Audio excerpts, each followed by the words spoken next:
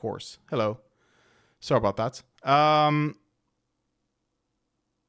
The quality is shit, and I don't like it, but I don't know how to fix it.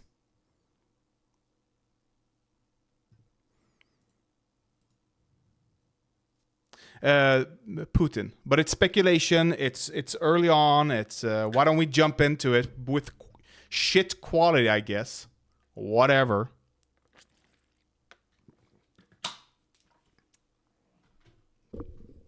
I'm gonna fix one thing though, if you don't mind.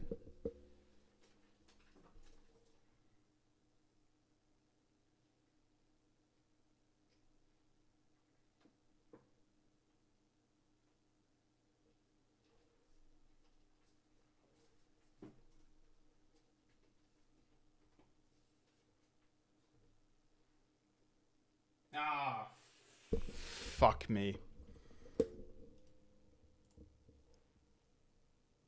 This always happens when I mess around with it.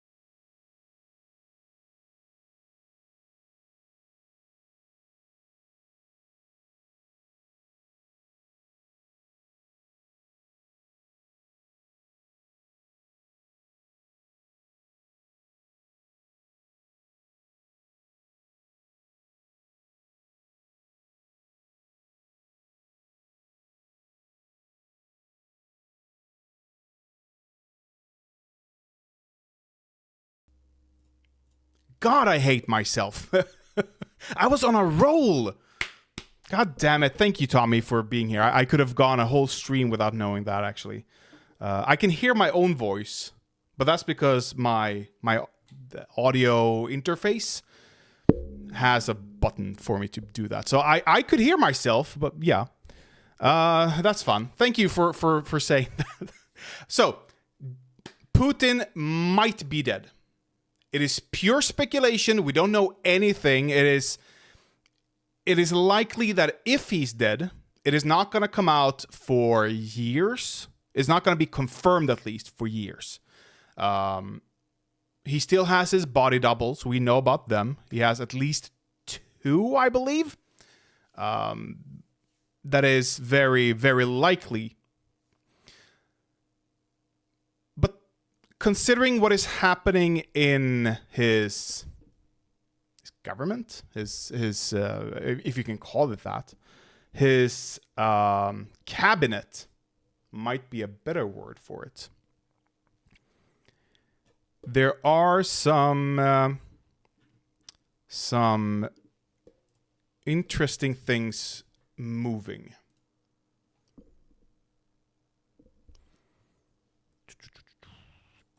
There we go. And yes. So this is a thread. I've read it. It's interesting. And I'm going to tie in some other things I've noticed. Putin really is kaput.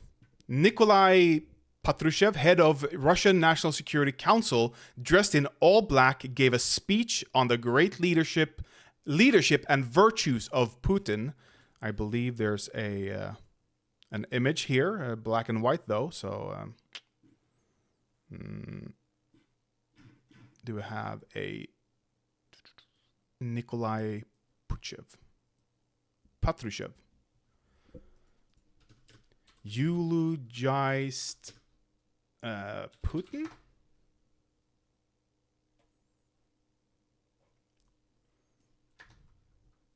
Vigil for Putin.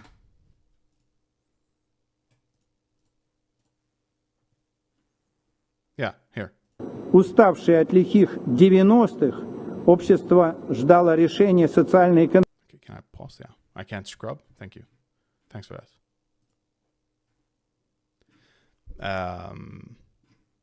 Tired of the violent 1990s, society was waiting for solutions to socioeconomic problems for the strengthening of national security. A leader was needed who could put the people's welfare at the center of the agenda. Putin became such a leader. Like, it's all past time. At the time, he understood the importance of evolutionary approach, blah, blah. Eulogized. Thank you. I was wondering. Was it?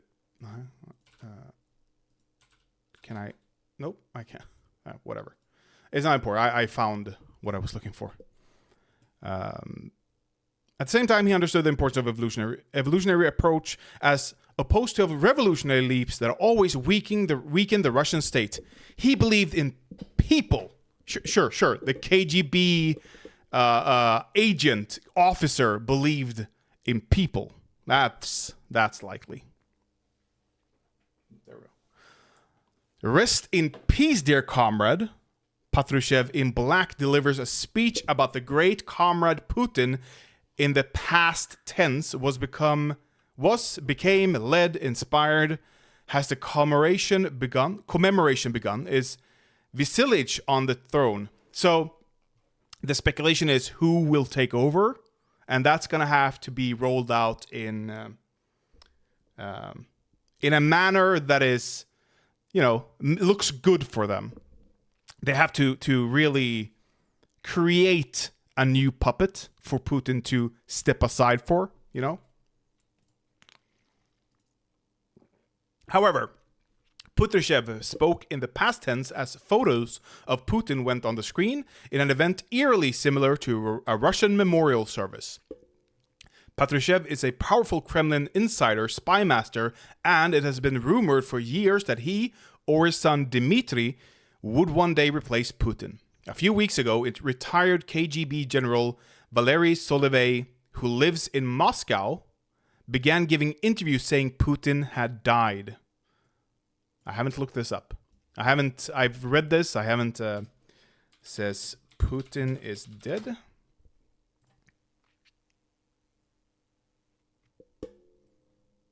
Might not be greatly exaggerated. According to a mysterious Russian Telegram channel called General SVR, it's believed that this guy, I think it says here somewhere, that this guy is running this channel. General Solvay is rumored to be behind the Telegram channel that first spread the Putin death story. General Solovey, despite making claims that would typically get one arrested in Russia, has not been harassed by Russian intelligence, and Solovey himself has said it is because he is well connected in Russian intelligence. Who are the ones who told him Putin is dead? It is... It's looking good. Or not for Putin, but for everyone else. Historically, around announcing the death of a Soviet leader, those who would pose a threat to the new regime were neutralized, which is true. It's if you ever want to know what happened in Stalinist Russia, watch Stalin is Dead. I watched it with my friend who's a history teacher, and he eventually said, all of this is true. It is not a one-to-one representation. Of course, they're speaking English, but it's true. It is all true. What happened during Swan Lake, I wonder? Swan Lake? Was there something happening, or was there a rendition in Russia? What are you talking about? I haven't seen Black Swan. Is that the name of the movie? With Mila Kunis and Natalie Portman? Isn't that about Swan Lake, the I want to say play, but the ballet play? Is that what? I don't know what it's called. Chechen dictator Ramzan Kadyrov is Patrushev's enemy. Recently, Kadyrov's 15-year-old son was publicly presented in a manner indicative of him being his father's heir. Kadyrov's last public appearance was September 9, and his present location is not clear. He would have been a threat to a new leader because it wouldn't, like, he would probably propose like a merger, maybe, maybe. When the last coup was happening, Swan Lake was broadcasted on repeat during the entire time the transition was happening. Really? I didn't know that. Lake broadcasted Soviet Union coup.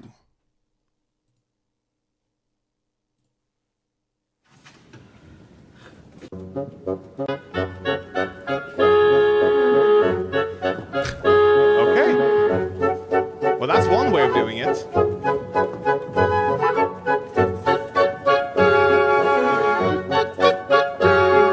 Like, everyone heard. I've never seen it, but everyone's heard that the entire time. Damn. That must have... How long was that? Days? Nah, it can't have been days. Today, they would just have told the news to shut up, make something up. It's a post-truth reality, so don't need to repeat on the track, So, is Putin dead? We can offer it all of our thoughts and prayers that Putin has passed his expiration date. Would Patrushev be better for Ukraine? Likely, yes. Patrushev is a hawk, but will need to rapidly consolidate power in Moscow to prevent counter-coups to his regime. Patrushev has less influence in the Russian military than the intelligence branches, and so cutting a deal with the bleeding military would be a priority. That is a great point. If he takes over, like, you can't really continue a failing war. Speaking of the war, like, people have told me, like, they're gonna lose. They aren't making any gains. Shut the fuck up. Yes, they are. It just because it's not the type of gains we want them to have, just because it's not this type, like this happening, where they just like mow down Russians and reclaim the land. This is a much better position for Russians to hold, and they've reforged whatever. However, look at this. Look at this. Here. Let's see here what happened. Speaker of South Operation Command, blah, blah, blah. Ukraine troops attempting to push Russian troops 3 to 8 kilometers from the Dnipro River, all along along Kherson region. They are pushing hard here.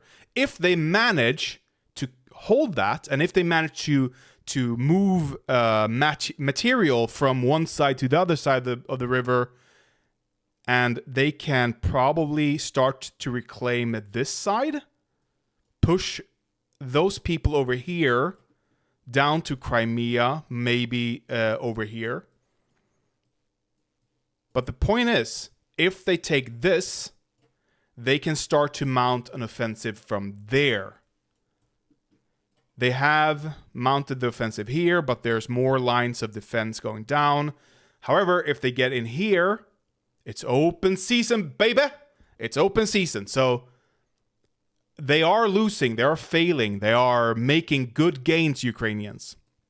And if they, as soon as they get here, I believe someone said the ATACMS is going to start to come into play with Crimea, with the bridge.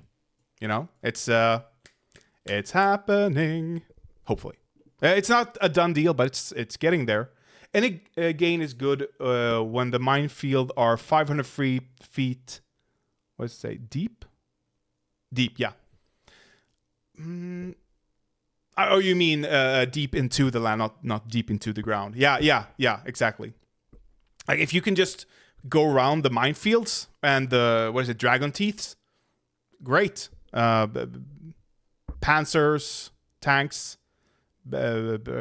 personnel, armored personnel vehicles, just go around it.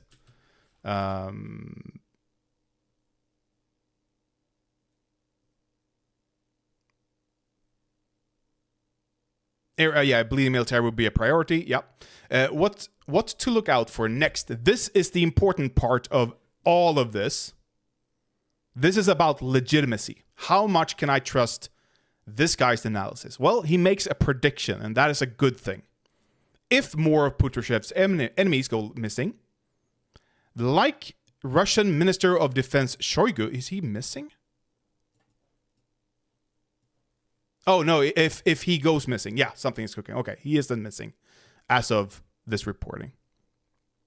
Putin likely uses body doubles, so not acknowledging Putin's death could continue for a long time. Why am I so dry in the mouth today? Sorry. All is possible. Maybe Putin is dead, maybe not. Russian intelligence thinks this may all be a ruse to identify who is not loyal to Putin. Could be. I lean toward the misfortune that this may be true. The misfortune? I am hopeful for sure that this is true. The misfortune? Well, whatever. Yeah, I haven't seen this. Okay, this is from the speech.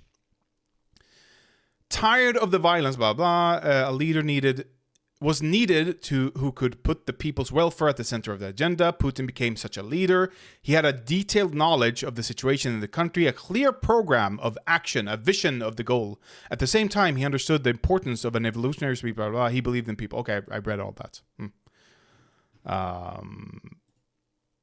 Patrushev, 9 days ago, in a highly publicized statement, said something unusually consolatory, as it did not refer to Ukrainian Nazis or any of the troops typically used in justifying Russia's war in Ukraine. In fact, he shifted the blame of Ukraine and Russia entirely.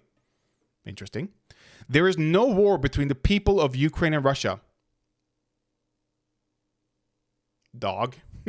What are you smoking? And I want some, please. There's only the open aggression of the United States. As a result, our country is defending our land and our people. We are sure of our victory. The West did not succeed in overthrowing the Belarusian government in 2020. Did we try to? Was there a coup attempt from the West? Belarus coup attempt 2020. I completely missed this.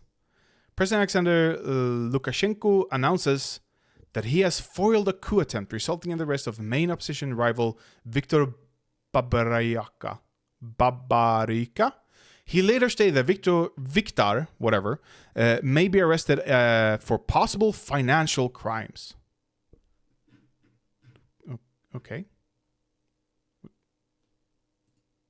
Was he connected to a banker? A banker! Of course he's a banker. Oh my god. What is this? The not the entrepreneurial plot. Was it the plot coup plot from rich people USA? What there's some business plot. That's the name I was thinking of. The business plot. The Wall Street putsch. I love this.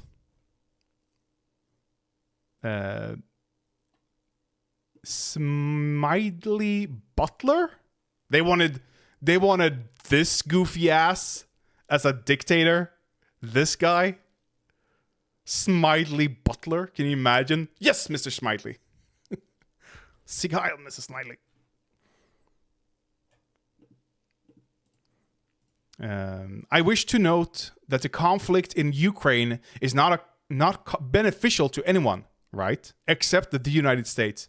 No, it's not beneficial to the United States either. If it was beneficial to the US, it would have happened in 2014. Trust me. Yeah, someone said. But if I saw this as well, but if the real Putler really did, then which Putler was the one that went to Kazakhstan a couple of days ago? This is interesting. Usually, in Russia's sphere of influence, in other words, in the nations Russia has under its thumb, you always talk in Russian around Russian officials. Always. But look at this. That's not Russian, is it? Прежде всего, уважаемый Владимир There's the Владимирович, Russian. хочу выразить слова благодарности.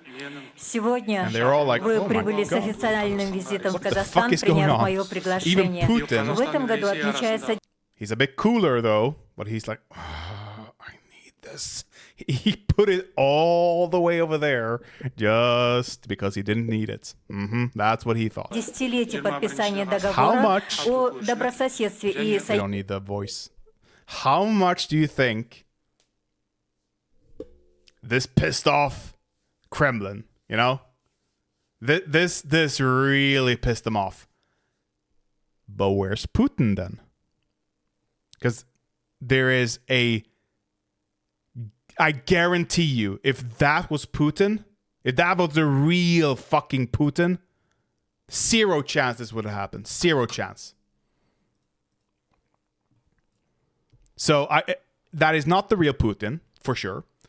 He wouldn't travel outside of the country at the moment. He won't travel outside of Moscow, let alone his own personal fucking military bunker. Like he's hunkered down for dear life, if he's still alive, that is. So that's not him. We can confirm that.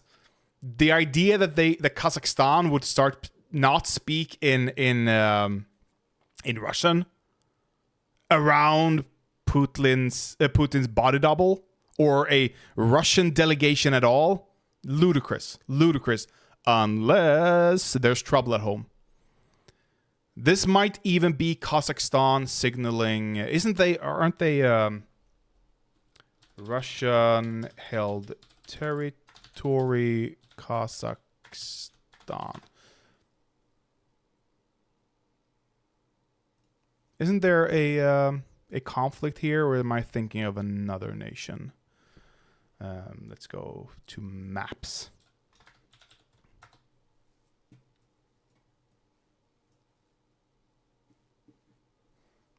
Can I get some an easier? I want an overlay with just highlighted borders. Why isn't that a thing? Oh, you can. Oh, I didn't know that. Look what you can do. Whoop, whoop, whoop, whoop. That's interesting. Whatever. We can go here, and we have Kazakhstan. It's a big country. Was Armenia perhaps I'm thinking of?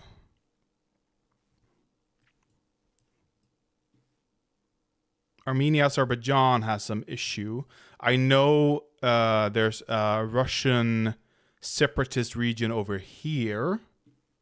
Like, they're all over the place. We can do that. Russian separatist regions. No.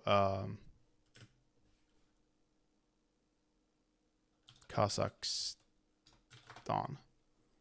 Russians in Kazakhstan even. There's been a substantial population of Russians in Kazakhstan since the 19th century. Of course, Soviet Union always does that. Although their numbers have been reduced since the breakout of the Soviet Union. They remain prominent in Kazakhstan society. Russia formed a plurality of Kazakhstan, blah, blah.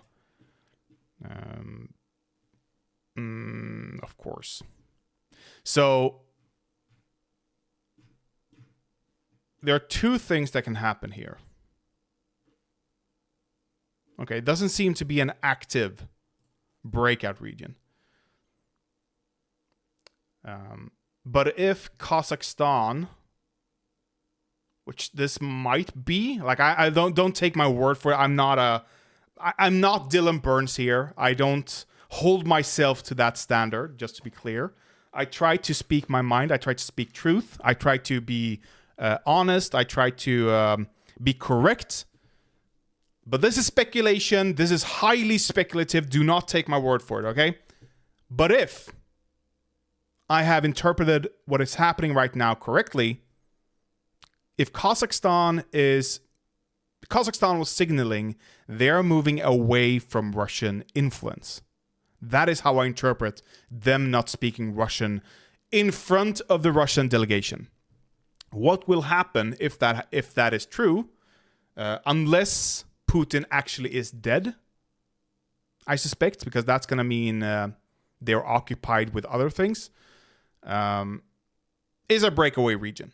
If Putin actually is alive, we're going to see a civil war within Kazakhstan. Guaranteed. Like these regions aren't going to be breakaway regions. They aren't going to declare independence and loyalty to Russia. Really? Come on.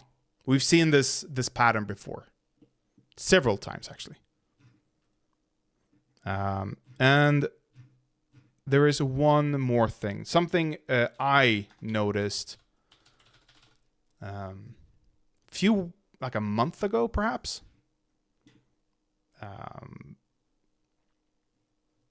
Wait, we have to do from...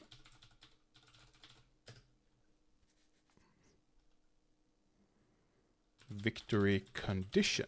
That's the word I used. No? Victory? Oh, I need to spell my own name right first. Of course.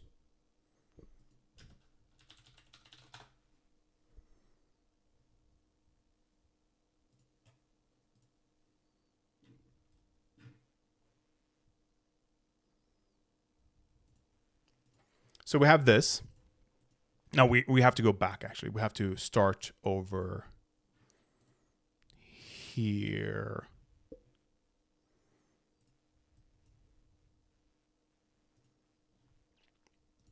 We have to start over here. This is from how long ago?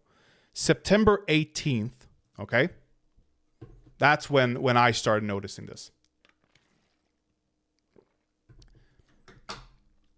Are we seeking complete or partial isolation from the West, or on the contrary? Мы стремимся к полной или частичной Or, изоляции on the от contrary, Запада, или мы, наоборот, стремимся к are we seeking заключению to каких-то новых conclude соглашений new с agreements Западом with the West? и роли России в каком-то новом пространстве. Victor Sylvia, I think... Can I? Yes, I can. Thank you. I think it was said literally this morning. По-моему, вот буквально сегодня утром про это было сказано. Ребят, хотите Guys, the переговоры, West, давайте if you want to переговоры. Только negotiate, сначала fine, but объясните first explain придуркам, to пусть the они Donbass Ukraine that they should annul the decree banning отменят negotiations. указ о запрете переговоров с нами. Сядем, будем разговаривать. We'll sit down and talk, and you'll leave the territory. No, sorry, and that's too different. Указ о запрете переговоров с нами. Сядем, будем разговаривать. We'll sit down and talk, and you'll leave the territory, someone asks. Вы очистите территорию, которую вы What захватили. territory? А The с чего one you это seized. должны Why do you have to leave it? You took someone else's territory. освобождать? This is on Russian-sanctioned media. They're openly talking about, no, you stole land. Like, why do we have to leave it? You took someone else's territory. Вы же And that's this guy, I believe, talking. The взяли drippy guy. чужую территорию. Территория России. No, we didn't. This is Russian territory. Но это было But you proclaim this territory as Russian, a Russian one after the seizure. уже после захвата Like the drip on this guy, I love him. Мы стремимся к ее территории Российской Федерации. или к сохранению той экономики, Ну вот которая так всегда. It's always like this. We have to stop. And the interesting part has just begun. Нам пора останавливаться. Самое интересное. Давайте, вы, наверное, заметили, You may have noticed that we are having more что у нас discussions with вот такие вот historical дискуссии с overtones. неким историческим таким вот No, Dugin wanna be here. немножко характером, по текстам, да, они стали чаще, потому что уж больно тут интересно What is всё happening here is происходит. quite interesting. Okay, yeah, I'd agree. I'd agree. It is very interesting. So, they have openly started to talk about Ukrainian territory not being Russian. I saw, and then remember this. This interviewer asked, will Russia win the war? Hey, just imagine asking that. In Russia, with Putin at the helm. Would it happen? Maybe. But would Shoigu shrug? I doubt it. I doubt it if Putin was alive. And then we have Russia appears ready to accept Crimea as Ukraine's on one condition. And of course, the condition is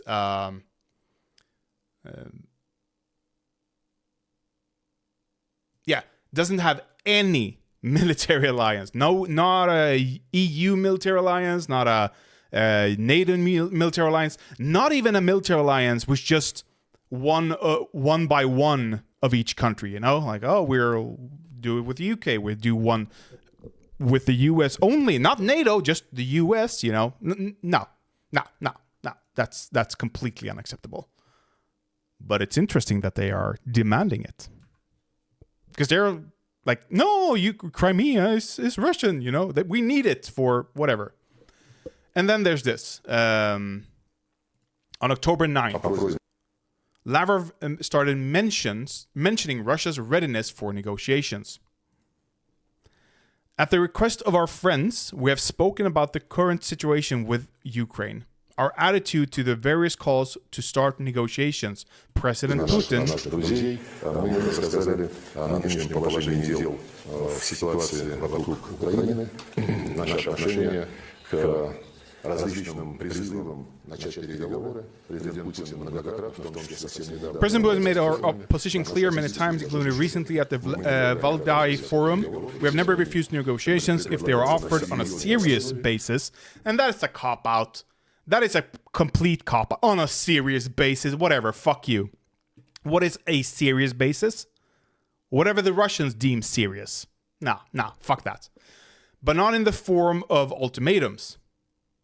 And of course, we seek... Not in the form of ultimatums, really.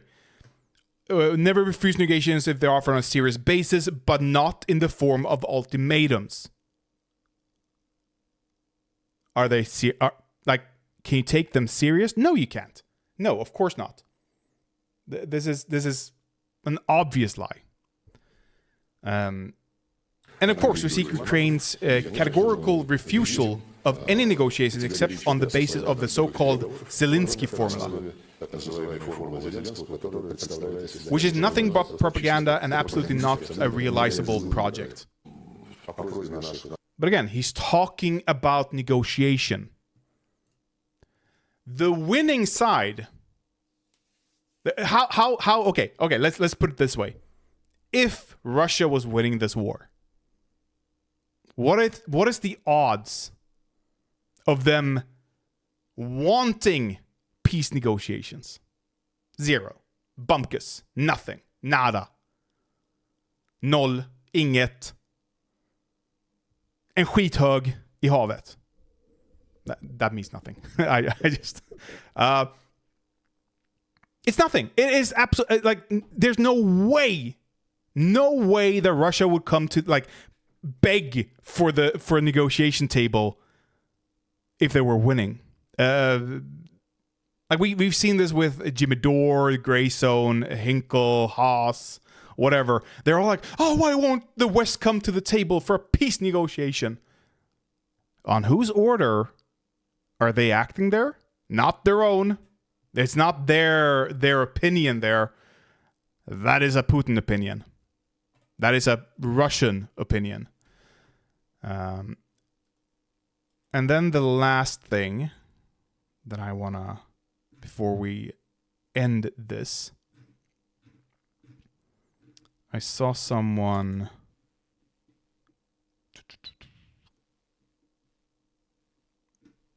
Was it in that thread, perhaps? Give me a second. There was another video that was very, very interesting.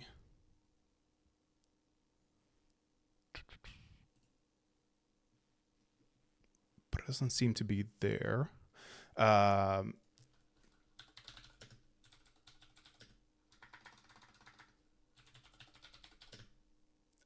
Humiliates...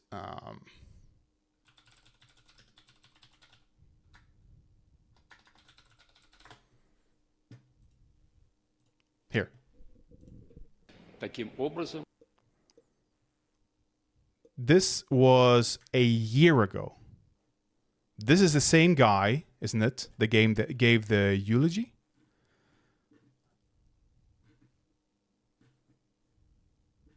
Oh, this is what I'm talking about. Patrushev. That's the same guy. I would like to agree with suggestion of Nikolai Platonovich that we can give our Western partners one last chance. 1 year ago. No, almost 2 years ago. 21st of February. 1 year? Like closer to 2 years. Okay. Presenting them with a choice in the shortest time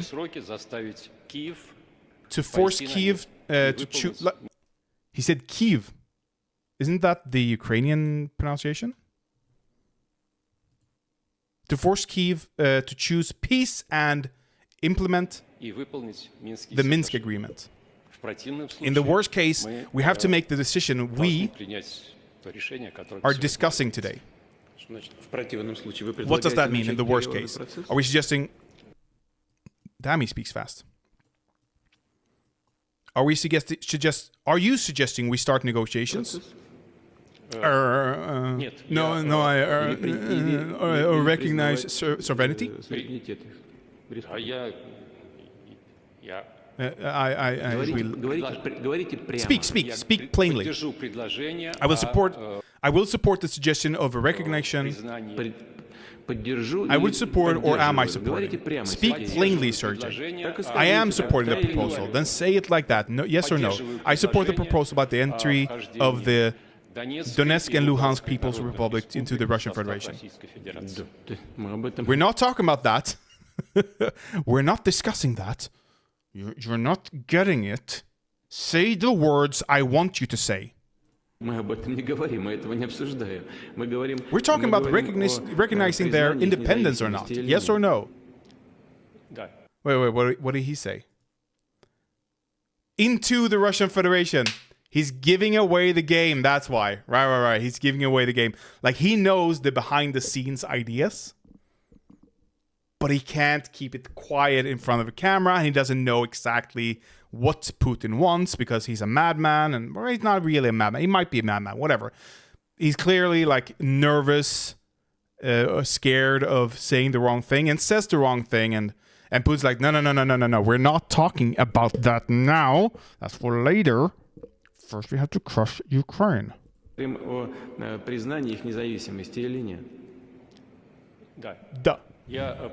I support the proposal recognizing their independence. Thanks. You can take your seat. This was a year, almost 2 years ago by now. And Putin might be dead. Like, did this start it? Maybe. It's possible, at least. It is highly possible. I'm very red in the face, aren't I? Whatever. It's nothing new. It happens. It is known to be a thing, okay? As long as I don't look like mopping. But yeah, so to conclude things, is Putin dead? Who knows? Who can tell? How long between Kim Il-un and Kim Jong-un? Was it Kim Il-un?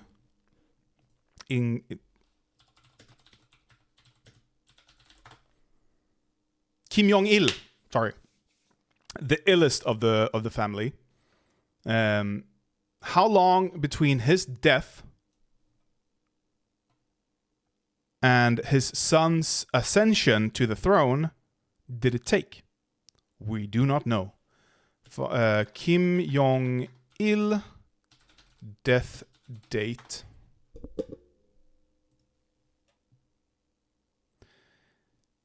It was reported that Kim had died as a suspected heart attack on December 17th, December 2011 at 8:30 a.m. while traveling by train to an area outside Pyongyang. He was succeeded by his younger son, Kim Jong-un, who is hailed by the Korean Central News Agency as a great successor. Do we know if there was a delay, or do we suspect any delay, or...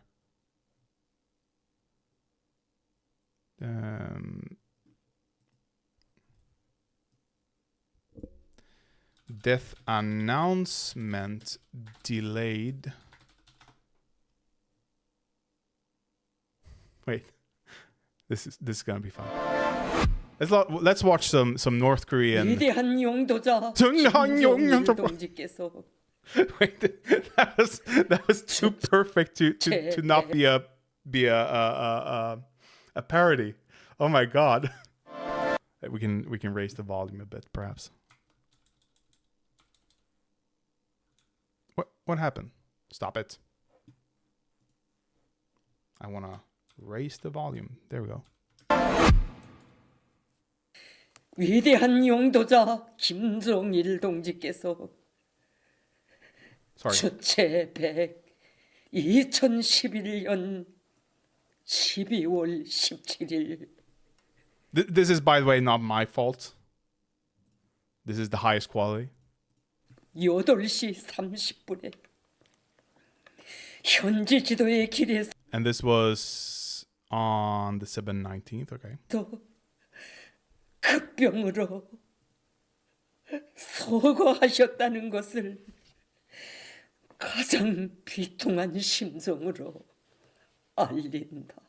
우리는 김정은 동지의 용도 따라 슬픔을 힘과 용기로 바꾸어 오늘의 난국을 이겨내며 주체혁명의 위대한 새 승리를 위하여 더욱 억세게 투쟁해 나가야 한다. Yeah.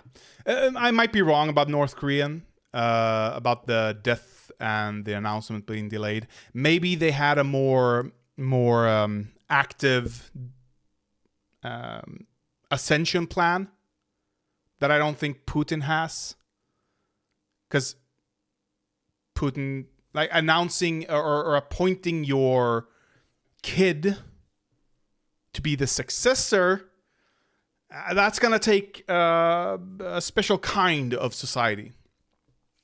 And I actually don't think Russia would approve of that. I do think the government is a bit more, I don't want to say sophisticated, but bureaucratic, probably. I think. But we don't know. So is Putin dead? Maybe. Maybe. It is completely possible that he has died. So what will happen if he is dead? Apart from the things that I've read, here's my prediction. We will see a withdrawal, of course, from Ukraine. They will fall. They will fail. We will see an internal power struggle if this is broadly accepted. Like if more people are within Russia are believing the reports, they will start to foment dissent. We will maybe see a breakaway nation. We've already seen, to some extent, a breakaway nation, haven't we? There's a is it Donetsk?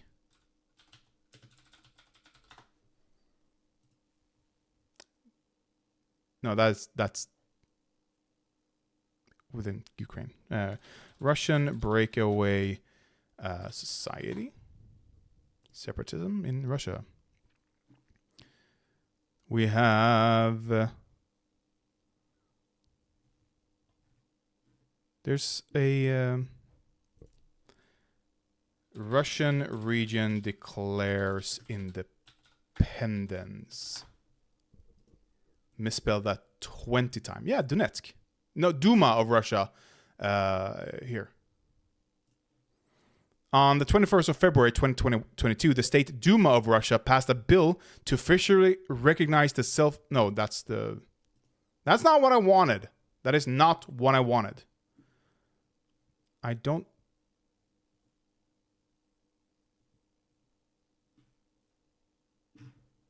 Russian...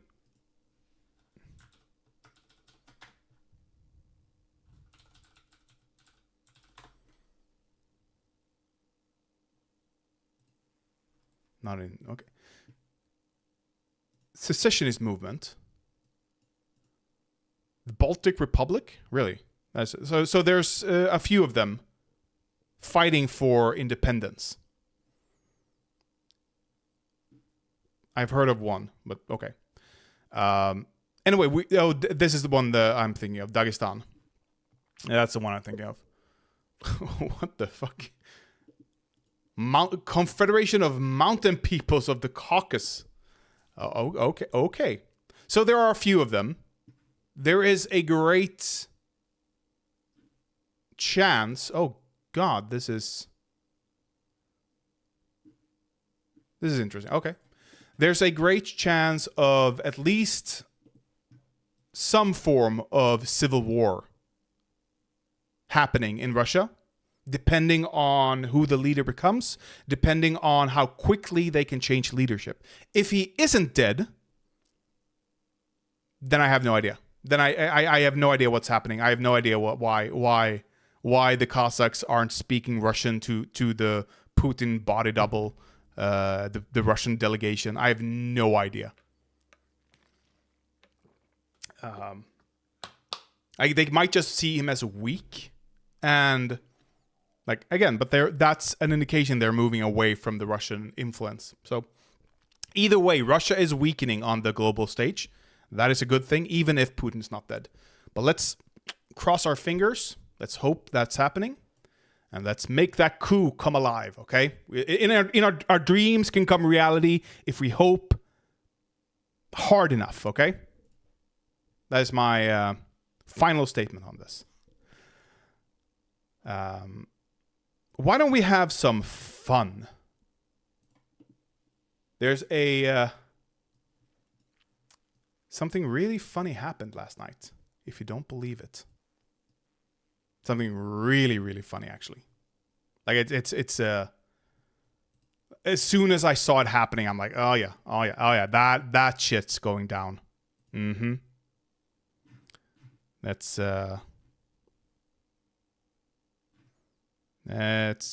see here. I want to go to this one and go there.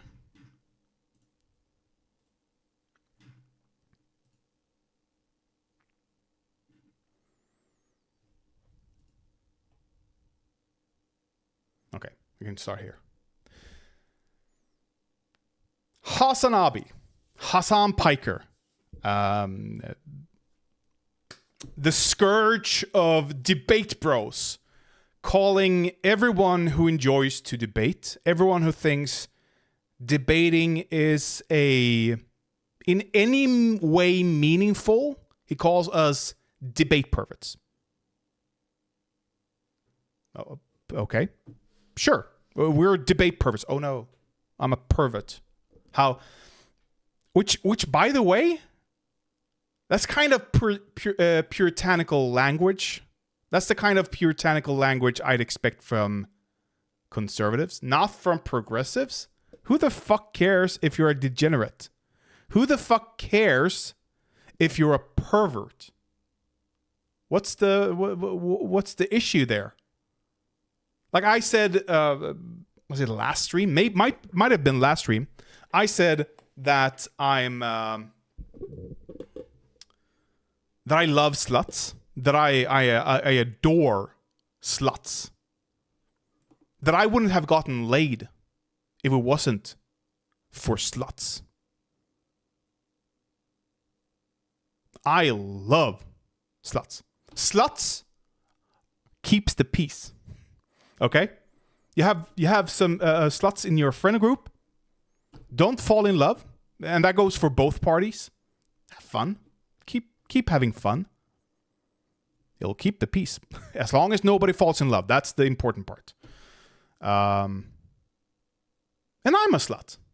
You know, I'm a slut. I've fucked many a women. Okay. So to call someone a debate pervert, like I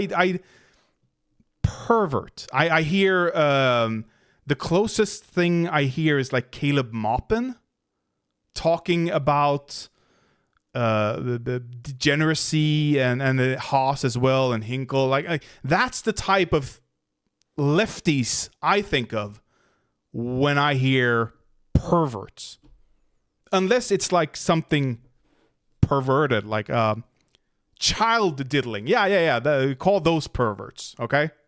Debate perverts? Yeah, that's conservative. Anyway, last night he got, because he has been hit time and time again. He had Dylan Burns made a video with Ukrainians about the things Hasan has said about Ukrainians. And what did Hasan do? He called Dylan Burns a pervert.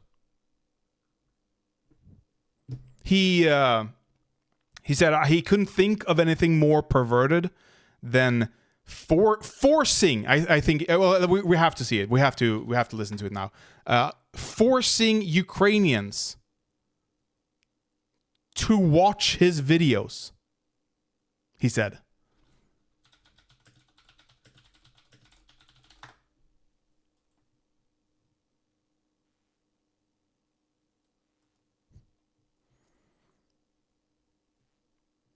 I don't have to see everyone else's.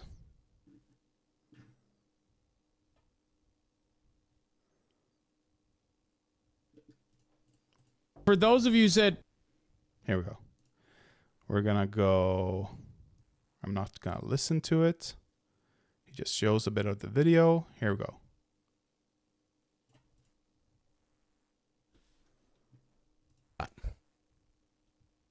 For those of you who said, chat, has he responded to Dylan Burns' post, by the way, before getting clapped?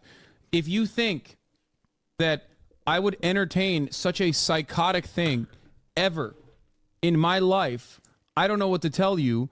There is nothing more perverted and psychopathic than literally putting Ukrainian people in Ukraine that are being fucking bombed, okay, by an invading force that is unjustifiably occupying their country, making Ukrainians sit down and fucking watch my clips out of fucking context in a way that you have framed it. Out of context. It wasn't out of context. It was perfectly contextualized. To have them go, oh, wow, how fucked up, fuck this guy. It is literally the most unimaginably insane thing I've ever seen in my entire life. It completely betrays how much you care about the conflict that you are covering. That's true. I don't on care. the ground. It's nasty as fuck. Nasty. Psychopathic, unbelievable, nasty. It's such a weird psychopathic thing to do. Psychopathic. Nasty. So that's like, we don't have to see more. He completely he's using language I wouldn't use on like on my best days or on my worst days probably. You know, it's very, very strange to me. And he obviously didn't watch the video, or he'd actually not say the things he said in that instance. Anyway, if you want to see more of that, if you want to have more context to that, go watch Dylan Burns' 2 videos. They're both well worth the watch. He's made 3 videos totally on this. The Vanguards also did the same thing that Hasan did, which is stupid. Just watch it, okay? It's good enough. Anyway. There's that, and then there's Will Mack Show, which did put out this video. We can just go here. This video, also good, like a showcase of Hasan's failings that he refuses to watch, okay? But then last night, they started to talk. I realistically could make a 3rd Hasan video. That's how deep the contradictions go. His spine is made of paper. He's a man with no principle. He just wants to be seen as right while people pog out in chat. Yeah. I'd love to hear your incredibly sound analysis on Israel out of nowhere. Please come on the stream and enlighten me on your perspective. I'm sorry. I'm sorry, Hasan. What the fuck is this? Are you debate perverting over here? Are you trying to get a debate going here? What are you doing? Stop being a debate pervert. I made a video on you. Why would I debate Israel-Palestine? Laugh my ass off. Just do some of that classic Hasan Abi on-the-ground journalism and watch my video. Oh, I forgot about that. Oh, he called himself on-the-ground journalism. It's in the Will McAvoy video, which I understand you don't want to watch probably if you're not into the whole drama thing. You know, it's fine if you don't want to. I do think the Dylan Burns video, that's not drama to me. That's politics. This is more drama, but so I understand if you're not that interested in it.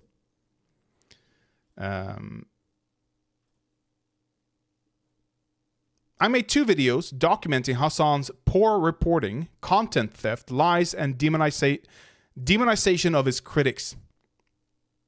Yeah. And instead of watching the videos and engaging with them, he wants me to go debate Israel and Palestine. Classic Hasan Abi. Well, haha. You will never... Stop it. You'll never guess what happened. I'm just gonna... Can I... No? Okay. And we're not gonna 2-speed it. Is there anything else? Always show events. Nope.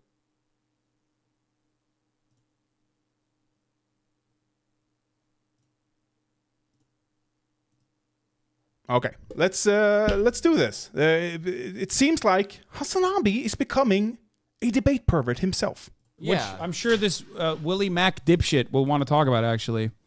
Long after that, like, all the Israeli claims on that have been debunked, but... Yeah. You know. It's the Willie Mac show. Steve, you've done a couple videos about how dog shit I am. What's up, Hasan? Not much. So I am not very familiar with what you do, but I believe you've done a couple videos about how dog shit I am, I think, right? You want to turn on your camera, by the way? I mean, I'm recording. I don't think I can at the same time. Okay. All right. Well, that's unfortunate, but all right. So you did you watch the videos? No, of course not. I have a policy of not really watching videos such as that one, specifically because it will frustrate me, and then I will have to respond to it. You want to debate about a video you didn't even watch? Why? Yeah, of course. You made the video. I'm not like debating a random person about it. Hasan, you're a multi-millionaire. You own a multi-million-dollar home. You own a fucking electric Porsche? Or owned, at least. You could afford it with, like, your credit card without taking on debt. Why is there a fucking echo? A video I didn't watch. You made the fucking video, so let's hear. I know, but that kind of like that kind of links up to like my big criticism with you. Is that you don't actually put in the bare minimum effort to research anything before you jump to conclusions. That's why your tweet when you're like, "Hey, I want to debate Willie." Do you really consider me watching a fucking dumbass YouTube video from a drama farming channel to be doing research? I don't need to do research. This is what you're on a video. About. You're going into a topic you don't know anything about. Brother, just give me what you want to say. Give me what you want to say. The video's about me, isn't it? Yeah, so fucking talk to me about what the fucking points of the video are, and let's discuss it. That's loud. The fuck do you mean? My main criticism. Why would I have to research a video about myself? Like, oh man, I can't believe I have to watch. I have no doubt you didn't. I have to watch a fucking dumbass talk shit for 25 minutes and jerk off like all the fucking talking points that I've heard about myself over and over again. Incredibly stupid. Give me the fucking takes, and we'll. That's interesting, actually. Why would I listen to talking points I've heard all over about myself? But you didn't listen to Dylan Burns' video either. You didn't watch it. And that's not the criticism you hear all over again. That's from Ukrainians themselves. But you didn't want to watch that, did you? You're afraid, Hasan, you're afraid of looking bad. You're afraid of showing your audience your bad takes. Now, having Mac on here, I applaud it, actually. I agree with it. But it's debate pervy. We'll talk about it. Okay, go on. Yeah. My take is that you have a pattern of behavior where breaking news happens, you jump to wild conclusions, talking way too confidently. Okay, give me an example. Who Pause. disagrees with Example. Give me an example. All right, Are you going to talk about? Okay. There was reports that Ukraine was going to be invaded by Russia. You confidently said no, it wasn't, despite all the reports. Then Russia invades. And then instead of apologizing and correcting the story, you then I didn't apologize and correct the story? You justify the invasion. Wait, right? I didn't apologize and correct the story? Let me finish my... Wait, hold on. No, this is important. This is the pattern of behavior. Because you said you... Let him finish. Wait. Hold on. You're the one who doesn't do his research, because I did apologize and I did correct the record. You just didn't fucking see it. You kind of walked it back too. Wait, no. I very clearly apologized for it. You didn't see that because all you do is look at fucking clip chimps. It's in the video. It's in one of my videos. So why did you just now bring it up as though I've never apologized? Oh, this is so like Hasan. And then the worst part is when people call you out. Why did you just bring that up as I never apologized? It's all out of context. Why did you just say I never apologized for it when I did? Right? You claim that's all out of context. Why did you? Oh, he brought up Dylan Burns. I love it. Dylan. You say I never apologized. If why did you? Of all the critique I have of Hasan, the worst critique I can probably levy at him is that he's so overconfident. Like, he had on Christian Walker's son, whatever his name is, the twink gay dude, twink gay Republican, who was paid by his father's campaign to campaign for him. And he tried to debate him on trans issues, and he failed miserably. And someone in the chat said, "Hasan, why you're not Vosh? Don't try to debate." And that is why he doesn't debate, by the way, because he's not good at it. But he wants to be. But he's not. And because he's not, he has decided, hey, debate perverts. They're bad. Debating is not a good way of getting to anything, to convince anyone, which is wrong, by the way. It's more complicated than that. But that's why he's so gung-ho, he's so set in his way about debates, because he's not good at it. And every time he debates, he fucking fails. And apparently this is going to be a spanking. Because I never apologized. Justify more. You then make more outrageous claims. I'm sorry. Why did you say I never apologized if I did, and you just repeated after I said no, I did apologize. You moved the goalpost. You moved the goalpost, and you tried to fucking act like I was just backtracking. I didn't move the goalpost, dude. This is exactly my criticism. You did. Stop saying this is exactly my criticism. Okay, but then your criticism is fucking stupid. Your apology is in there. Okay, you just didn't watch it, so you're just making shit up right now. That's what you're doing. No, I'm going off of what you're saying. Because you didn't watch the video, because you don't research anything, which is the whole criticism. Why would I watch a fucking... Okay, wait. Let's... They're not moving forward. They're just rehashing the old issues. Will Mac... Hasan Abi, bad. Will... Hasan is the biggest. Let's see if we can get the socialist, bad at news, Kyle, the U.S. base, Ukraine. Here we go. Was wrong. It's always wrong. Russia was deploying units across the Ukraine border. U.S. intelligently knows. War is not imminent. Oh, shock. I think maybe I'll tell my editors to do this. Still not been invaded. Has yet. What I mean? He'd post J-Station memes making fun of people worried about the imminent invasion, and when his completely predictions. The reason why I'm saying a lot of the information that's coming out of the State Department is wrong or outright false is because what I'm showing you right now is information. If proven wrong, he'd go on and make more arrogant and baseless predictions. The reason why I'm saying a lot of the information that's coming out of the State Department is wrong or outright false is because what I'm showing you right now is literally people talking about like bombing Kiev. That is insane. That's psychotic. That's exactly what happened. But nothing has been worse than his coverage of the Israeli-Palestinian conflict. Was that it? Where's the apology though? Propagandist, authoritarian, villainized, cracker. Can you say that? Unhinged, conclusion. Is it earlier? No, I don't think. Apology. Why don't we go to the transcript? Apology.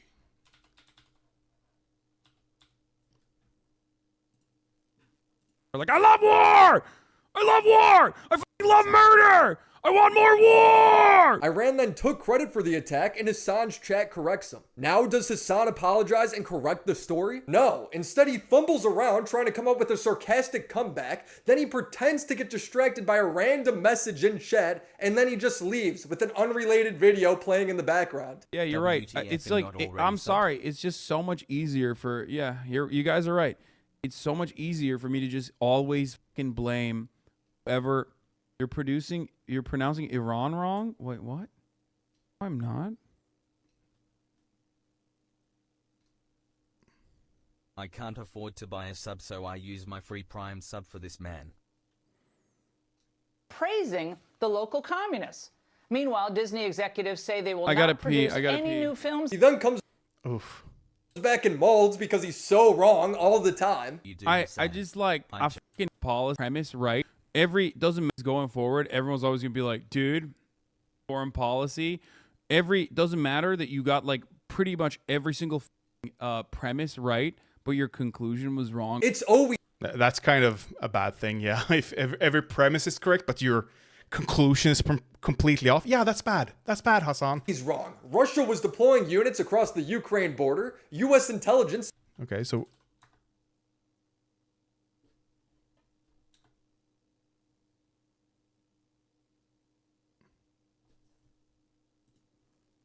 But this is Kyle Rittenhouse? No, Israel, Palestine. Whatever. Okay, so I if there's an apology there, I didn't hear it. Stupid video that you made when I'm talking to you because the video is about me. You said with your words that I didn't actually apologize. You're saying you said with your words. Let him finish. Is this what you're going to do? You're going to talk over me when I'm giving you the answer? No. I'm giving you a very straightforward answer. I did do that. Okay. I did cover your apology. So you said I did apologize, but it wasn't good enough for you. Is that what you're saying? And I showed you apologizing for making your completely, like, fairly baseless claims, jumping to conclusions, and then you followed that up by making more baseless claims, jumping to conclusions. Okay, go on. What are the baseless claims that I made that I jumped to conclusions on, even though you originally said I said that Russia would never invade Ukraine, which is true. I did say that because I did think that it would be an unimaginably stupid decision for Russia, okay, which I claimed would be impossible to occupy Ukraine, a country with 44 million people whose entire national independence movement has revolved around literally trying to escape from Russia for the most part. Regardless of the Russian-speaking population in the Eastern Front, okay. Having said that, however, this has nothing to do with what I said, though. This is all just random nonsense. Yeah, because you're a fucking scumlord drama farmer. Of course, it doesn't have anything to do with anything because the specifics don't matter to you. The specifics do matter. Well, if they do, then when I describe... All right, here, I got another one. Let's do this one, too. There's an entire YouTube video called I Was Wrong About Ukraine. Like, there's literally... and in that same video, you make... Wait. I saw something here. Yeah, okay. Whatever. More claims about... Like what? If I remember, I mean, this is a year ago I made go this ahead. video. Go ahead. Like, that's in the last video, perhaps. That's actually earlier this. Just make sure. that he is not lying. Hasan.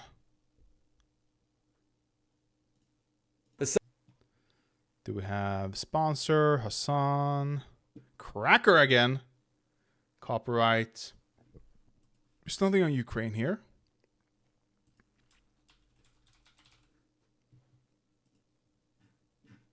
Intelligence said that Russia's invasion of the Ukraine was imminent. Hasan was skeptical. What's up, folks? I'm live and Hasan was skeptical is completely underselling his verbiage. You would have thought he had his own intelligence. But I think I'll just invaded by He says that like it means something. Whatever in day 11 at this point, you know. Was posting Jason look utterly ridiculous. You'd think he'd Did he reuse the same footage? The same script? Apologize for going about things so arrogantly. And to be fair, he kind of did. The video was titled, "I was wrong about Ukraine." So does he actually admit that he got stuff wrong? Yeah, I mean, he's got little choice. But in the same video, he simultaneously continues to make claims about the conflict that he has no way of knowing about. And ultimately would be proven wrong again. The reason why I'm saying a lot of the information that's coming out of the State Department is wrong or outright false is because what I'm showing you right now is literally fucking people talking about like bombing Kiev, okay? Their take was Ukraine is going to be invaded. Kiev is going to be invaded by Russia. That is insane. That's psychotic. So in his apology... Okay, yeah. Yeah, that is a bad apology. Like what? Of course I didn't watch it. So why would I can we watch a watch it fucking on stream? drama 'Cause I farmer who gotta has go no find it understanding now. of geopolitical conflict? You're the one who asked for this debate, and now you're all confused and butthurt that you're He did ask for it. Hasan literally asked for this debate. getting fucked up in it. Like, I Wait, don't know what to do. I'm sorry. You fucking brainlet. Give me what the fucking go on, do your- inconsistency do your was. thing You where you made the video. demonize. You made the video. Give me the inconsistency or what you consider to be I gotta false go pull it up, information. 'cause you haven't watched Are you having a anything. hard time without a script or without people fucking feeding you No, clips I that think you I'm can doing post? pretty. He's not a live streamer. Yeah, he uses a script. What is this? I understand they are like. This is what I'm talking about, and then I've watched. Embarrassingly enough, I've watched enough Vosh clips, Vosh streams, to know that you don't go in this hard. You don't start this hard. You start off cordial. You have to like give them a chance to fuck up before you start going hard on them. Hasan is not coming off great here. He's not giving Mac a voice to speak. He's not allowing him to speak. He asked for the debate, and now he's just trying to talk over him.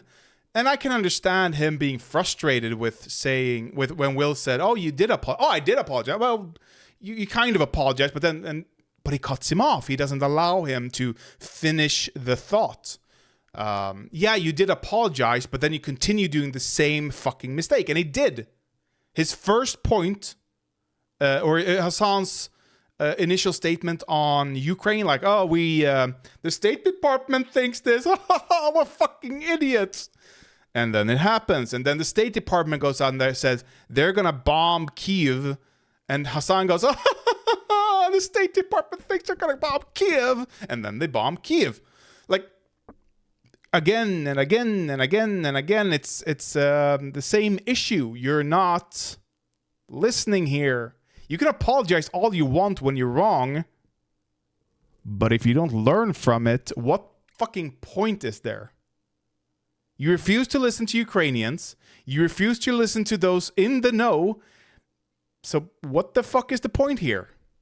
Good, bro. Nobody's fed me anything. Dude, I you're got all the killing clips. it. You're I'm the killing one it, who dog. put them. Come on, go ahead. What's the second point? What is the lie that I told about Ukraine?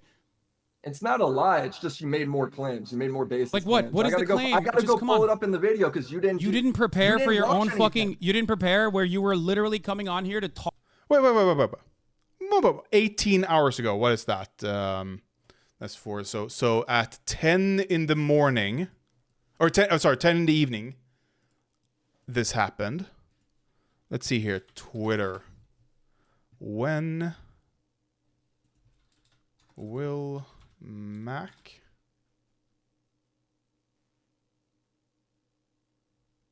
no bookmarks, or did I already remove it? I might have just removed it. There we go. Will Mac Show. I want to say McAvoy, but it's a Willie Mac Show. That's the... And this was the... where is it? There it is. 16 hours ago. Yeah, 10... Oh, so it's... Wait. This was streamed... Oh, the stream started, by the way, 19 hours ago. But it's 4:30, 4.5 hours in. So that means it's 14.5 hours ago. Which would be... Oh, yeah. Middle of the night. At midnight, literally. So this happened 2 hours before midnight. If I am correct in my math, that is. But I do believe I am. So he had an hour, it seems. Like, and he wanted to debate Israel, and he's like, why would I debate Israel? And then it's like, I made 2 videos, document blah, blah, and like, he would debate that, but you have to like it's an hour. Like, you don't know if he's like, what? You didn't give him time to prepare. This is very scummy behavior. This is very bad faith behavior, in my opinion. About not Israel-Palestine, mind you, but about Ukraine, and you didn't even fucking prepare with talking points? I'll talk really? to you about Israel-Palestine. That'll be the next point. It's you doing the same thing again. Well, dude, how do I feel you impromptu ask this me guy to seems to have debate fun. this minute? If I had a day to prepare, I would have everything, but you didn't. You just completely you blew Dude, this whole it's your thing up, video. so I It's your video about me. These should be so simple for you to be like, this is where you lied. Just say All it. right, We already established that the video, first thing. I'm The gonna first have thing to you find did the was wrong. timestamp. All right, you got to give me a minute.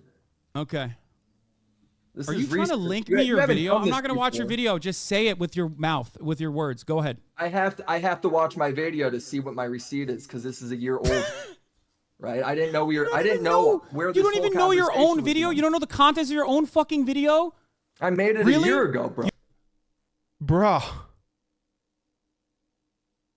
What the... Like, this is so bad faith from him. This is so bad faith. You think you're think I you're don't- doing a good job right now? Giving him some charitability.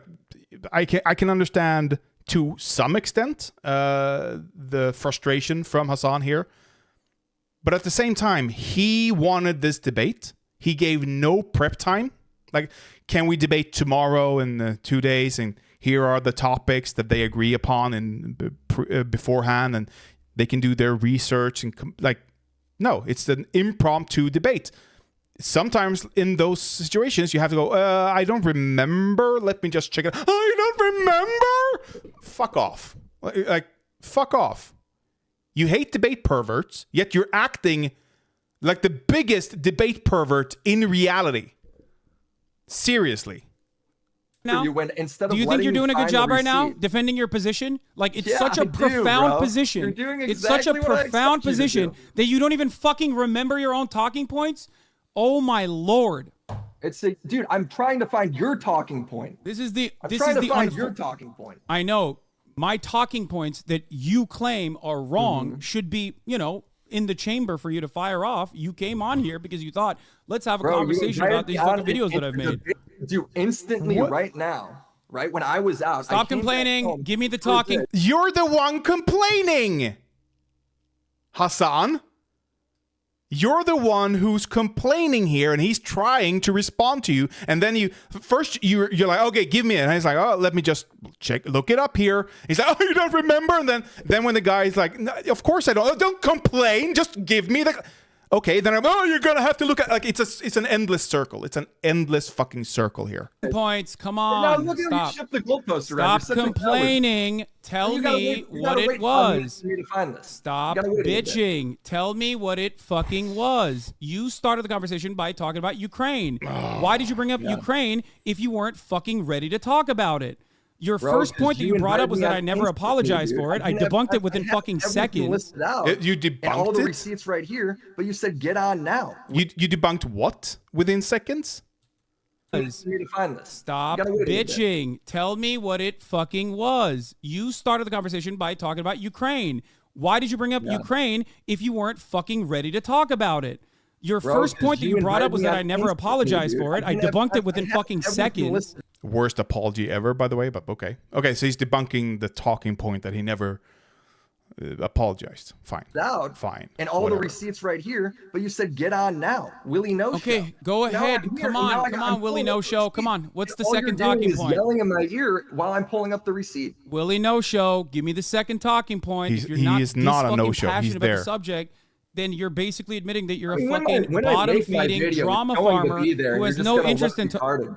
Like you're just gonna look retarded because I'm gonna pull it up in when I make my video. Pull it up. Pull it up. Stop fucking complaining about it after the fact. Go ahead. I'm here. All right now. If you are genuinely interested in truth and research or whatever, you have this wonderful opportunity. You have this wonderful opportunity to ask me personally. To pull it up. I'm trying to listen, but I'm hearing you twice. Once from my video and once from you just bitching in my ear.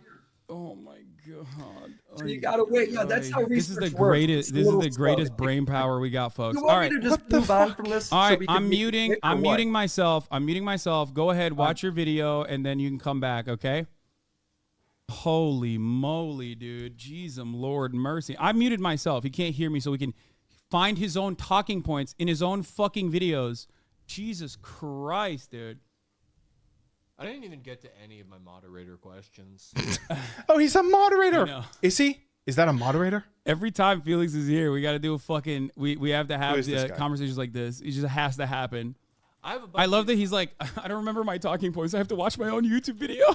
Well, I was going to suggest like a new topic. Who the fuck is Felix? Like, you know, if you don't want to watch the video, okay, that's questions about it. Who would think they're bad? More time.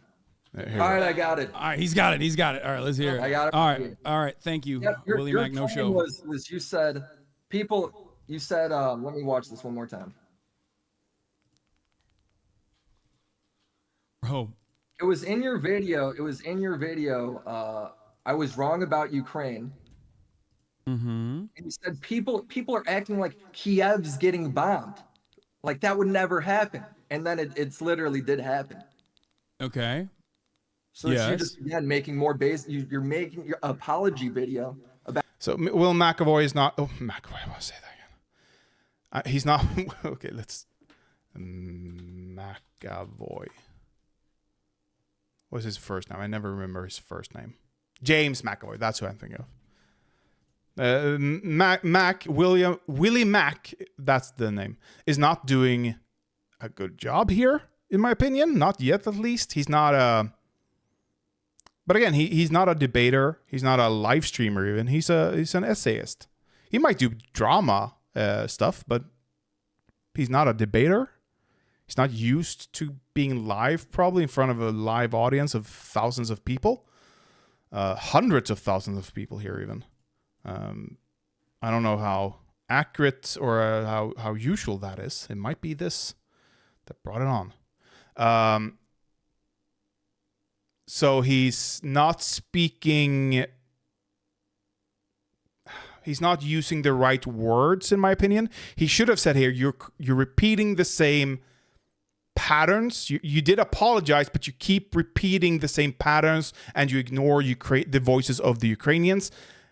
And that would have been a strong attack on Hasan, but he didn't.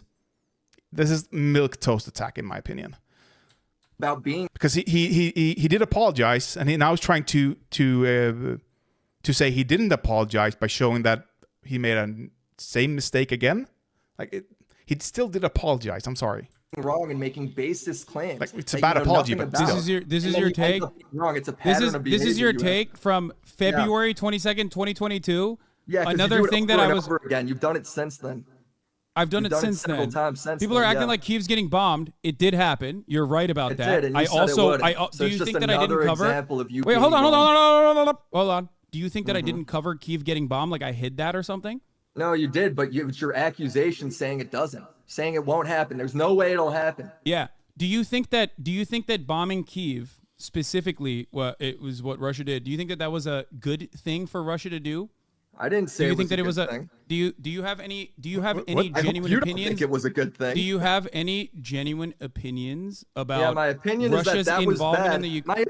My opinion on that is that you shouldn't be talking about shit. Brother, you know nothing hold about. up. You We're shouldn't having a be conversation about making Ukraine and blind Russia. claims We're having a that conversation you about Ukraine and always do. Russia, and I'm asking. This is the tone Hasan should have started with, by the way.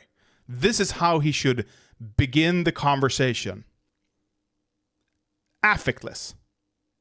Remove your anger, set it aside for now, temporarily. You should never bottle it up, but set it aside. You should be able to regulate your emotions enough to identify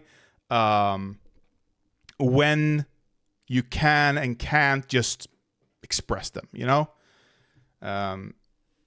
You're mad at your partner, don't bring that to work, okay? Set it aside. Maybe talk to a friend at work, you know, privately, but not in front of customers or in front of general employees that you're not close to, you know.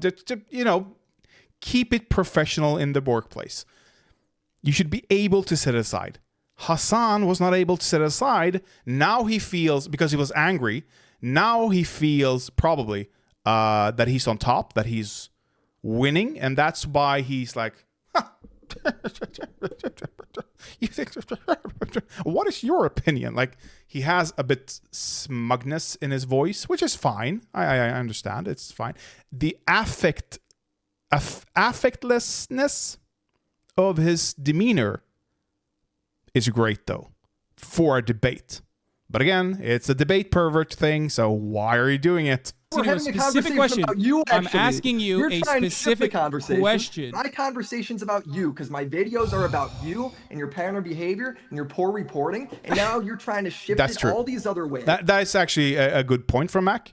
He was trying to deflect from himself by asking about Mac's or Willie's opinion here. Because you know you can't face the truth. That Russia you suck at had this, not. bro. Russia had not bombed. Russia had not bombed Kiev at the time. That's number one. Number two, of course, as soon as that did happen, I covered it. Of course, I did, because that's what I'm doing. The criticism I'm isn't that you didn't cover it. The criticism is that you're making baseless claims you don't know anything about, talking so confidently, as if you got a whole fucking research team behind you. When you don't, you're talking out your ass. This is the brother. class. Do you have a whole research team behind you? Because it's you're not me. I actually did research just now, and you could barely be patient enough to sit there and listen through it. You had to go ahead and it's a video. You made a video a year ago about me talking about like my opinion on Russia and Ukraine. You personally do not have an opinion on Russia or Ukraine at all. I do. That's beside the fucking point. If Hasan had started this off like more cordial, more affectlessness, or with less affect in his demeanor, maybe he could have had like 5 to 10 minutes of just like, okay, what is your opinion? Like back and forth a bit here and just talk. But now, no. The debate has already started. We're already deep into the debate. It's over. It's gone. It's past. It's so sorry. You can't. It doesn't work that way. Tommy, do you feel Hasan and Second Thought are the same? No. I think Second Thought is further down the tanky road, which is different from Rocky Road, but similar. Further down the tanky road than Hasan is. Yeah. Hasan, though, is well on his way there. He is walking down that road. And the reason he's walking down that road is due to Second Thought. He said that Second Thought is... that's never going to happen. What we do need, which also won't ever happen, is a Keffels versus... Second Thought debate. I think that would be more interesting than Hasan. Because again, Hasan knows nothing. What he does know is the talking points. He knows the positions you're supposed to have, but he doesn't know why. And I feel like that's a problem in general with lefties. It is super easy to be a lefty. Super duper easy. All you have to do is remember one thing and one thing only. Or two things, actually. First of all, capitalism bad. There's no ethical consumption under capitalism, yada, yada, yada, you know, all that stuff. That's number one. That's should always be remembered to say. You can never not say it. And the second thing you need to remember, and you need to always say, America bad. Those two are the only positions you need in the circles that Hasan and Second Thought and those people are controlling, are part of, are the hegemonic force within. So much so, why don't we bring this up?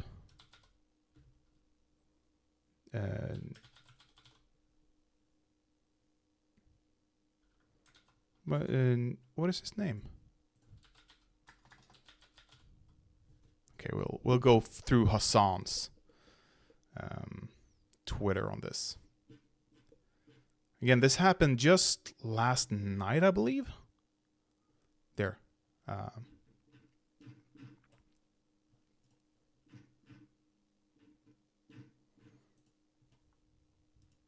Some dude, who I have no idea who he is, very senior Democratic strategist, okay.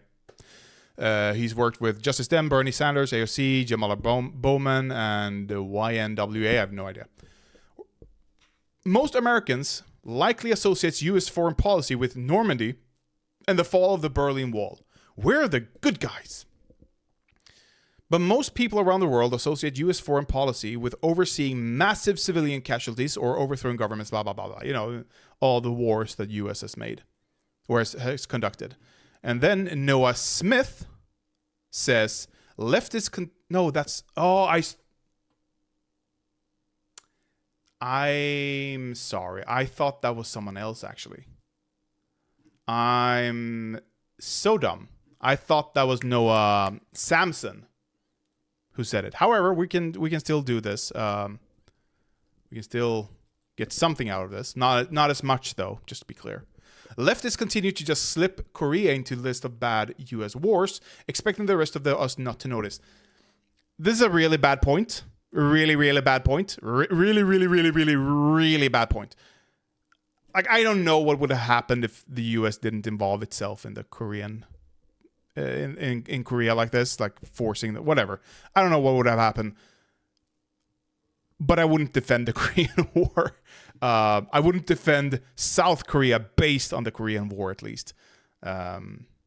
There's probably a good argument to be made that if Korea was still unified, then this wouldn't be the case. Like, it would probably be more akin to China.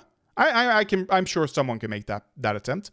Anyway, he's like, I'm referring to the killing of Korean civilians by American soldiers. And I will... no, I will keep that. I don't know. I don't like this. Whatever. It's becoming clearer to the country that leftists have absolutely no moral principle whatsoever other than America bad. And Hasan goes, America is bad. There's a mountain of evidence as to why. We live in a world where the US is the hegemonic power. It takes tremendous amounts of violence and coercion to get there and keep that power. You think that's good? I think that's bad, and America should change its way. And he said the thing, America bad. The U.S. is currently defending apartheid regime which is engaging ethnic cleansing, displacement with our weapons. We also let our other partners in the region commit a genocide in Yemen. Do you think and he calls for dismantling, I believe, but I can't find it here. Whatever. So. Like, those are the only two positions, and as soon as anyone deigns to deviate from that, say, hey, is it really that easy? Gone. Ousted. No longer welcome at all. That is the reality of their leftism. And that's why when, as I went over diligently in the authoritarian video from Second Thought, it's quite easy to fall into a trap of, well, then we need authoritarianism to protect what we gained, you know? Meanwhile, ignoring everything that comes with, like, removal of rights. No. I personally, and I think this is because I've always wanted to be a socialist, but I could never become one really. Like I've always, when I was starting in uni, I joined the student union, of course. I got on the board even my first year. That's how competitive it is. Tanky, it started in the 50s. Let's start there before I move on to my personal beliefs. It started in the 50s, I believe, where the Soviet Union moved in with tanks in Hungary in response to a democracy movement or something. Like they didn't want the Soviet Union's rule, so the Soviet Union imposed themselves on it. And tanky became a slur towards anyone proclaiming to be a socialist that supported such actions. It's a bit more nebulous now. It's not really as clear as a word then, but I would say it's clear enough. First of all, anyone who supports Russia, of course. Like, that's one-to-one comparison to what happened in the 50s with Hungary, okay? One-to-one, period. That's not Hasan or it might. I don't think Second Thought. Maybe Hakim. I'm not sure. Maybe they do give a. They at least say the words like, "Oh, Russia shouldn't. Oh, bad of them."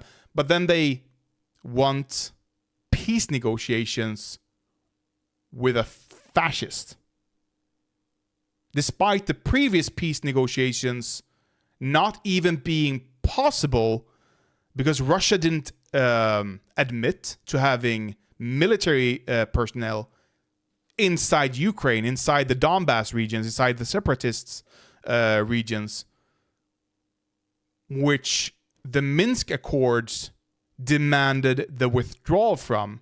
And Russia said, we can't do that because we're not even there. How can we do that if we're not even there? Everyone knew they were there.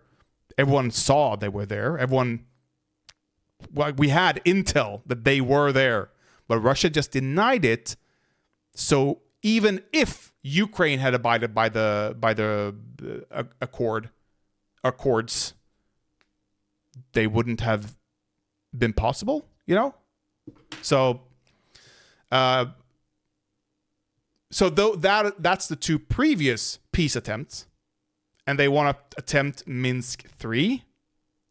Why would Russia not just repeat the things they've done before to destabilize the region? It's so stupid. It's tantamount to just being a pro-Russian voice. But I think tanky nowadays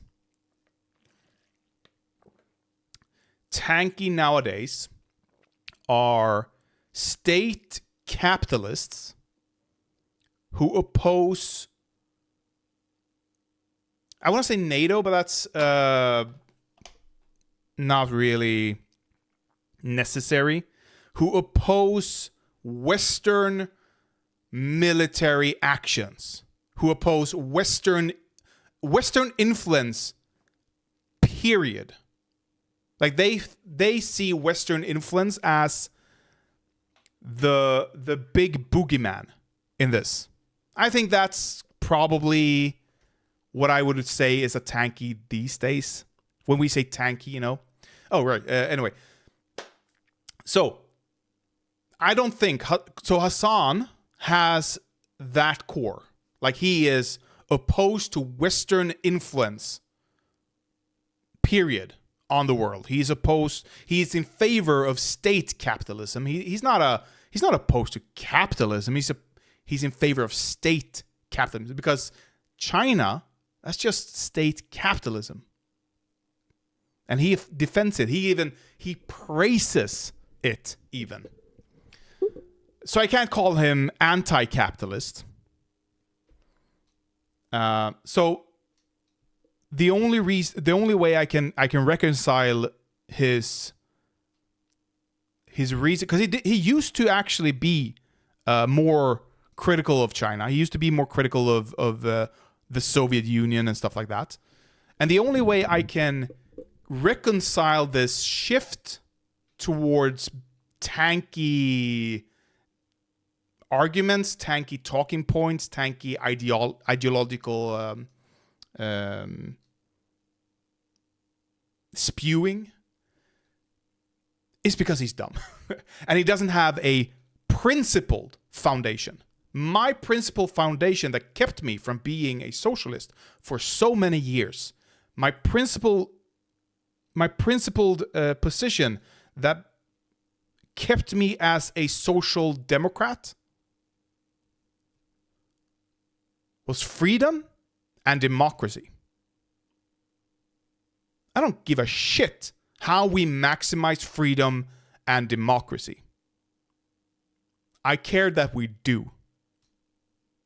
If the absolute best way to achieve freedom and democracy, you know what? You can just boil it down to democracy, period. But freedom is the thing that I want to maximize, and democracy is how we do it, in my opinion. If the only way to do that is by achieving fascism first, then I don't want it. Because fascism will not relinquish power freely. That's every fucking tanky, every Marxist-Leninist, every Marxist-Leninist Maoist, every dipshit who thinks they're a fucking socialist, but argues for a fascist state as a transition towards communism. Fuck that. Fuck that.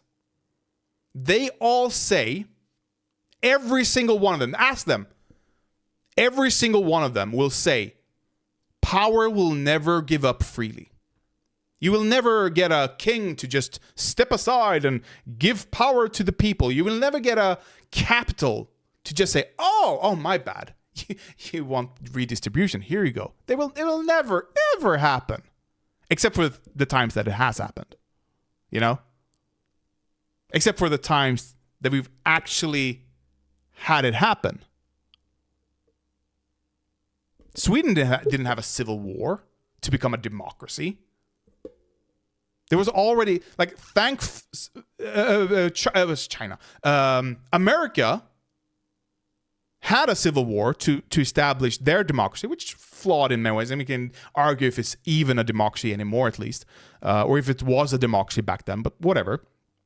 They laid down the foundation that you could build a democracy, the principles that you could build a democracy on, at least. And thanks to that, the leaders in Sweden probably looked at that and went, if we don't do this, we're gonna get our heads chopped off. My cousin's uncle's granddad in France, because that's where the Swedish nobility comes from, imported from France.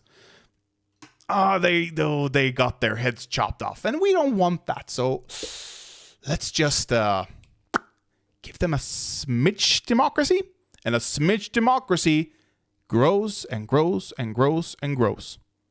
And through that, we've had some redistribution. Will they give up capitalism? That's the question. Probably not. Probably not. Yet. My point is, they all say this. It won't happen freely. They will never do it. You have to have a revolution. And if you have a revolution, you can't have democracy because You can't have the soldiers question what the leader is. So that's authoritarian, and of course you need to protect the project, the things you've built. You have to protect it from outside influence, and that's why you have to have secret agents. You have to recruit the kids to spy on their parents, because the parents might be secret capitalists. They might be crypto capitalists. Who want to influence the politics. So we can't have that. So we have to have a strong leader that can force the people to do what he wants. And then we'll have socialism. Okay? And when does democracy and freedom and all that... When we have communism. Okay, how do we get to communism? Oh, it's a transitional state and the leader will just step down. Wait, so does the leader step down, or do we have to have a new revolution against this leader? And then we have to repeat everything again and again and again and again and again? Now, I don't believe that talking point. I do not believe that talking point. We do not have to have a revolution. First of all, we don't have to have a revolution probably to achieve at least market socialism. Right? If we remove, I think the easiest way to achieve it. I'm thinking of, I'm gonna do a larger video on my own politics and my own journey or whatever in the future. But I've been thinking about. That's why I'm spewing it out now. The easiest thing we can do right now is probably, first of all, we have whenever a factory, whenever a corporation, whenever they are either about to foreclose, they are either moving away from the community they are in, like not just within the same radius, but, you know, really moving away, either far away within the nation or outside the nation. Whenever the local economy would likely crumble, the state should impose rules that says the workers can take out loans, very, very good loans, by the way. We have state loans already to students, so we can just modify that law and add another type of state loans for workers to jointly own the company. So whenever a corporation sells, moves, or is about to shut down, the workers have a period, they have a first dibs for a period where they can ask for loans from the government based on whatever, you know, there's going to be some regulations there, whatever, to jointly own and democratically run the workplace. Every worker has an equal voice, and it is run on democracy. I think that will start a ball to roll towards a future where we can remove our stocks in corporations entirely. You can no longer own stocks, period. And then from there, and that's going to mean large corporations are going to go, ooh, how the fuck do we do that? And the state comes in and gives the loans to the worker and blah, blah, blah, blah, blah, blah, blah. You know, stuff like that. Once we have a majority democratized workplaces, worker-owned democratized workplaces, once that happens and we have a foundation for how to run them, like we've actually like done the studies, etc., we can start to look at other forms of corporations and ask if private individually owned corporations are a good idea or not, you know, stuff like that. there's details that has to be hashed out here, but I think, broadly speaking, this is a good thing that will lead to more democracy in the world, in the nation, in the country, in society, and remove the capitalist interest, the really, really, really bad capitalist interests from society.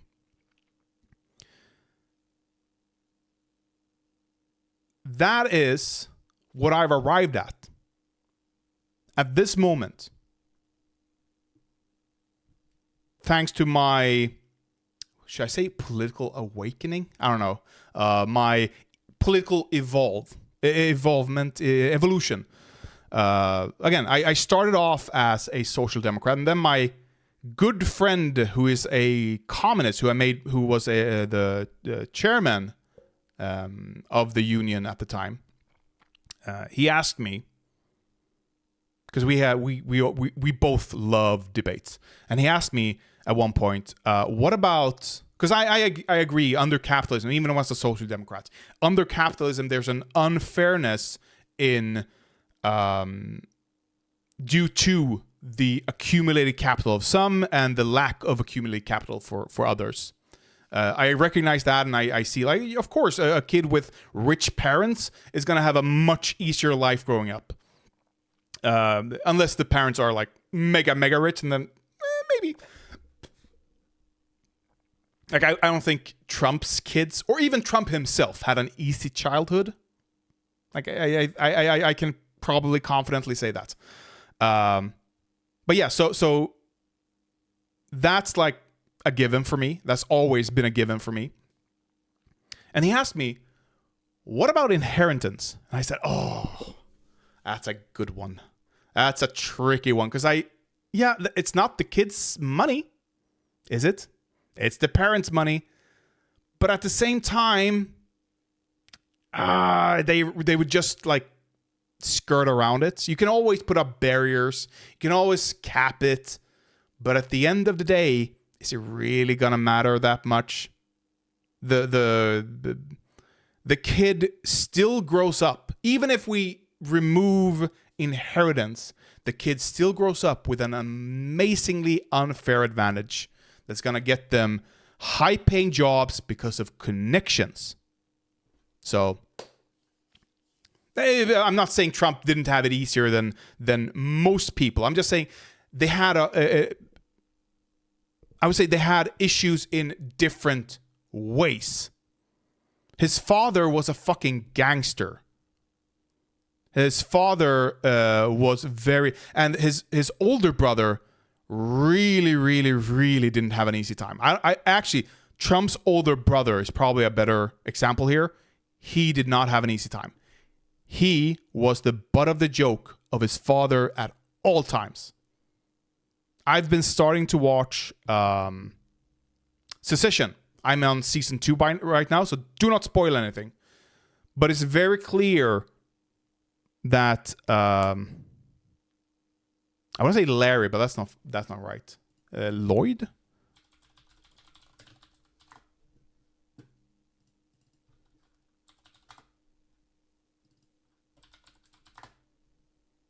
Logan.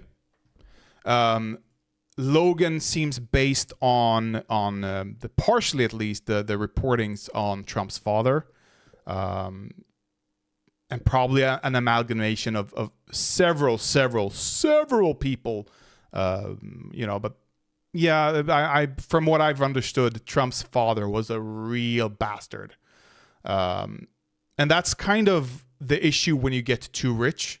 You lose connections with humans, and everything is about money. Even your kids. Everything becomes about money. When the stock market changes, my life stays the same. That's not the same for the rich people. So Tanks, I think Western imperialism bad, but Russian and Chinese... Yeah, that's probably a good summation of it. Western imperialism bad, Chinese and Russian Eastern imperialism good, the old Soviet bloc. Probably a good, I'd say, that's probably I'll steal that from now on. Thank you. But yeah, so Hasan,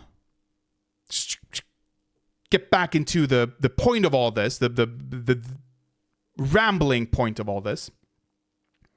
Hasan, no, sorry, I have to finish. I'm not done yet with my own trans. So anyway, that's like I had like back in my head, like I want to mitigate this, but I don't know how, and that's why I stuck to being a social democrat.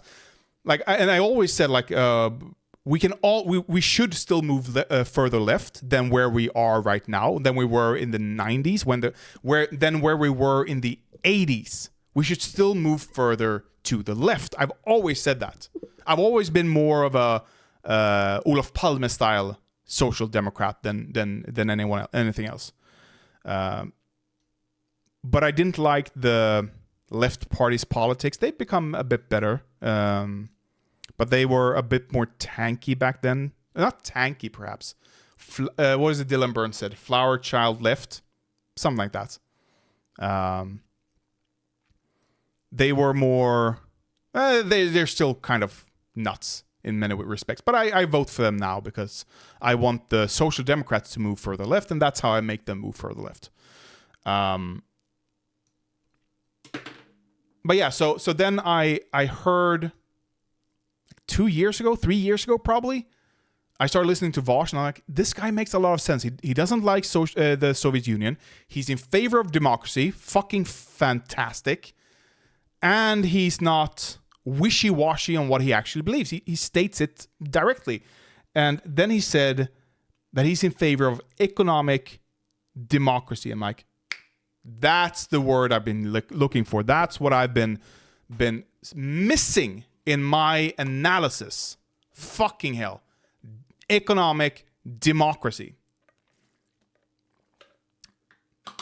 So I've read up, and I'm still reading a book about this, about how we build better democracies and how you build democracy at all. Not with a gun, by the way, mind you, not with a gun. But yeah, so that's where I went from a social democrat to a democratic socialist. Pretty much.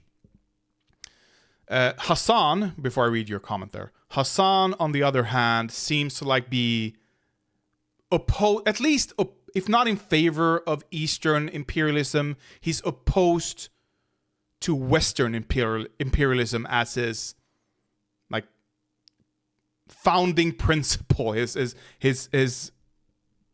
guiding principle is being opposed to Western imperialism, it seems. And that it leads you easily down the rabbit hole of authoritarianism. Did you ever answer my question about whether you think Hasan is actually debating all this in good faith? No, I did miss that. Actually. Where's that? I don't even see it. Whatever. Debating all this in good faith as in he believes everything he says, or he is just doing this for clout and money. I think it's more complicated than actually believing the things he says. I don't think he debates in good faith. I don't know if he believes the things he says, but I think he's convinced enough that it's the best approach. That's where I'm at with him. I think he recognizes that, hey, authoritarianism bad, Russia bad, China bad, North Korea bad, Iran bad, Syria bad, all those fun states.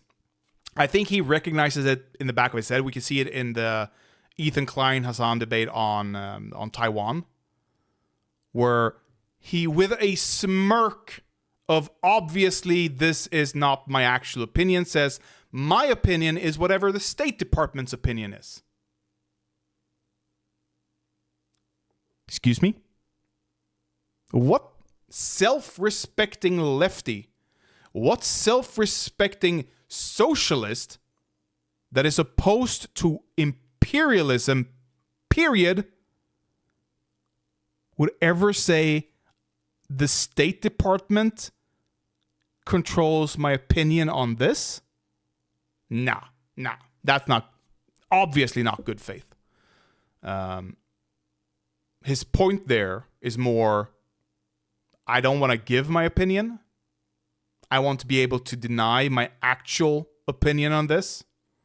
That's why he said it. So, yeah, I think it's more complicated. I think he's convinced it's the only approach because that's the only thing he's told works. Yeah, and so does he believe it? I don't know. I can't tell. But yeah, Hasan is not principled enough to actually hold opinions that are... He's not principled in his advocacy, which leads him down bad roads, which leads him down American intelligence. I'm going to go the opposite way. Whatever American intelligence say, I'll do the opposite, except on Taiwan, apparently. Anyway, I'm going to stream for a long time today, but I still want to finish this. Taken accountability on I've taken accountability on the things that I've reported wrong. You should do the research. If I'm not willing to talk I have about taken accountability on the things that I have reported wrong on. Taking accountability is not enough. You have to change why you got it wrong too. Taking accountability for a crime means going to jail, paying a fine, whatever. But if, let's say it's a more serious crime. You killed someone. You take accountability by going to jail. But if you don't change your behavior, if you don't learn from it, what's even the point? In wars, when you can't do the Willie most No basic Script, shit. listen to me. I've taken accountability on the things that I have said that are incorrect. Of course, on the editorial perspective, on the editorial side of my coverage, okay, on the editorial side of my coverage, if I make a prediction or a speculation, it can sometimes be wrong. The editorial side of my coverage? What the fuck does that, I'm not reading the script, I'm analyzing. Okay. That's your editorial, he's so full of himself when he says that. My editorial side. No, your analysis. Your reading of the situation. Don't. That speculation is always going to be on foundational analysis that is solid. I got another one too. Hey, I got just more examples. No. It's worse than that. It's worse than just being... I speculate in this stream about Putin's death. I take chances when I read something. I'm like, okay, if this is true, if XYZ, if I don't trust it, whatever. I say why I don't trust it. I say what I think is behind what's actually the truth. But Hasan is so fucking confident when he says it. I used to be that way. I used to be more confident, by the way, in when I speculate about such things. But I've learned from mistakes that I've made off stream, off camera, thank God, that I can't be that confident. People don't hear even the first thing I did, because I always said, I think this. What people hear when I say it said, so let's say, we should take a left here. I'm like, no, I actually think we should take a right. What people heard there wasn't I think. They heard we should take a right. And they listened to me, even though I was probably wrong, and even though I didn't know, even though I speculated, even though I went off bad memory, whatever.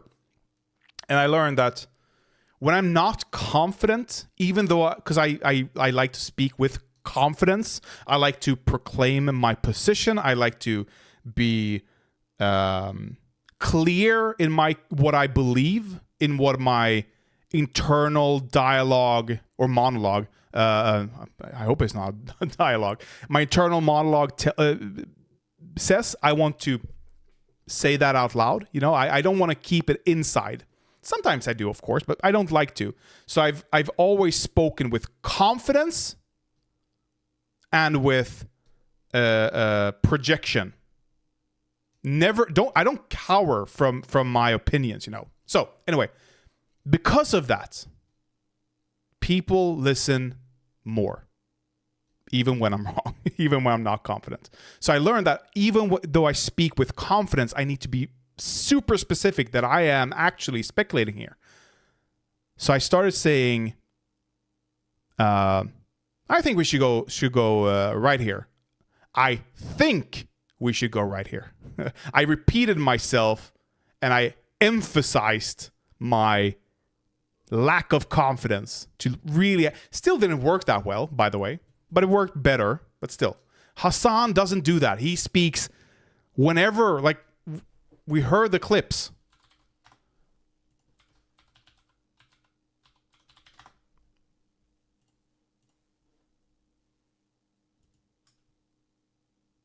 Don't stop. It has been one.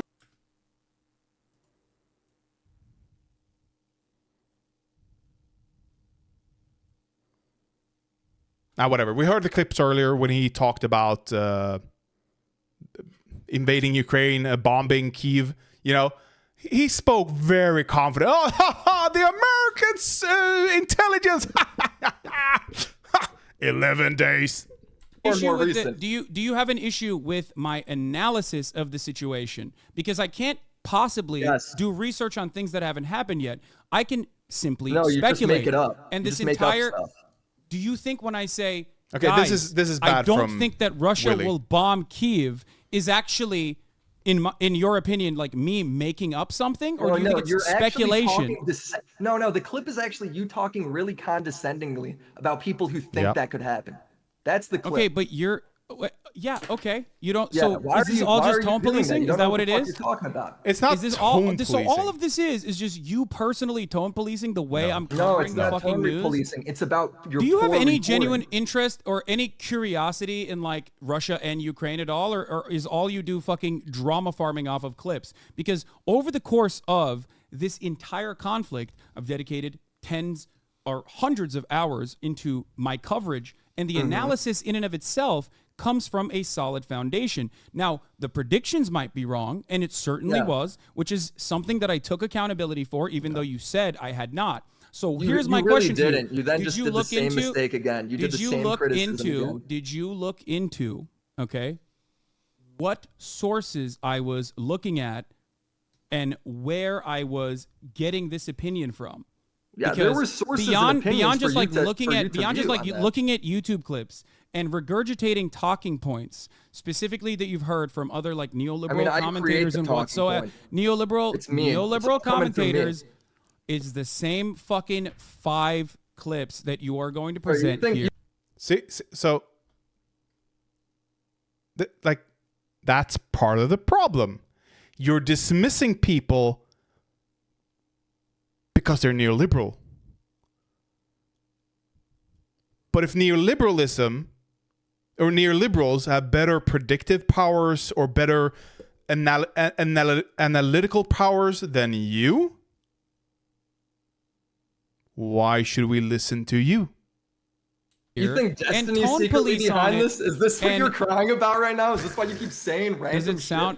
Does it sound like I'm it does. You just said, it does. You're talking about stuff that doesn't matter. Brother, you're trying to shift the goalposts away from the criticism, which is your poor reporting. You bring me on to debate, you let me pick the debate topic, and now you won't engage. He regurgitates anti-American imperialism or anti-Western imperialist talking points. Yeah. Like I said, you just have to know 2 things.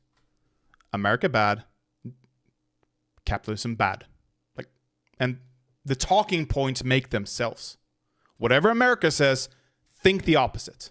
Whatever the UK says, think the opposite. Whatever the EU says, think the opposite. You know, that's all you have to do if you're a part of this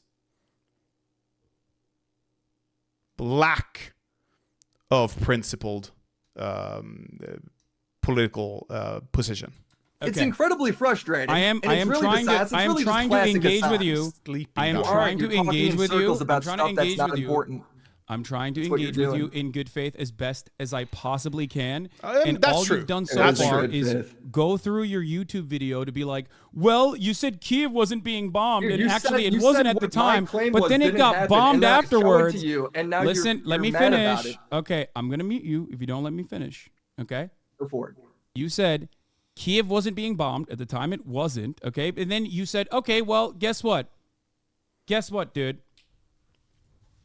Your tone was off. Okay, well, my tone was off. You don't like it, but you haven't brought up, I was being condescending. You haven't brought up the actual research or the actual analysis that led to these conclusions. Part of the reason why you haven't done that is because you have no idea what these sources are. Since you're just talking in circles on this, can I just go to the next one? I'm not talking in circles. We have to see it. Hasan Abi. Kiev bombing. All right.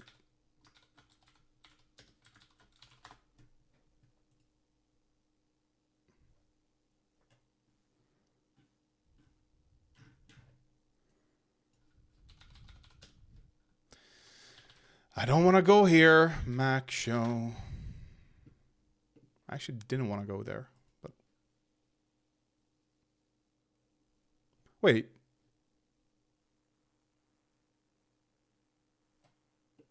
Oh, I didn't actually know this. He did put out a third video. Oh, that's why. Okay.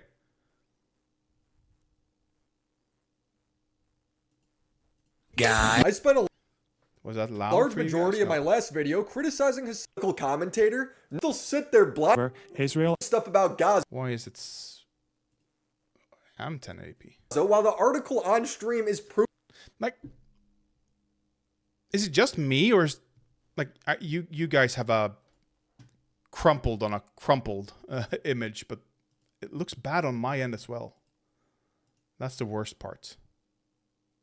But I look quite okay there. Whatever. Proving him wrong. After the takeover, Israel and Egypt imposed a blockade over the Strip as a way to stop them from importing weapons, and also any secondary materials that could be used to make weapons. Just by their own admission alone, we know that they have the capacity to produce their own weapons with support from Iran. Yeah, no, I don't. I think that's bullshit too. Again, like that's what Israel claims, and that's the reason why. That's what Hamas claims. The receipt is right in front of them.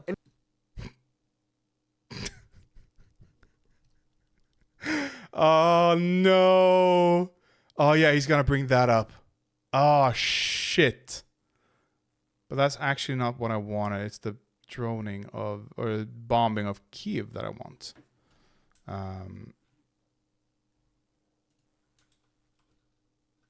Bomb.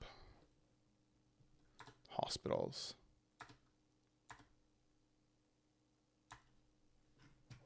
All the time. Let's go here then. He's made so many videos. Bomb. Bombing despite bomb, bro. Breaking news, but somehow Hasan already knows it's an inside job. It's the CIA. He's going to speak with absolute authority while having no baseless predictions would be proven wrong. He'd go on and make more arrogant and baseless predictions. Yeah, that's it. He's too arrogant and making baseless predictions here.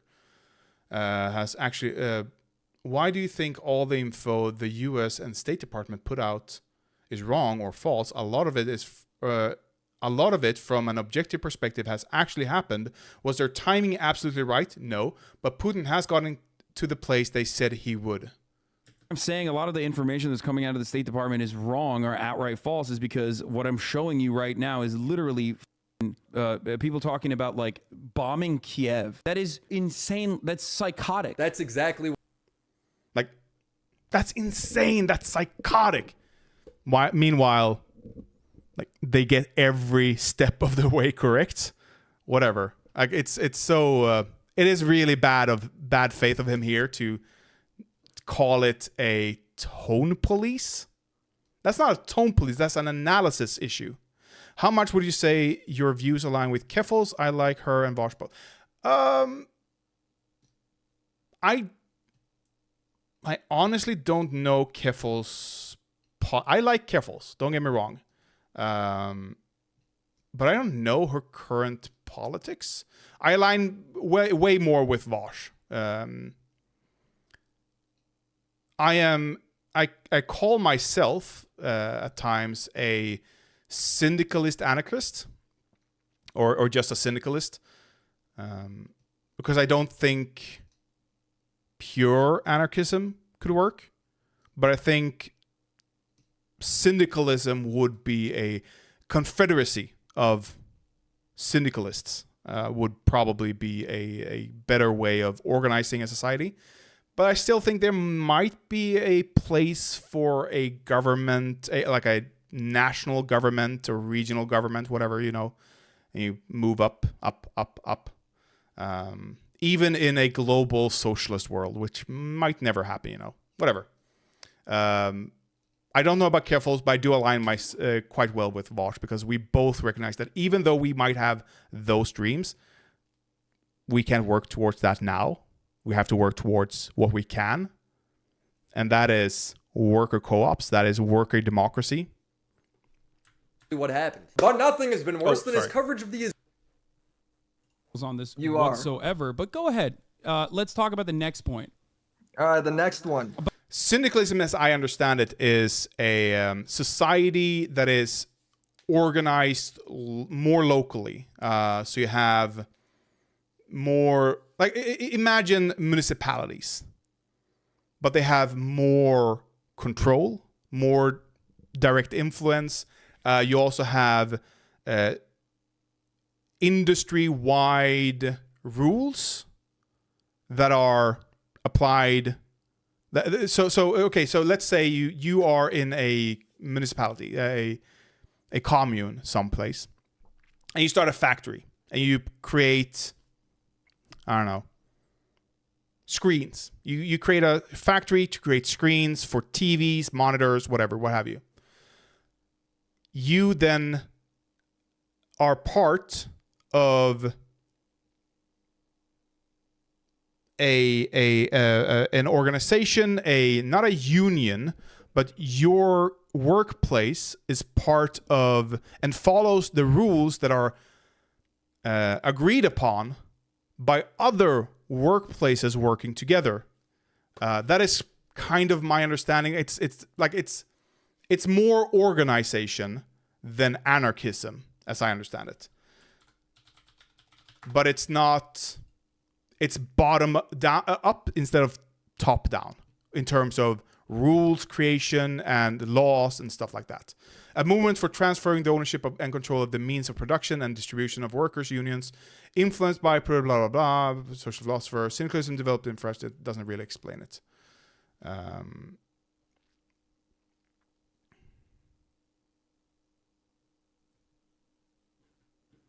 Emergence. This is more just socialist theory, blah, blah, blah, revolution, new radical fascism, fascist syndicalism. Oh my God. Let's go here then, see. Yeah, revolutionary industrial unionism is kind of the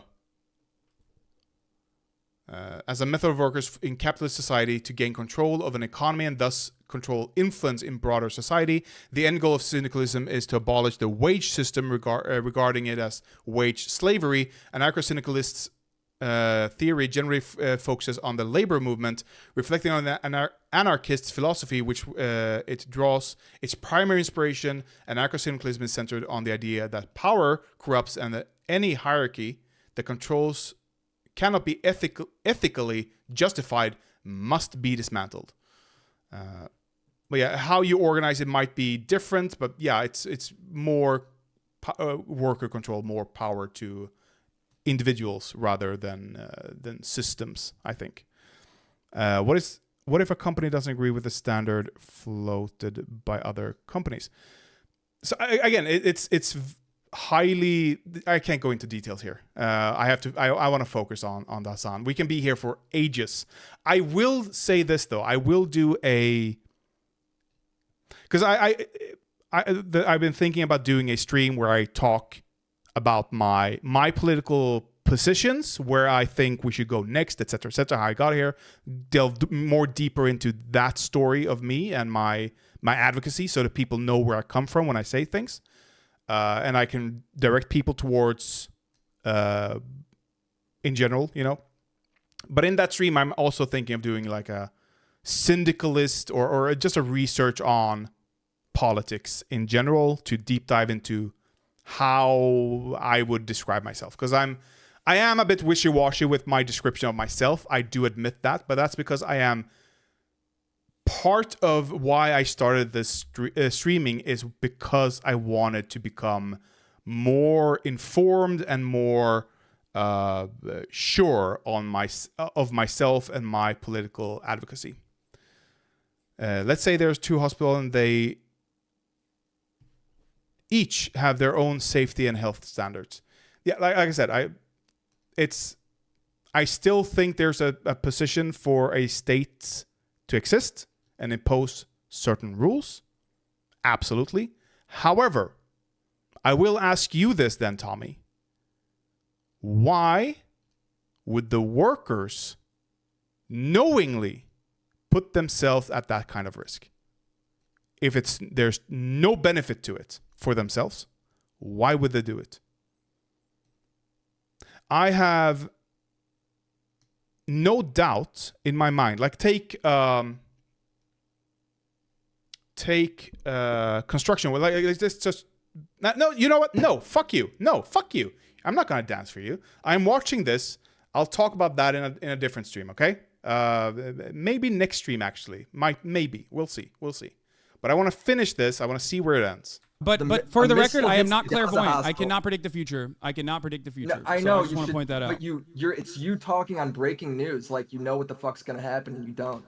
You're talking completely out of line. So wait, all right, hold up. Can I just go to the next point? Hold up. My speculation on what may happen, okay, in the future, is not always going to be correct. Everybody understands this. Usually wrong. Yeah. It's usually wrong. The only example you brought over. You said the CIA is why Iran bombed the U.S. base, bro. Do you know how many? Do you know how many hours? Protesters are do you know how pictures many hours? Of Israelis is because it's a psyop to make Palestinians look bad. Wait, hold on. What base are you talking about? I don't even know what you're talking about with the Iranian thing. What? Iran struck a U.S. base. And then you said it's the CIA. No shot. It's the CIA. Oh, yeah, I remember that. Because you were like, oh, there's a nuclear deal. Why would Iran do that? No way. No shot. 100% confidence. Iran then takes credit for it, and then you coat, mold, and seethe to your audience. Wait, I'm so... I know, you don't know because you use so much bullshit all the time, you can't even remember. Yeah, perhaps the reason for why you are maybe the reason why I'm confused and the reason why you're a little bit confused on this is because in every single circumstance, that every single thing that you've brought up, there's almost always a correction that comes after the fact. You, on the other hand, do not see the correction, or you, on the other hand, see the 30 second to 2 minute videos, which is enough for you to try and develop a consistent over the course. Like he doesn't. Willie doesn't give the criticism correctly here, in my opinion. He should have stuck to what he said in the video of overconfidence and arrogance rather than whatever he's doing here, because it doesn't lead anywhere. But he's not a debater, he's not a live streamer, so I can understand being slow on your feet. But I'm skipping a bit here to see if it's actually fixing itself. Course of thousands of hours. Okay, when I comment, this is breaking news that's happening. Unfortunately, I know, and I used to do this in the past as well. You can't use ableist language, but wait. Up there before you start spurging out, making wild accusations. Here, can I go to the next one? You need to limit your, TOS worthy takes here. Right. It might be Twitch. What is my what TOS did I break? You can't use unfortunately, I know, and I used to do this in the past as well. You can't use ableist language, but go on. Oh, like the Twitch TOS ableism. Really? Is that bad? All ableist language?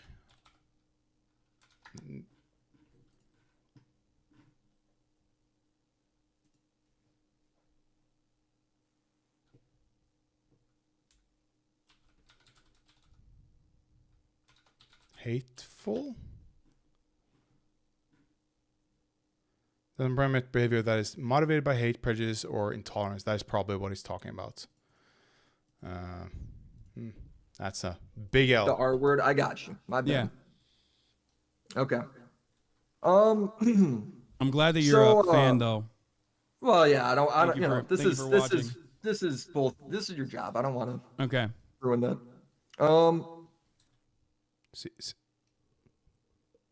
Hasan, that's when you say thank you. You know? He's actually being respectful despite the other tone. Like he's actually understanding, okay, I shouldn't, get you demonetized, get you kicked off Twitch probably. So, but nope, nothing. So, for instance, like the missile hit the Gaza hospital, both sides blamed each other. Bad look. Breaking news, right?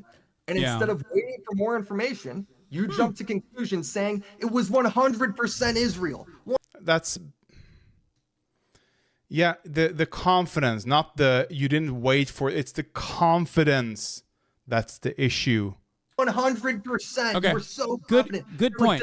All the chatters. Good point. Can I ask you a question? Can I go through the whole thing before you go? No. Hold on. This is important. This is See, can I just finish the point? important. I have no. We're not jumping. We're talking about this. Okay. We're talking about this specific thing. Finally, now we're talking about Israel and Palestine. When I said that, I didn't just go, "Oh, I have no other opinion on this matter. I simply think Israel definitely did this because I want Israel to have definitely done this." The reason why I said this, and you do this regularly, okay? When I say something on this stream, okay, oftentimes, especially if it's Did you a watch developing the video? story, Like, how do you know I say this stuff? especially if it's a developing story, when I say something on an issue that is happening, I look to all of the circumstantial evidence on the matter, and I look to everything else that is going on thus far.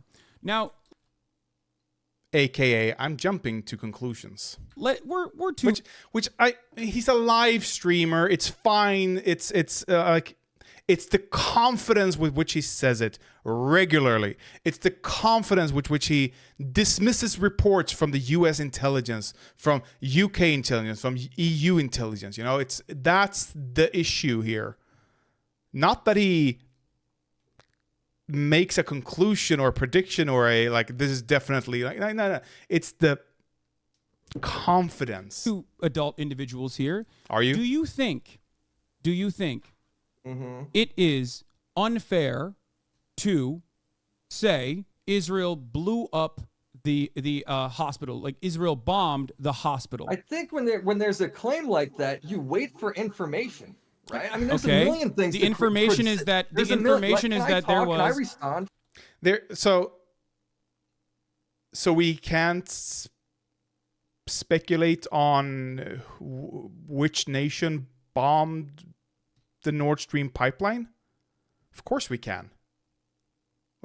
Oh, we don't know. And we also don't know that OJ killed someone. Did OJ not kill someone? Are you sure about that?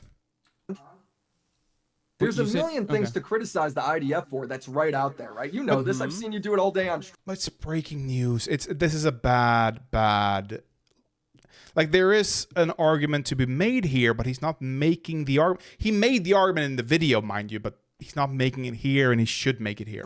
You get him on shit that they 100% deserve. But when there's something like that, and instead of waiting for reports, while the report is literally Israel and Hamas blame each other, right? You don't know what the story is. You don't know maybe you can go off previous. You know, I'm gonna let this run. I'm gonna do a Hasan react here because I need to go to the bathroom. I'm gonna let it run. Let me know if something interesting happens. Otherwise, we skip this. Anything else? Okay, let's see. Did it or not? And you say 100%. They 100% did it. That's a huge disaster, bro. That's like at that point. First of all, who do you think blew up the hospital? Like the hospital courtyard, rather. Who do you think bombed the hospital courtyard? I think most investigations point towards it being either the Islamic Jihad or Hamas, right? It's like a misfired rocket. And then what you did in response to that was, instead of being like, yeah, I think since most of the reports are going this way. Why do you think it's wait, hold on. Why do you think it's Hamas or Islamic Jihad and a rocket misfire? Well, that was just what most of the investigations turned out. So I know Channel 4 had a different one. Because you're bringing this up, and this is really important to understand. One, all of the circumstantial you say that evidence every time, but it never is. Okay, all of the circumstantial evidence at the time, of course, after the 6,000 bombs that Israel had dropped on Gaza, a densely populated open-air prison, the 6,001st bomb, understandably, was going to be an Israeli bomb. To this day, we still do not know whether this was an Islamic Jihad rocket that was misfired or whether or not this was actually an artillery shell that might have hit a fuel tank or even some other kind of munition that Israel may have deployed. So why did you say it was now, 100% the reason why, Israel and then call everyone genocidal freaks that disagreed with you? You don't actually watch the content beyond... You demonize them. Because, First of all, because they Just are. like you do every time, because the Israeli government is genocide. Or even some other kind of munition that Israel may have deployed. So why did you say it was now, 100% the reason why, Israel and then call everyone genocidal freaks that disagreed with you? You don't actually... See, okay, that's a good point, actually. Now, we're actually making a good point. Hasan is not going to respond to it, though, as I just saw where this goes, but that's actually a good point. Why, then, are you calling everyone who disagrees with you a genocidal freak if you're not sure of who did it? Watch the content beyond... You demonize them. Because, first of all, because they Just are. like you do every time. And by the way, Hasan telling Willie to watch the content when Hasan hasn't even watched the videos? Please. The government is genocidal. What the fuck are you talking about, you dumb fuck? 4,500 children have been ruthlessly slaughtered. You think that's not genocide? And that's... This does not connect to the previous point at all? People disagreeing with you on the bombing specifically, and you then calling them genocidal freaks because of that? No. Genocidal? Shift the topic again oh, to the something one I didn't hospital even might... say. Wait, Willie, shut the fuck up and listen, dumbass. Yeah, do you really go think? on, do it. Do you really think that if one fucking hospital wasn't bombed by Israel and this was a fucking actual misfire, that all of a sudden means that like... that all of a sudden means that like Israel's not doing ethnic cleansing? Right now, you're doing it in real time. Dude, it's just hilarious. fucking answer my question. Do you think that the ethnic cleansing campaign, if you take out the bombing, okay? Yeah. If you take out the one time that this hospital's bombed, okay? If you take that out, do you think out of the equation, do you think Israel is all of a sudden not doing ethnic cleansing? That has nothing to do with anything. That's a non sequitur. That's a red herring. No, not a red herring. That's a poisoning the well. Maybe, I don't know. It's logical fallacy, at least. Cleansing in Gaza? No, that's not what I said. This is what you're trying to. I'm asking you. Okay, then. I just said no. Okay, good. Dude, I'm glad. Okay, so what's your reports? Okay, got it. No. Got it. Look at the reports. Got it. And you go ahead and they side with it. You then continue to call them genocidal, even though that's the fact of the info. That's what most of the info says. When I cover these kinds of you ignore the news, bro. That's the point. You just like lie and come up with your own I don't shit. ignore the news. You ignore the rest of the fucking coverage because Willie should have made the point. He spoke over Hasan there. Pretty well. He should have made his point that's not what I said. That's not my claim. That's not what the issue is even. The issue is that you call people genocidal freaks because they disagree with you. Because they said it might actually be Hamas, a Hamas rocket here. And then Hasan can go, okay, sure. And Israel's still doing that. And he can go, oh, there is a conversation to be had here. But Willie isn't really able to create it. And it's hard. I'm Monday back. Monday morning quarterback. I'm Monday morning quarterbacking here. I get that. But again, there's and Hasan is not listening.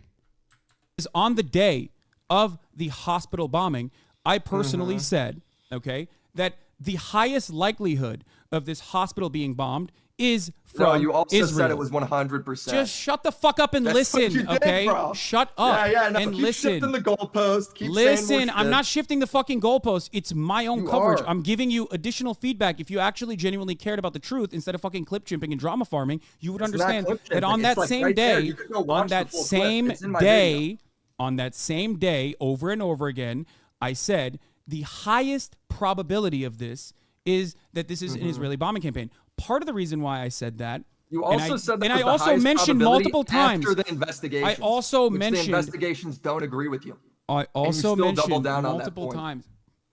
I also mentioned multiple times. We just that again the ignored what I reason- said. Dude, just listen to what I'm saying. So okay, what would I do in this situation? Because this is not going anywhere anyway. This is just them repeating their positions over and over again to each other, whatever. What I would do if I was Willie here is you state your opinion, your position. You state what Hasan did wrong. And I agree with Willie to not fall into the trap of talking about your own opinions, because that's not what it is about. It's about his opinions, his coverage of the war, his coverage of tragedies, his coverage being 100% confident and 100% wrong. That is what you want to focus on, because that's the point of your video. You state your position, you let Hasan speak until he shuts up, and then you go, so I asked you about... So my point is that you're too confident, that you're arrogant, and that you keep repeating the same mistake. You did it here, you did it here, you did it here, you did it here. You did it first when Ukraine were about to be invaded. You dismissed the U.S. reporting. You did it when the U.S. reporting said that Kyiv was about to be bombed. You did it when the reporting, the Israeli reporting, which is U.S. aligned, U.S. intelligence, more or less, said they didn't bomb the hospital, and it was more likely, the reporting said that it was the Hamas fighters rocket which landed there. You did it when Iran took credit for bombing a U.S. base. You still claimed that it's more likely that the U.S. did it. Their own base. You keep doing the same mistake. Why don't you change that? Why don't you stop outright dismissing U.S. intelligence reporting? And then he goes on and you go, you still didn't answer my question. And he goes on and you go, still didn't answer my... That's what's gonna make him look bad. That's how you're gonna win the debate in this case. But yeah, very, very bad look for Hasan there, being a debate pervert. Not good, not good. Anyway, I don't know if anything else really happens in that debate. We can skip ahead a few minutes. See what goes on here. Because you're not listening to what I'm... All right. Did the BBC say it was 100% Israel when they blamed each other? Failing. Here is what I will believe.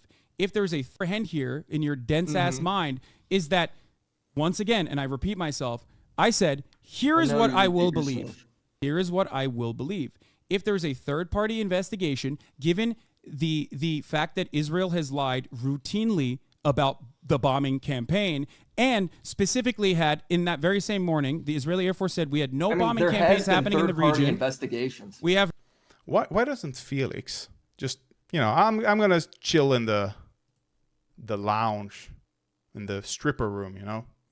There's no chance Hasan doesn't have a stripper room. Please. Putin has it. He has to have it. Have no bombing just Israel hot rocket, okay? And the reason why we're having this conversation and how it's so fucking stupid, okay? It's so insane going to mounted that this is yet another Israeli bomb or some all right there was real. All you did was justify the bad, like justify why Israel you should be claimed able to that the report BBC was doing modern blood libel. This is what you just said. All you did right there was justify why you should be able to report things badly. And then you dismissed it all saying, well, Israel's attacking Gaza right now, so none of it matters if I got it. Apologize? And you fucking lied and said that, oh, well, actually, you were just backing away.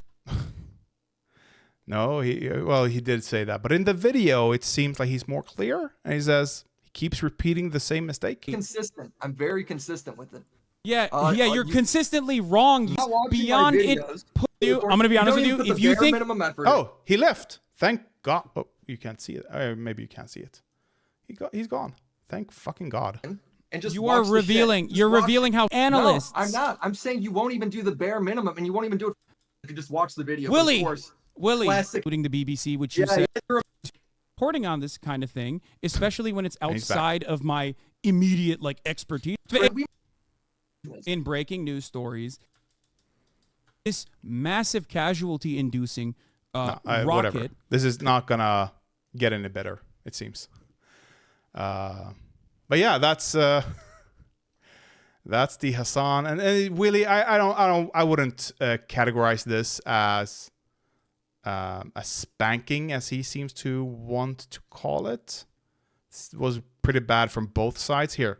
Quite little becoming a lol Kai, keeps ours, blah, blah, blah. Willie's rodeo. Nah.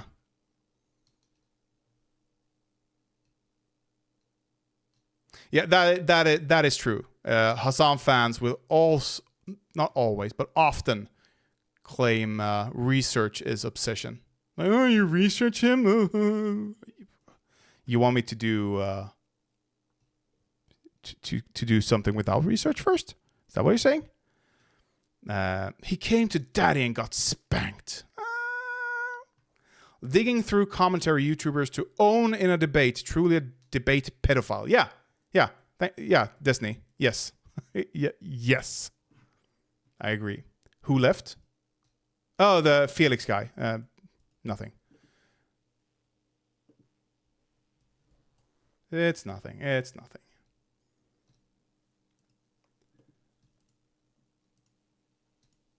Okay, I didn't know I would be doing this video.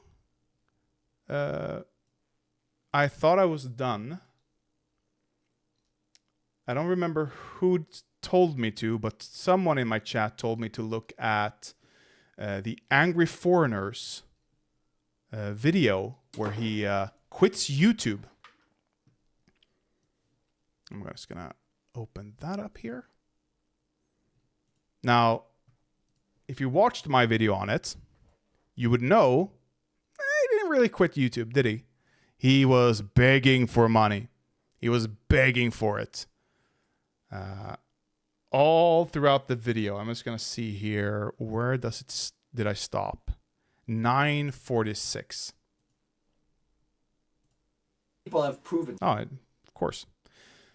So I stopped there because I didn't think there was anything really more to be gleaned from it.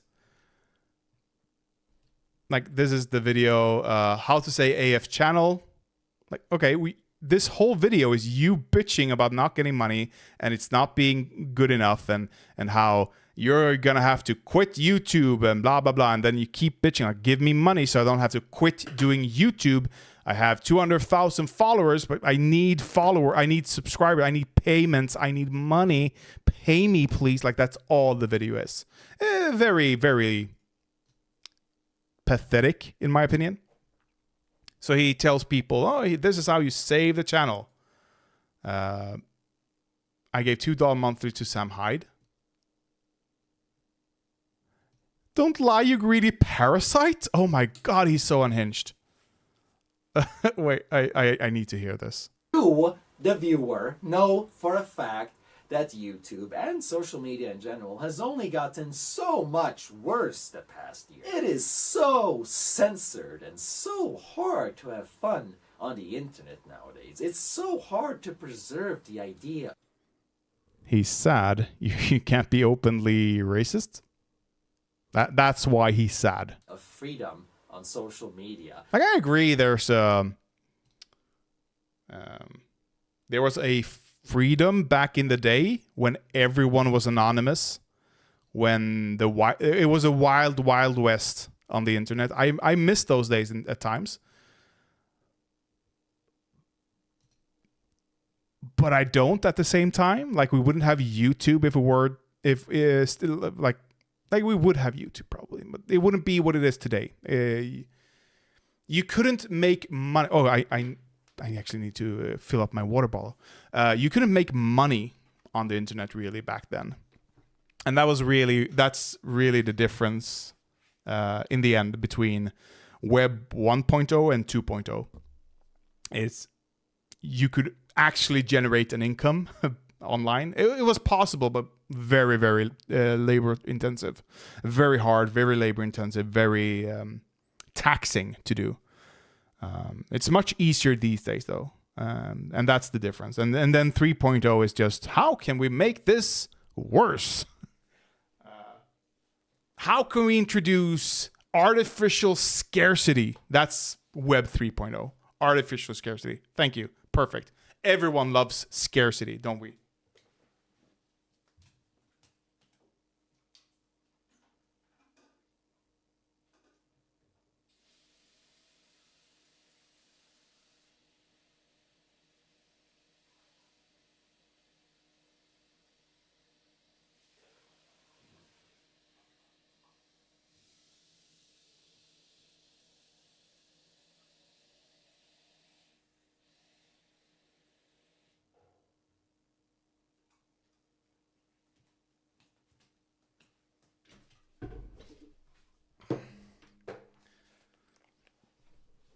Okay. Angry foreigner. Arg blatte talar. Give it to me. Why are you begging for money?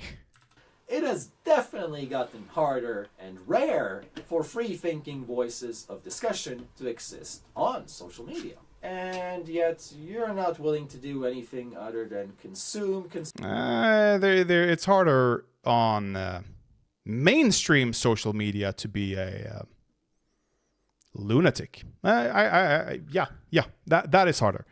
Free thinking? You don't need the internet to be a free thinker. There are plenty of forums if you want to be a free thinker, you know? Plenty. Consume, and bitch. You're not even willing to chip in, even at a level that a welfare case could afford. You're not even willing to give away $1 a month, one cup of coffee a month, to fight the censorship and make sure that the few rare voices out there that haven't gotten banned yet can still exist. Wow. But you're not important? I'd rather tell people who are on welfare to not do this, you know? To keep their money. That's what I would tell them. But who am I, you know? And that's the real problem with cancel culture, that none of these money grifting, ass kissing influencers are gonna tell you. They're gonna dress up your ego and make you feel special for watching them, instead of being honest like a dad and telling you when you're fucking up in life. You're fucking up by not giving you money? Your audience is fucking up by not giving you money. That's what you're telling us. That's the issue in their life. The problem isn't cancel culture and social media censorship. Because no, I've of course already proven to you that I can work around it. Sure, Because I'm still sure. here, aren't I? That's Sure. not any luck of the draw. That's me doing my research for years. You have 206K subscribers with 15K views on this. On you declaring your end of YouTube?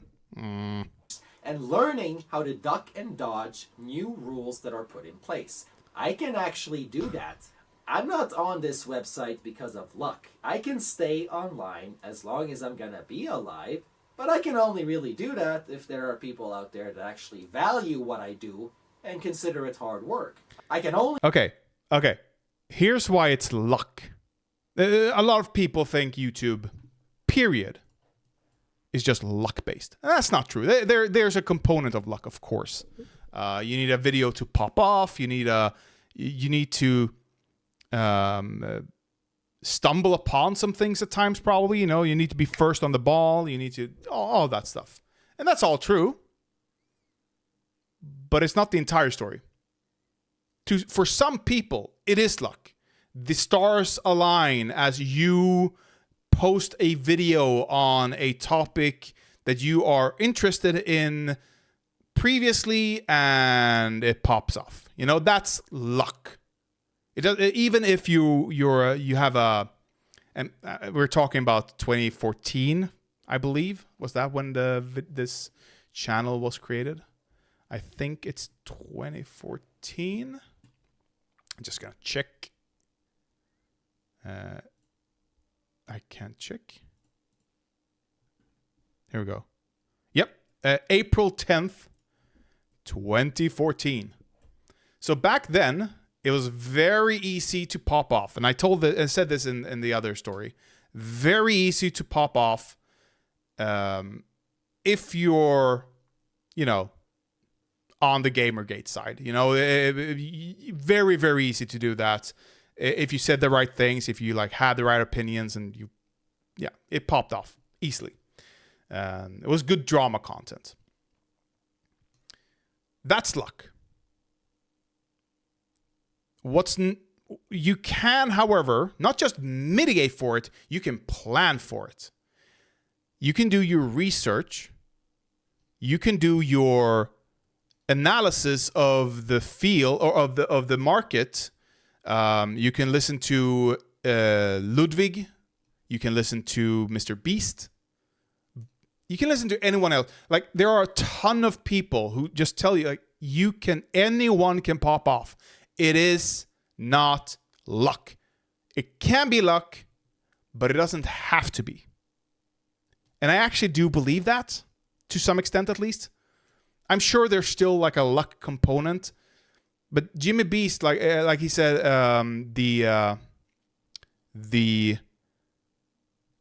algorithm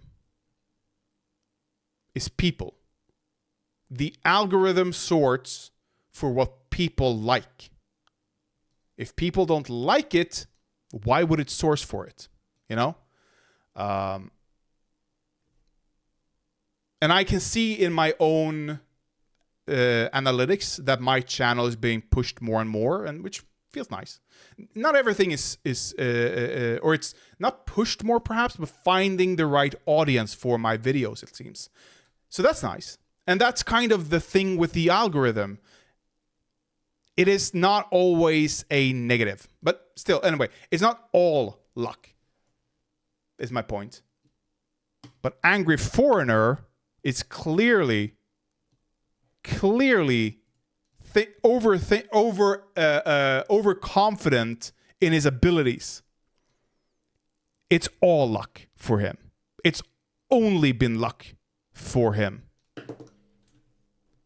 Otherwise, why this discrepancy? Like, there can always be discrepancy. There can always be one video here that doesn't pop off, one video there. But then we go to his new video. 10 days ago, 7.7K is all he has there. Like, it's not happening again. You're not getting up the ladder once more. Okay? Only do this if there are people crowdfunding my channel, because that's the only way, literally the only way, it can be profitable enough as a job. But for some reason, people just don't want to take me seriously and respect what I do as a job. And that's sad, because that means nobody gets to watch anything anymore. And it also means I don't get to have any fun making content for people. Or any fun making content to people? Why would... Like, I'm not getting paid for this. I've made, what, $15 total off of this? I am... I am making this because I find it fun. This is a hobby for me. I'd be streaming even if I had 0 viewers. I've done that on multiple occasions. It's more fun with viewers, of course, but you know, I'm doing this because I find it fun. What I don't find fun is editing. That's my Achilles heel, which is why if I ever get enough money to hire an editor, I'm doing it. Anymore, because people don't value it enough for it to matter. So now I have the definite proof that what I do simply doesn't matter. During True. What you do doesn't matter. That's completely true. Hard road downwards into the spiral of hell for the past years as I've been battling online censorship and trying to make this channel work. I've also had regular subscribers tell me repeatedly that I am boring, uninteresting, and that my content sucks. And that's why I'm not getting any views or any audience donations. Like you're not. You are boring. I'm not laughing because you're funny. I'm laughing because you're so pathetic. Oh, if I'm ever this desperate to suck up the crumbs from my audience so that I can feed myself off of this? No. This is a privilege if I ever get there. This job, that's a fucking privilege. Leeching off your audience like that. With a dwindling audience at that. Oh, not good. I used to think that these people are just trolling and working to make me feel bad because they suffer from Marxism. But now I realize they're actually the only fans that have been honest with me this entire time. They're the only people who... This is interesting, actually, that he admits as much. No, they were honest. Okay? So what you're doing right now then, if they were honest... and you admit that they were correct. No, I was boring. Then start from scratch. Go, okay. I need to work on X, Y, Z. I need to be more snappy. I need to be more humoristic. I need to have jokes, perhaps, maybe. I need to do better at editing because the editing completely sucks. Like you've been on this static image, or you have, where are we, 1636? You're like on B-roll from like community production of the homeless man on the street. I don't know. You have B-roll of like what is this? With a moving background. You have a woman sleeping on the bench, like, oh, I'm gonna be homeless soon if you don't pay me more. Like, how long are you gonna be on this? From 1445. Like 2 minutes on this static image. Mate. Bruh. Come on.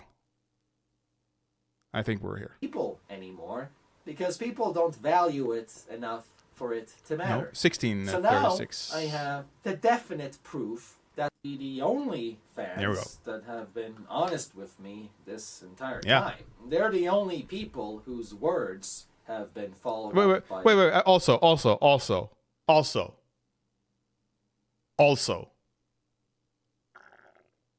Wait. We can actually... Angry Foreigner, Social Blade.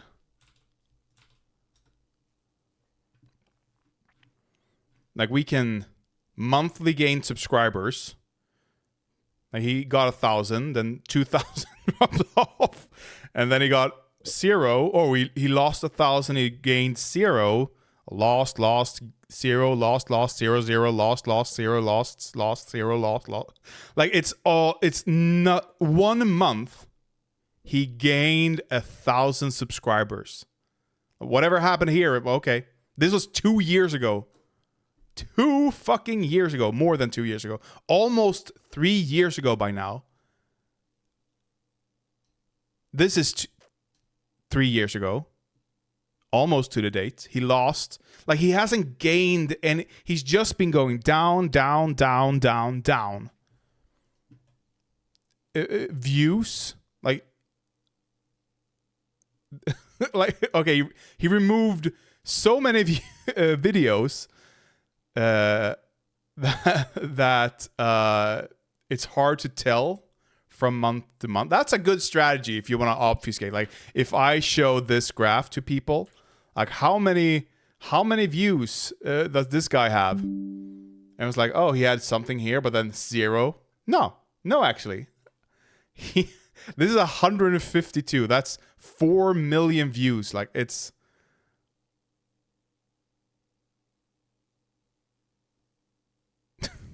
like, he still got views. He just didn't get any money. But yeah, it's dwindling views. It's going down, down, down. Oh, that's mine. A consistent reaction. But yeah, he didn't... So people were telling him, like, you're boring. Why the fuck are you keep doing this? Quit doing this. Get a job. Do something else. You're not entertaining. Fuck off. And he saw the graph go down and down and down and down, and he kept on like, no. They are wrong. No. You need to be honest with yourself in this kind of environment. Reality, where actions speak louder. Ego than any is words could. the enemy here. They're the only people whose words aged well. Those so-called haters turned out to be right, and if I would have listened to them a long time ago, I could have saved myself the suffering. Costs and the nothing, great helps with personal engagement, loss motivates, that I've endured introduces because others. I kept going. The most honest and consistent feedback I have ever gotten from my audience is that what I do is worthless. It's not interesting, and it sure isn't funny. That message fits my objective personal reality a whole lot more than anyone deluded enough to give me a pointless compliment. I get a lot of those, by the way. I get people telling me that I changed their life so much for the better. Telling me these grand details about how I gave them self-esteem that they didn't have before. And how I've played such a big, crucial role in their intellectual development. And yet This is criticism. He's leveling criticism at his audience. You claim that I transformed your life, that I gave you confidence, and yet you don't give me money. Okay.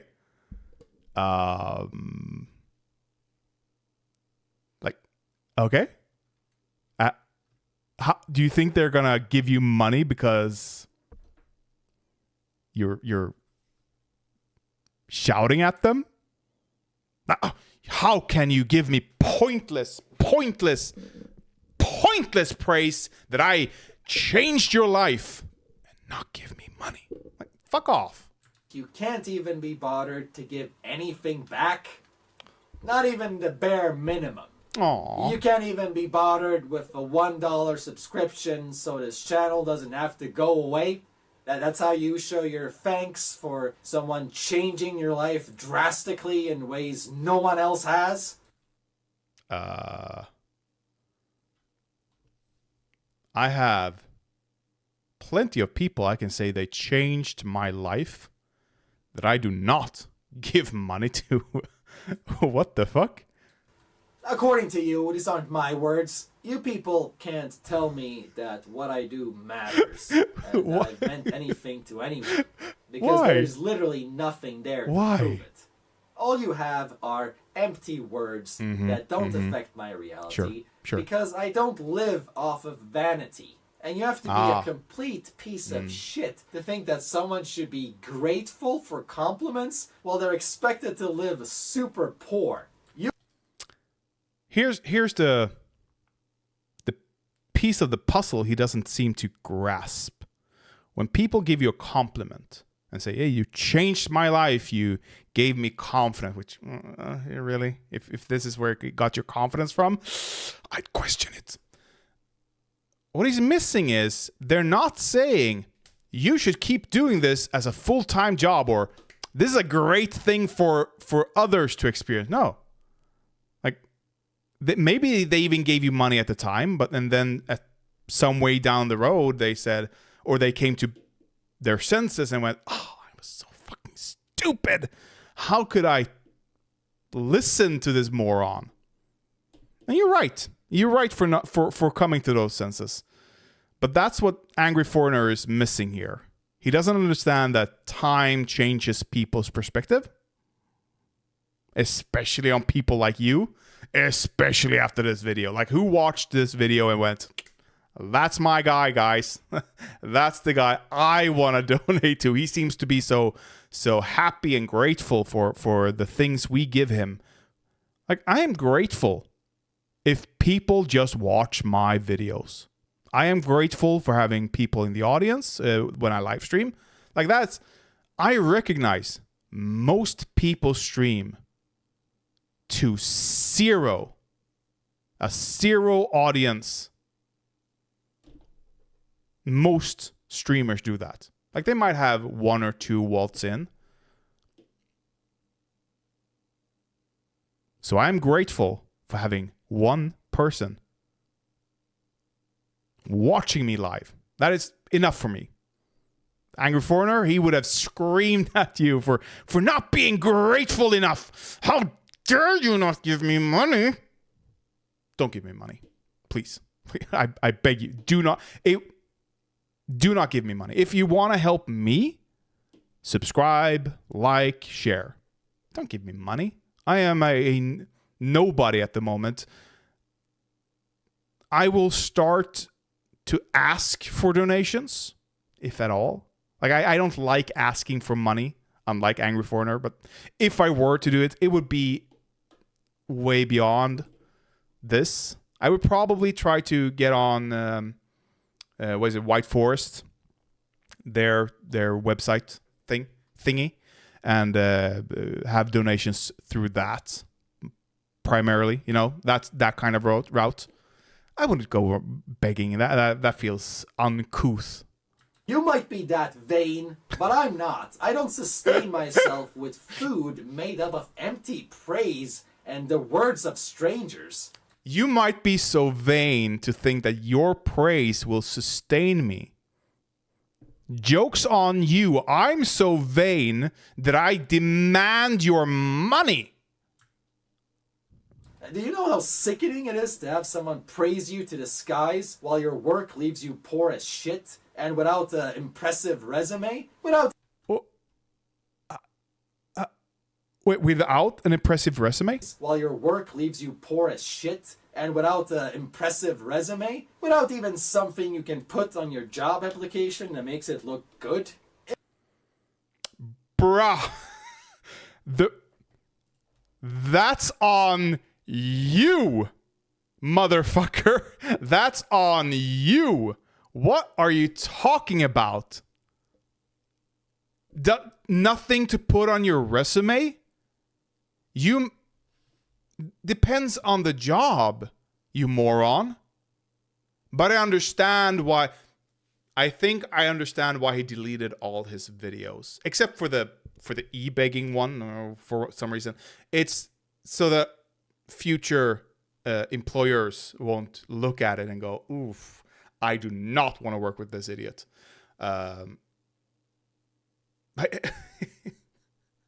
Nothing to put on your resume. You have I think at some point he must have been even higher, but you have an over 200K channel. That is not nothing. And you spoke, I think most of the videos were in Swedish. the main issue I have is that you stream in the middle of the night. For me, I can't watch you regularly. That's okay. I forgive you. The reason I do that is because I am in Sweden, and I can't really do late night streams that much because my girlfriend sleeps there. So I will, once I get the ability, I'll try to stream more late nights. Well, we'll see. We'll see. It's not bad to have a day schedule, as well. So whatever. Anyway, putting something on your resume is quite easy if you have if I had a 200K channel, I'd approach media companies. I'd approach consulting firms. There's absolutely work skills that you have learned about the algorithm, but it doesn't look like he's learned much since he's failing. You can build on that to something if you want to, but you don't want to. That's the problem is that he doesn't want to do anything else. He wants to have this power. He likes being in front of the camera. That's the problem here. He's too fame hungry, but I want to say fame horny. Imagine being a homeless person and someone expecting you to have your whole day changed because you gave... What is this? What the fuck am I looking at? I know what this is. I'm gonna check something here. Did he dox himself? Actually, you know what? I'm gonna do this, and I'm gonna go see what we find here. I'm not gonna show you guys though. Just to be clear, I'm just gonna check up.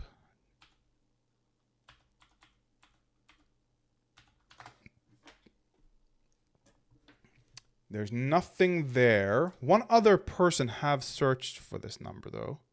Let's go. Is he so stupid? For real? What if I...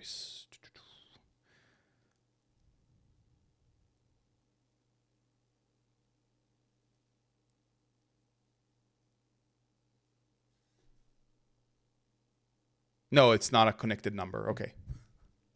So this is not his actual, and I'm guessing this is not a links in bio. No, it's... Did I type it wrong? Oh, I did.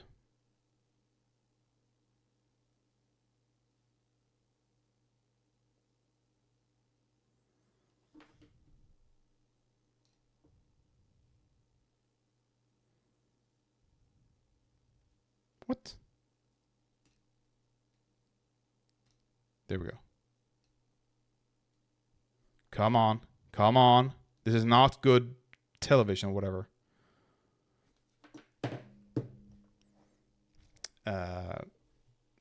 Is that his name?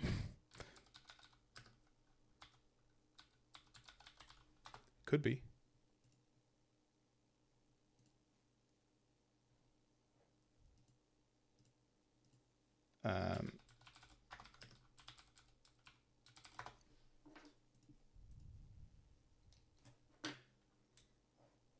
I think that's actually, that's him. Okay, sure, sure.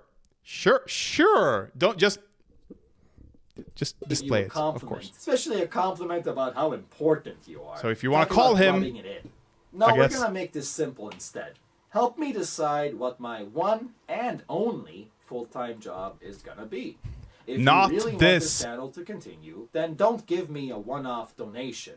Instead, understand what this channel is as a media company. Understand that the only way... I have nothing to put on my resume, but this channel is a media company. Angry Foreigner show can exist is if people understand that my salary is crowdfunded. The audience decides how much money I make. And if you understand that the audience isn't interested in this, then you'd quit. help me have a stable salary that gives me the strength and stability to make stable, regular uploads. Just look for the links in the video description and sign up with an intentional, better than Patreon.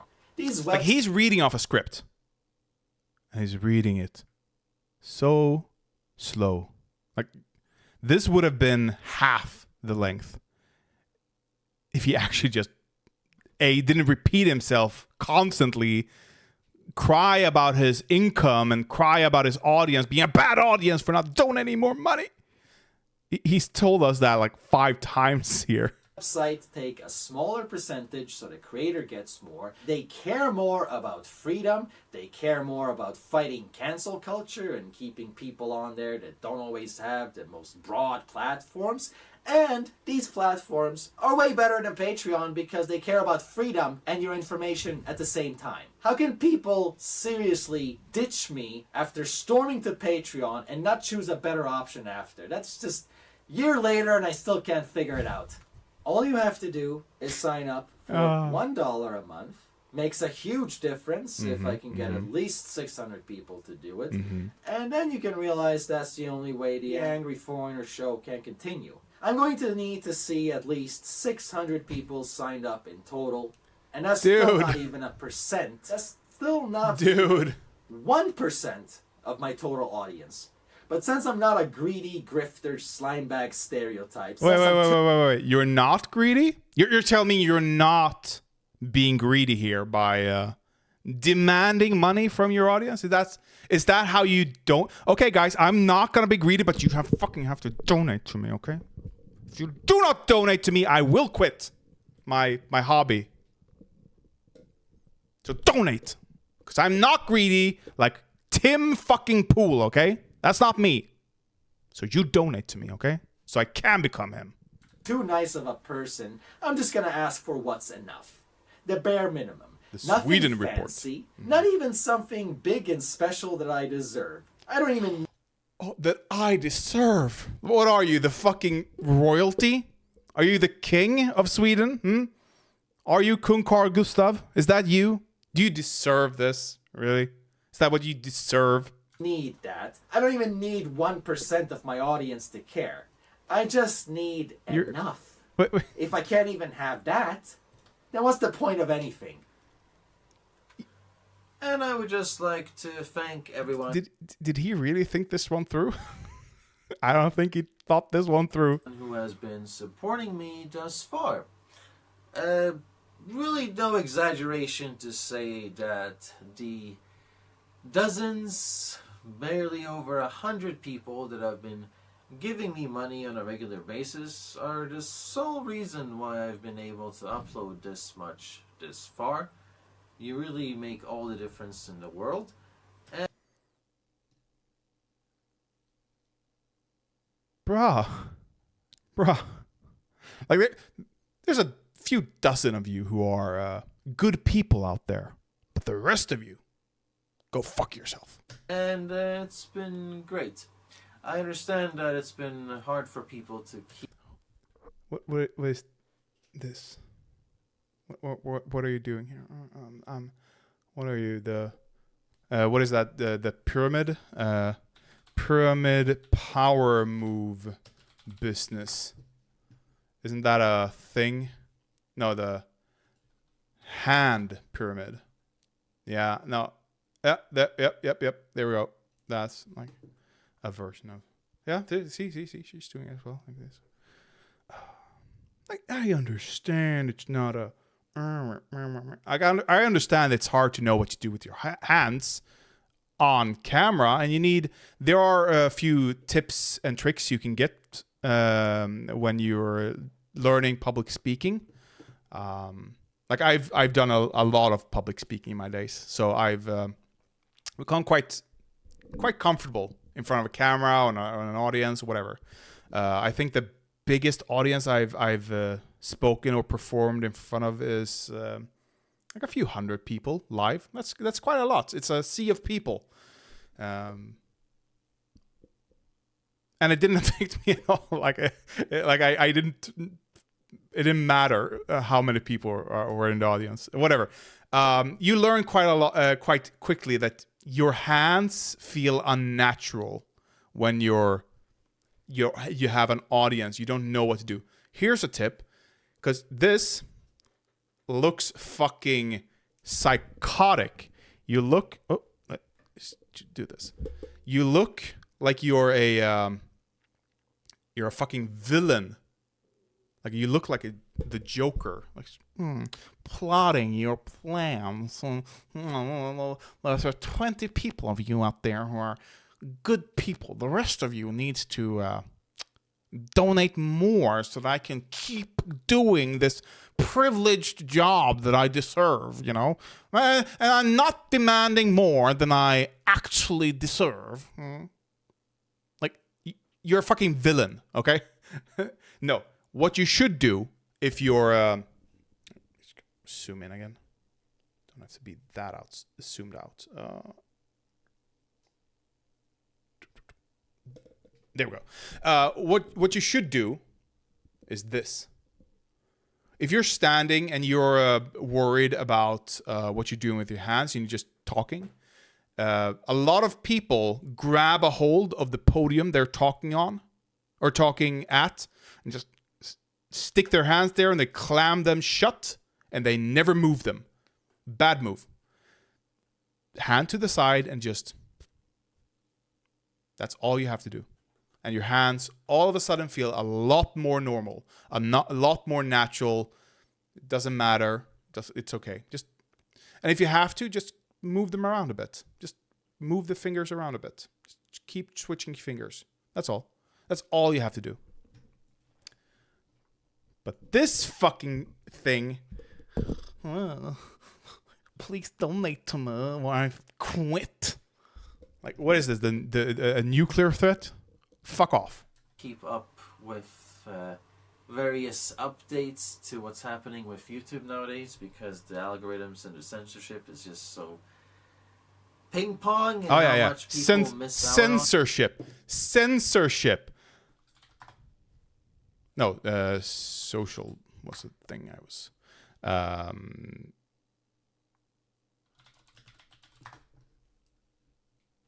Oh yeah. Now this is censorship on YouTube, right? This is like he was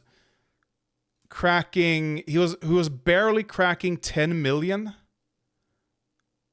2 years ago, and now cracking 10 million is the regular a month. Like he's going down, but that's probably because people are tired of it. But clearly YouTube isn't censoring far-right ideas, okay? That is ludicrous. Ludicrous. So I hope this becomes the ultimate update. And by the way, if YouTube is censoring right-wing voices, and you're such a fucking genius when it comes to the algorithm, like, you should be able to counteract that. But obviously, you do not understand the algorithm. Period. Reaches everyone, and on that note, I'd like to inform you about something else that's going to be important moving forward on how to fight shadow ban. I would like you to become addicted to clicking the like button on my videos. Now, I understand... Wait. Like, again, he's it's so fucking... it's so fucking funny that he keeps bitching about this. Like, I'm quitting. Give me money, I'm quitting. Give me money, I'm quitting. Like, become addicted to clicking the like button. Here's another secret. You do not have to click the like button. Watch time is the important metric. That's the dirty secret. It's not a dirty secret. It's not even a secret. It's a well-known thing, actually, that watch time is the important part, is the important metric. And to show this, I had this video. Can I just, should I go into advanced mode? We can go here. Where is OBS? There. I had this video from how long ago is this? Or whatever. It's not the greatest retention rate here. Actually, it is quite a good retention rate here on this video. 100% of viewers are watching at around the 30-second mark. Mr. Beast says his guiding philosophy on YouTube is if less than 70% of viewers aren't watching after 30 seconds, you're doing something wrong. You're failing. It's not a good video. This video then, Sloppy Seconds Thoughts, had quite a good... Oh, wait, actually, I want to see that. Yeah, you can see this has less views, but this popped off earlier. Like this was first 7 hours. The first day it had 313, while this on the first day only had 30 views. But then the algorithm's like, oh, hey, wait a minute. Well, it's 44%, but whatever. You know, it's... Something happened and like, whoop, it pushed it. I got quite a lot of views from that. And then this video, which is the important video here in all this, it doesn't have that many views. It's above average, as you can see here. Or 412. However, damn it, it's sinking. But you can see it's above average retention rate. And that is what I'm looking for. It's above average retention rate. That's all I care about at this moment as I'm doing YouTube. Clearly, this guy doesn't understand that because he seems to think it's about likes and stuff like that. That helps. That helps push the video, but retention rate is the important metric. I'm actually planning on going quite late. I think I'm gonna do a what is it called? A group viewing of Ukraine on Fire, the Russian-backed propaganda video by Oliver Stone on the Maidan revolution. But I'm afraid it's gonna be copyrighted, so I'm gonna I remember hearing about a website. I remember seeing a website quite a while ago where you can watch things together while I'm not showing it on stream, you know. So we're going to try that perhaps because I want to watch it, but I don't want to watch it by myself because it's also like it's texted in Russian and texted Ukrainian, and my attention span is going to be diminished. So I'm going to have to do that on stream, enable to focus, I think. So that's what else I have planned. And then we're gonna watch this. And not all of it probably, but he's so fucking funny at the moment. I don't remember him being this funny. I remember him just being cringe, but here he's cringe while desperate, and that seems to be a recipe for humor for me. Okay. This sounds like a YouTuber stereotype. Wait. What? Shadow ban. I would like you to become addicted to clicking the like button on my videos. Now, I understand this sounds like a YouTuber stereotype, but I need to inform you that this makes a huge difference nowadays. It's an algorithm update. No. They changed the system he's wrong. so that engagement really does matter in Yeah. how far Yes. a video reaches both my own audience and new audience. That's true. It makes the message spread out. It directly But it has nothing to do with the like button. Anything from Only. liking, leaving a comment, sharing the video with a friend, all of that stuff helps out a lot. And Sharing the video. That's sure, but you're asking a lot from an audience who's not willing to pay you even. Sound like a stereotype. Okay, I'm aware of that. Yeah. I'm aware of the YouTuber asking for likes. It's not about Oh, whoa.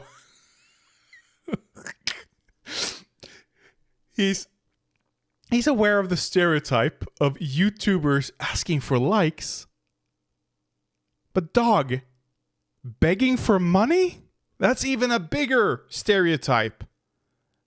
That's embarrassing. Like he's trying to obfuscate from the past 23 minutes here. No. The bigger stereotype is begging for money. Okay?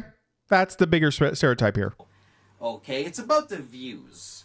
And I would like this No, it's about the money for you. Video to be the ultimate update video, so at least you can help out by leaving a like so it reaches all of my other audience. Well, and wait. You denigrate people for giving you praise, for not giving you money, but now you say, "Oh, wait, just give me a like. That's all I need. Just give me a you like." can help out by leaving a like so it reaches all of my other audience. And let's see what happens with the Angry Foreigner show.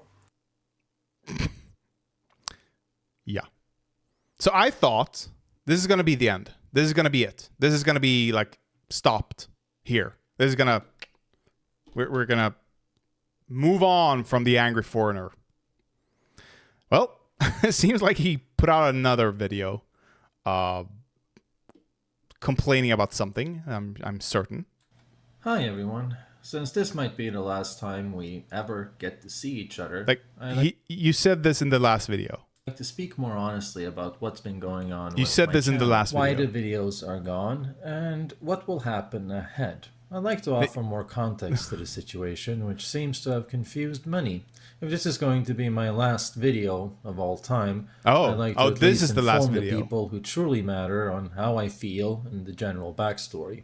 First of all, I'd like to say thank you, a big thank you, to those of you who have supported me over the years. The ones of you who are actually respectful of me and what I do for a living. You guys have always inspired me and made me happy to do this. That's not me. You don't have to give me money for that. The sheer respect and motivation I get after interacting. Wait. The sheer respect is enough? Dog. You were screaming that people weren't donating to you, that they were giving you their praise. But that's not enough. It's empty words. But now it's enough? Now the respect is all I need. Fuck off. With good people that have good intentions. That good energy speaks volumes to me. And you should know that. Yeah, you should try to when I first you should try to emulate it. Started losing money years ago, but you're just so awesome to me that I wanted to keep going, even though it was to my detriment. And now it's just gone too far. He started losing money years ago. Like, I understand. Like, okay, if I were to happen to be privileged enough that I could live off of this, fucking hell, I'll take that chance. Okay, I'll do it.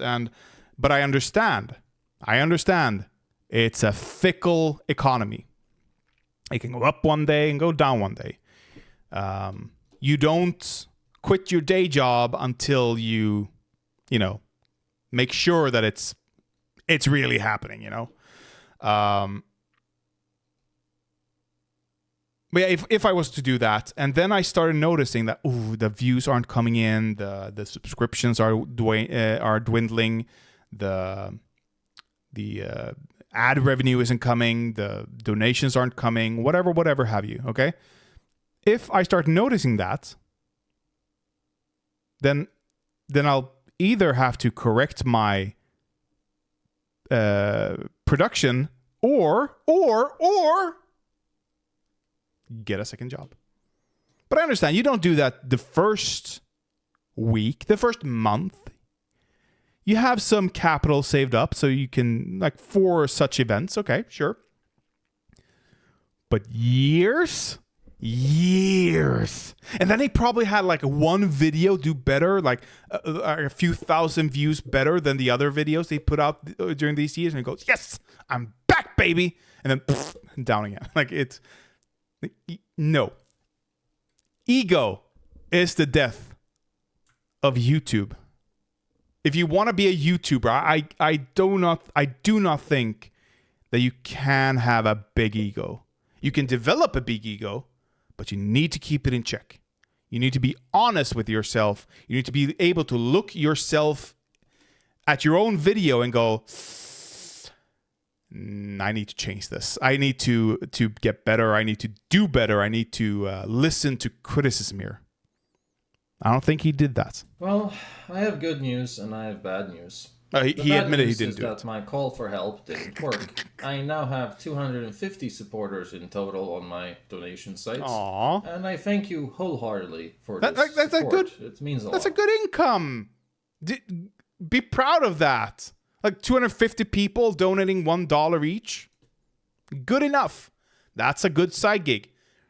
Focus on like one video a month. Do it better than the other ones. And then maybe you can rebuild the audience trust. But you don't want that. But I did ask for a minimum of 600 people in total. You didn't give me this. So this still leaves me far below minimum. Wait. Hold on. He asked for 600. He's almost at half that. So split the difference. 1 week a month. That's almost for half the month's payment then. If you ask for 600. You mean you can't have a side gig that you work 1 week a month? Dog. If this is all you need, which it wouldn't be enough for me. Like I don't know where he gets these numbers, but whatever. This is a good side gig. Keep it then. But this isn't a hobby. It's a full-time job. No, it is a hobby now. Jobs. Researcher, journalist, writer, comedian, actor, video editor, subtitle translator. Each of these qualify as a full-time job in their own right. I do them all by myself, always have. Never hired anyone since I've never been able to afford it. I've never made that much money doing this. It was never about the money. So which is embarrassing with 200K followers. Little, just enough to get by and no real riches. But then my living standard got so horribly low I can't even survive at all. At this point I'd earn more money editing other people's videos than I do my own. It's just not sustainable. The only good news is... Okay. So you do have something you put on your resume. Video editor, which is... If this is your quality, I wouldn't hire you. That we can still turn this around. I haven't given up yet, because now that I've announced the progress, maybe more people might still wake up. And if they do, I'll be happy to bring all my videos back. They're set to private at the moment, and I can make all my videos public anytime that I want. If there really is enough support to see this channel going, then I will be happy to do so and restore my channel to normal. But otherwise, unfortunately guys, I'm gonna have to take down the channel and focus on a different career. And that means that it's just not a good resume to keep all the videos up. If I truly am gonna be done with YouTube... Yeah, I told you, I said it! The reason he removed the videos is because he's looking for another job. And he doesn't want people to be able to find his opinions that easy. They are reprehensible to the general Swedish audience. That is why. But dude, call up the Sweden Democrats. Call up Jimmy. You have him on speed dial. He's above your mom on speed dial, I'm sure. Just call him up and say, hey, can I get a job? And they go, no, fuck off. But it's possible. I need to move on to a different job then. He's like, think Gamergate. And then think the worst, most reprehensible opinions. That's this guy. Like the Gamergate, quite broad. I was in Gamergate myself. It wasn't a monolith when it came to right-wing opinions. It was broader than that. It started off broader than that, at least. This dude is part of the reason why hyper-focused it into a right-wing movement. I need to be done with YouTube. I'd rather not be punished by that past. But I'm prepared for anything, and I'd like you to watch until the end of this video before you make gonna. that decision to support me, because I would like to describe what kind of changes you can expect on this channel and what I will be able to... So is the channel dying or is it not dying? Like, why are you so fucking schizo, dude? ...for you with your donation, if you choose to invest your trust in me. We will get into that later. You know what, we can actually... Let's see here. Right. Of course. I have no idea what this podcast is.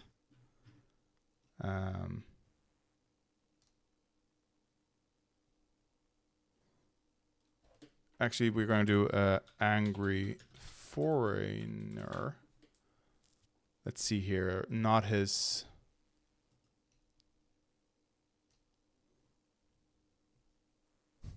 This is the Sweden Democrat, the far-right nationalist TV channel, by the way.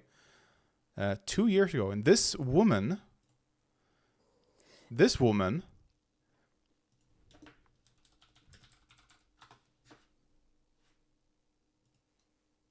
Oh, yeah, there.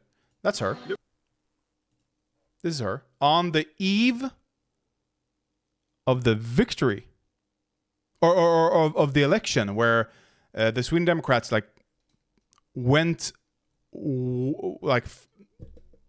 became the second biggest party in Sweden. She is drunk off her ass. And see if you can, if the non-Swedish, non-German, I should say as well, speaking audience I have. Can recognize what she says here. It's not important, the rest of it.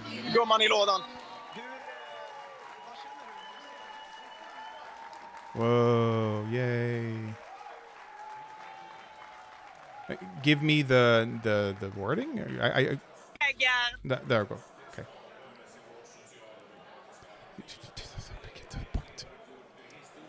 Oh my god! Get to it. Here we go.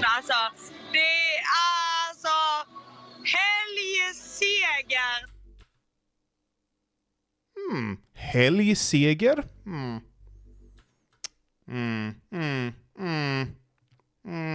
That's her. So she is thinking she's among friends, you know. She's among friends saying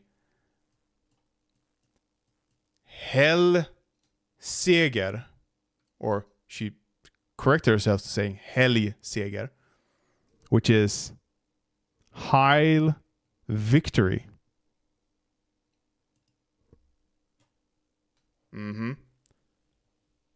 That's who, they're talking. So I think you can get your opinion on, or you can glean this guy's opinion based on that. First, I'd like to explain what happened to my channel over the years and the quality of the content. I looked at the comments on my video announcement, my latest upload. A lot of you said my videos aren't funny anymore, they don't stand out, they're not informative, and they've lost their edge. You've also pointed out my production value has been getting lower and lower. Okay. So maybe this production value, which was dog shit, and so is this, was maybe... Oh, sorry, I mean this production. But yeah, I mean, look at it. You can barely see what the fuck is happening here. Well, let's talk about that. I'm certainly not above criticism, but I can only really be understood properly if you don't stress through this video. So, in order to avoid misunderstanding, do watch this video until the very end when you have time to do We'll so. see. This is the last time we're going to be seeing each other, after all. So allow me... Is it? Is it really? Are you really gonna quit now? Are you really telling me you're quitting? Please. To address the recent controversy and how my community reacted to the announcement that I'm forced to quit YouTube due to lack of funding. Quote, "Nobody owes you money, bro. I don't care what you've sacrificed. Nobody owes you money, bro. Yeah. You are so entitled. Nobody owes you money, bro. How dare you take down all your videos and not let us watch them for free? Also, nobody owes you money." Wait. Okay. He deleted his videos, which is idiotic, by the way. It's fucking stupid if you understand YouTube. at any point, someone might happen to put in the correct search term that serves YouTube your video. Like, you can have a video laying dormant for years, having like 10 viewers or whatever, nothing happens, and then pops off for whatever reason. And you need that. That catalog is important. What he should have done if he was serious about this was declare, hey, I'm going to start a new channel instead. Because there is an issue with old channels being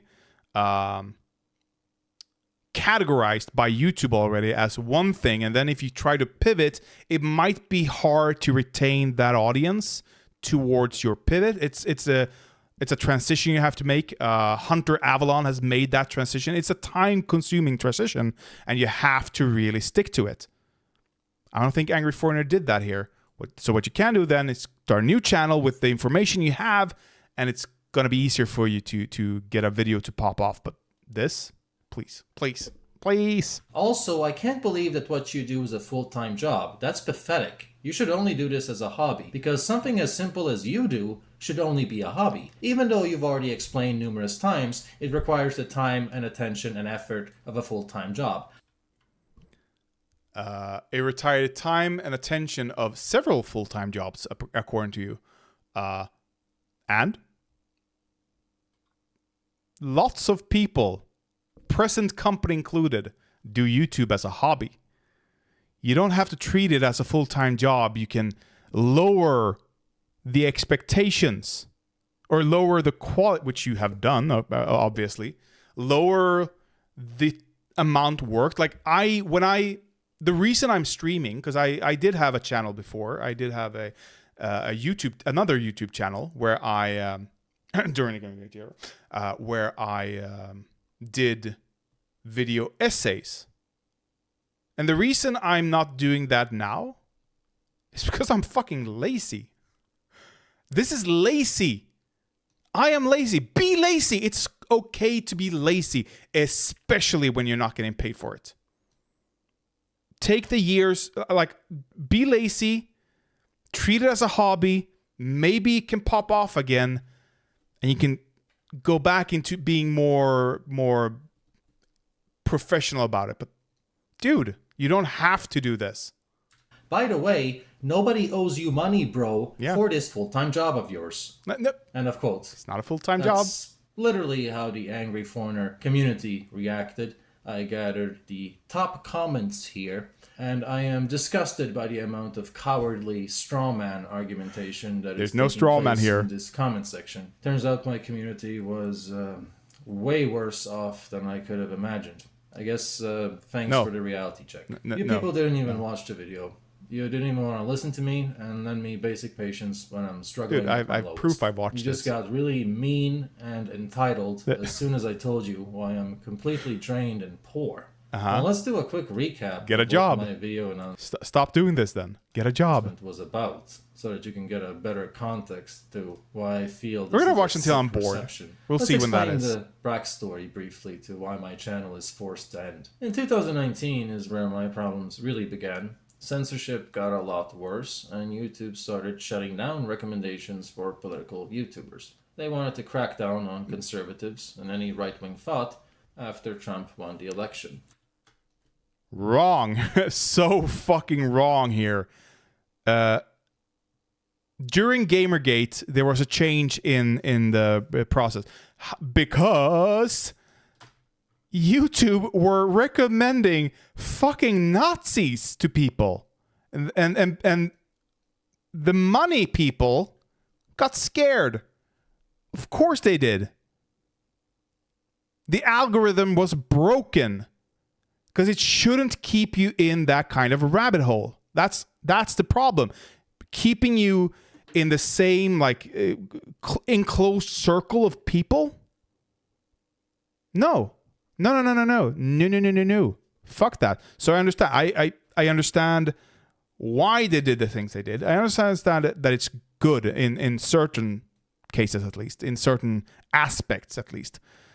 What they also did, however, is that they demonetize anything political unless you're a big traditional news channel.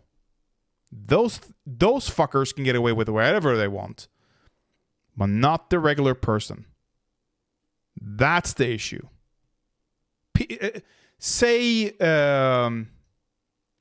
Try talking about gay people positively. Try talking about homosexuality positively or neutrally even. Try that and not get demonetized. Good luck. It's been proven over and over again that happens. So right-wingers are bitching about nothing here, okay? Nothing. Which sent a lot of tech giants into a panic. The algorithm also started responding to jokes like hate speech and shutting down videos when they're too funny, too wild, too crazy. And at the same time, I started losing financial support. Both of these factors are why it became harder to make funny and unique content. I did. I tried everything. I'm so desperate. I've tried everything. I had no support by the people to help offset the loss of revenue from the censorship. Without continued funding, it became harder to keep being unique and funny. I mean, it was called the adpocalypse for a reason. Around this time, you basically couldn't earn money on ads anymore if your content is even remotely not family friendly. So no, I don't earn any money keeping my videos up. And I don't earn any money from monetization. I have no idea why people believe that YouTubers have so many streams of revenue. I've told you numerous times, my only income since 2019 is crowdfunding. That's the problem. Like, so change? Like, why did you... It's so stupid. It is really, really stupid. And that's why I think... that's why I... Oh, by the way, wait. Go to Kick. Then go to Rumble.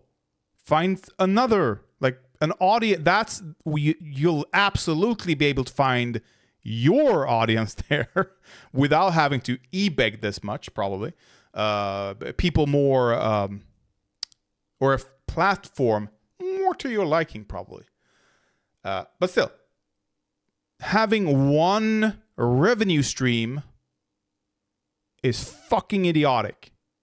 Imagine having only one revenue stream and hanging everything on it, and it's not even a good revenue stream?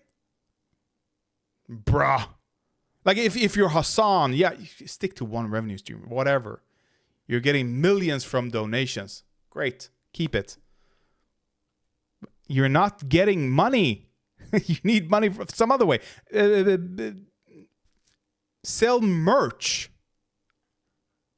But you don't have the skills for it, so you have to pay someone, and you're too greedy for that, or whatever. And now the algorithm would work harder to censor funny and unique content. Sure. From 2019 and onwards, my financial norm became watching my salary become smaller and smaller by the month. I have talked about this many times, and then a year ago, I officially got cancelled. I was banned on Patreon and lost the absolute majority of my income. When I was banned on Patreon, my audience completely abandoned me during the worst low in my entire career. And okay, I speculated last time when I watched half of the other video that the reason people didn't follow him to Coffee or whatever other website, OnlyFans, who cares? Who knows? The reason for that is because they signed up at one point, then they forgot that they had that subscription. They stopped watching him. They didn't remember to cancel. And then he got banned. And nobody knew. That is what happened. Guaranteed. The only reason I ever got for this abandonment is that you are too lazy to sign up on a new website. This isn't even my own wording. I literally get comments confessing to this, that it was too much to ask to spend 2 minutes of your time signing up on a new website. It's just insane. No, it's not. Wait. I need to actually. I say this out of love and respect and hoping you the very best. Yes, honestly, dude. Yeah, you're you're clearly talking to a narcissist. This is narcissistic, textbook narcissistic behavior, by the way. You're talking to a narcissist, trying to, make them feel better. The only way that you can make them feel better is if you agree and if you do what they want. So, whatever. I agree with zombie CSST tutorials. Comment of you're dude, why are you cutting off here? Whatever. I get comments confessing to this, that it was too much to ask. It's just insane to me because, see, it's not about the money, obviously. You people were already donating to me on Patreon. You could afford to support me. You could afford to keep the channel going, make sure I don't have to live with constant stress and poverty. You people were already donating to me on Patreon. You had the money, you could support me, and then when my Patreon got deleted, you were literally just too lazy and uncaring to spend 2 minutes registering on a new website. Oh my god, and this is the level of quality you can expect from Angry Foreigner. He has the parentheses here, but he doesn't have it here. But there's no continuation here. It's like, this is the end. Just add the parentheses here. Why is there a space here? What are you doing? This is the quality you're demanding money for? Please. Transferring the support there. Are you drunk and transferring? I'm not kidding, and I'm not being facetious. I'm not making anything up. I've seen all kinds of excuses made up on the last video in the comment section by people who have no clue about what's actually this is funny as well. This is funny, actually. Did he watch my video? Wait, when does this come out? Let me just finding the things I need here. There we go. People have proof. Stop it. So this came out a month ago, exactly October 15. My video came out 13 days ago, November 1st. And then this came out November 5th. So he had 4 days. He probably did watch my video, actually. Because there's no way he wouldn't.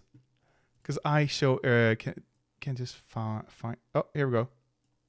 So I showed this. This is the desktop audio. Look at it. He's not recording. He's... going up. He only declared my book. You can see there, like it's two different lines of the audio there. And if I show you this now, look at my audio here. It's mono. It's equal levels, so it's not a. It doesn't matter which headphone you have in, or it doesn't matter. Like it's just easier to handle on YouTube. And then we can see going on behind the scenes. There is no fucking way. You cannot convince me at all that this is not due to me calling him out on that. I'm gonna have to do something here.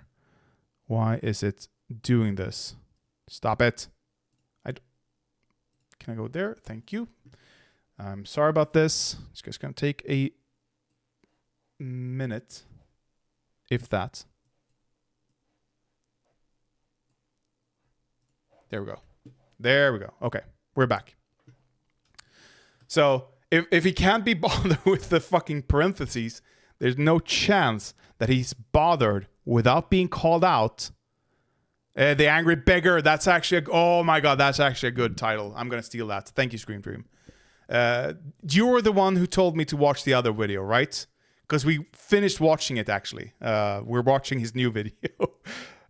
Such a funny lol cow. Yeah.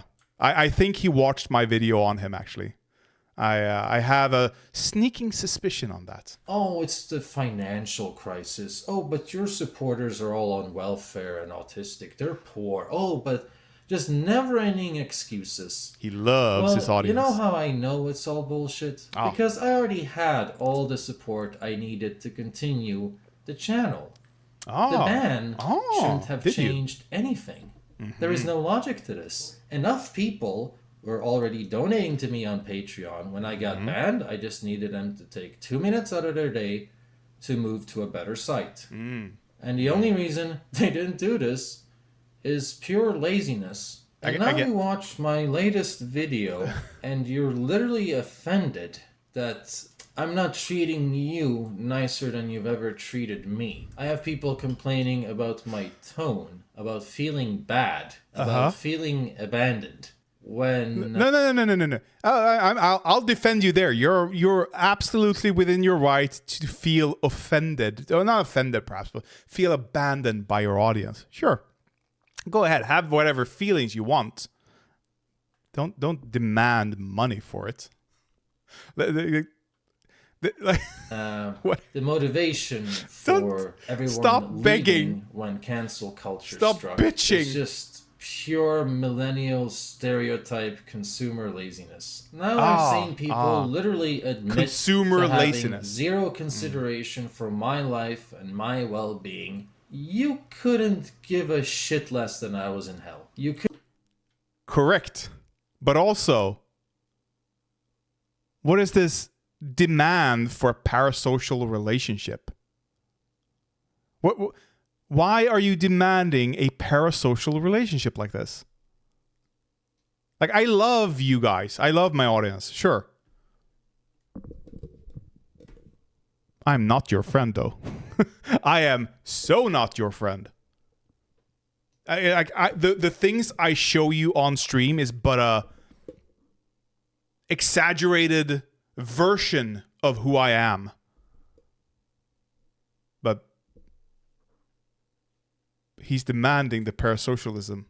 Bruh. Couldn't give a shit less that literally the majority of my income disappeared and nothing good happened after. Couldn't be bothered to take 2 minutes out of your day and sign up on a new website.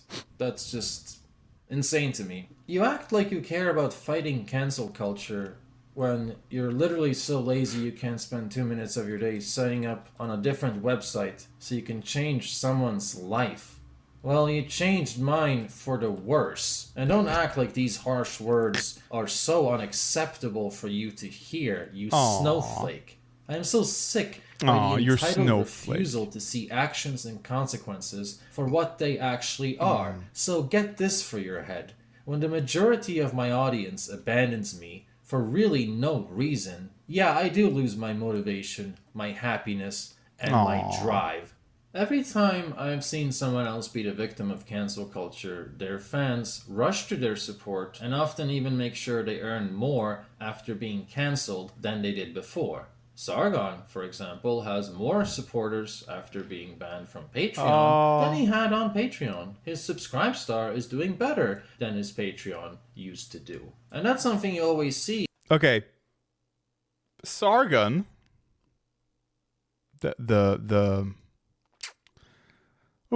what should I say? Whatever. Sargon realized that, hey, my core audience are neo-Nazis. My core audience are fascists. My core audience hates democracy, hates immigration, hates not being, I don't know, able to punch a black guy on the street willy-nilly, able to force their wives to do whatever they want.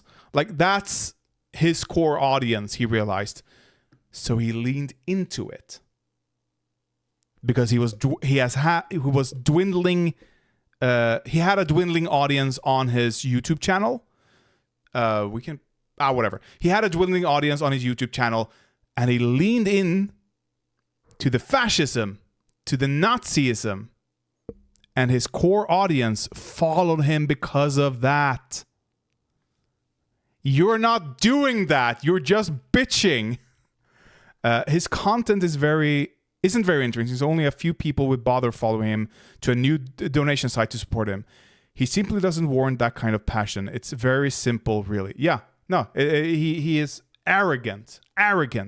He has an ego, inflated ego. He thinks he's the shit. He thinks he's so damn important for whatever movement he thinks he's representing. Fascism. That he thinks he's entitled to money. No, you bitch, you're not. When a free speech YouTuber gets cancelled, so how come free it didn't speech happen with YouTuber? me? Well, I asked that question, and now the community is telling me I don't get to criticize them about it. Now they're telling me I'm entitled, while at the same time whining about my videos being taken down. So I'm entitled, even though they expect. No. So people can.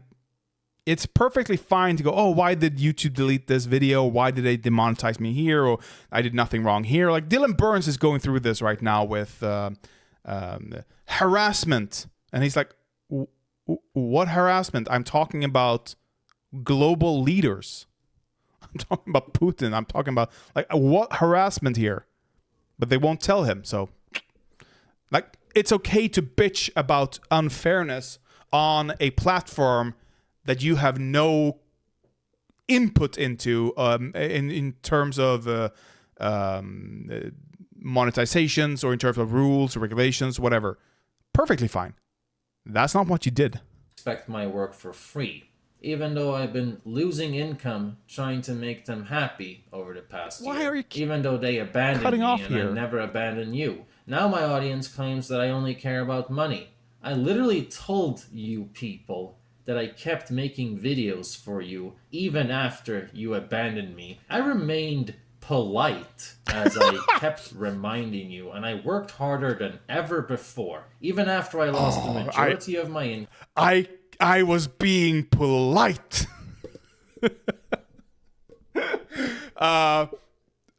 You were making videos despite going negative. Despite being in the red every month, you kept making the videos. Not because you thought, hey, this is fun, I'm going to put this out, I think it's important. No.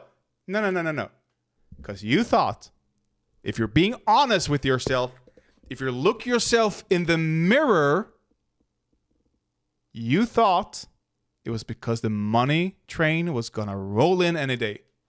Any day now. The money train is going to back up to my house and just gonna and it's just gonna be a mountain of money, you know, or gold, whatever you have you. That's why you did it for years, because you still had an audience willing to pay you.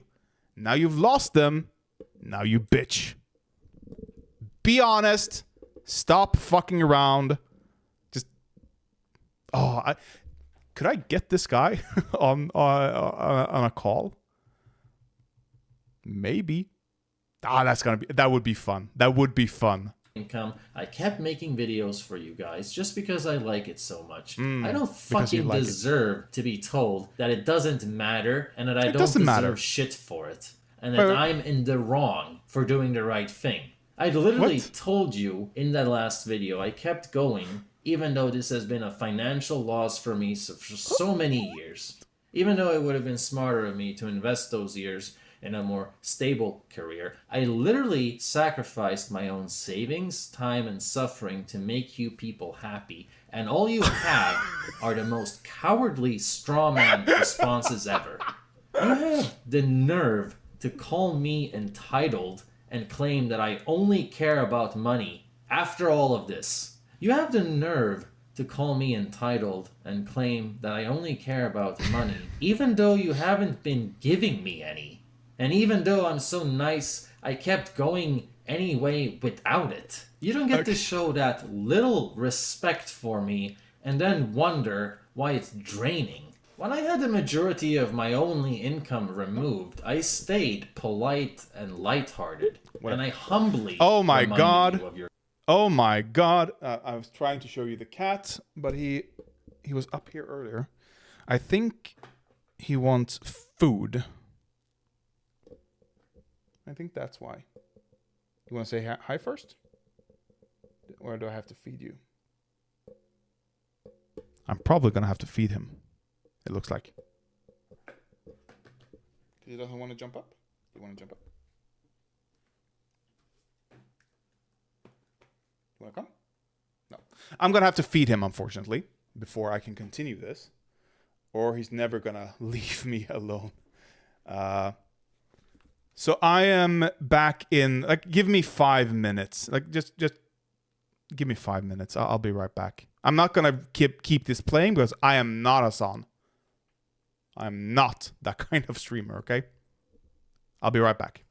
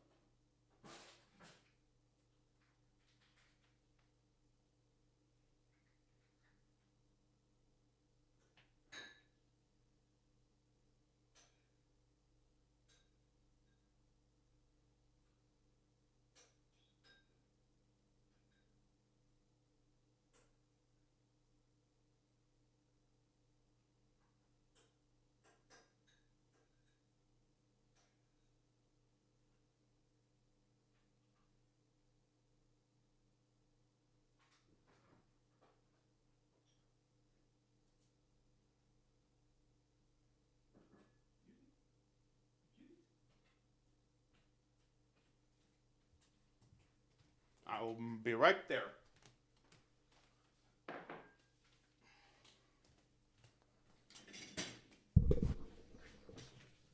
Almost there.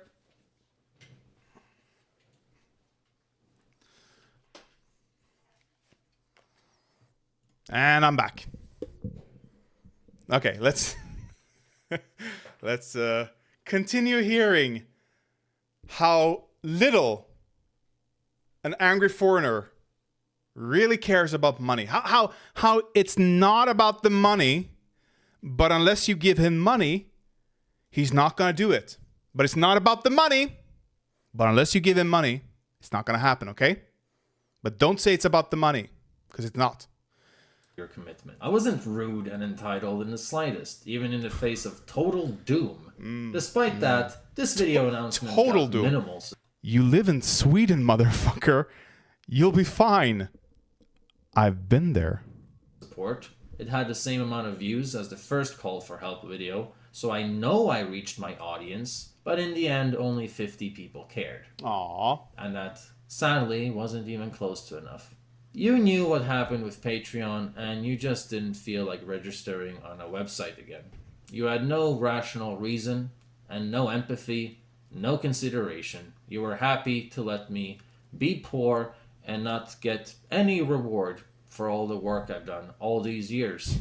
So my income But it's not about the money, boys. was lower than ever before. Despite that, I kept working harder. I kept committed to making people happy, and I gently reminded them. Wait. You've admitted.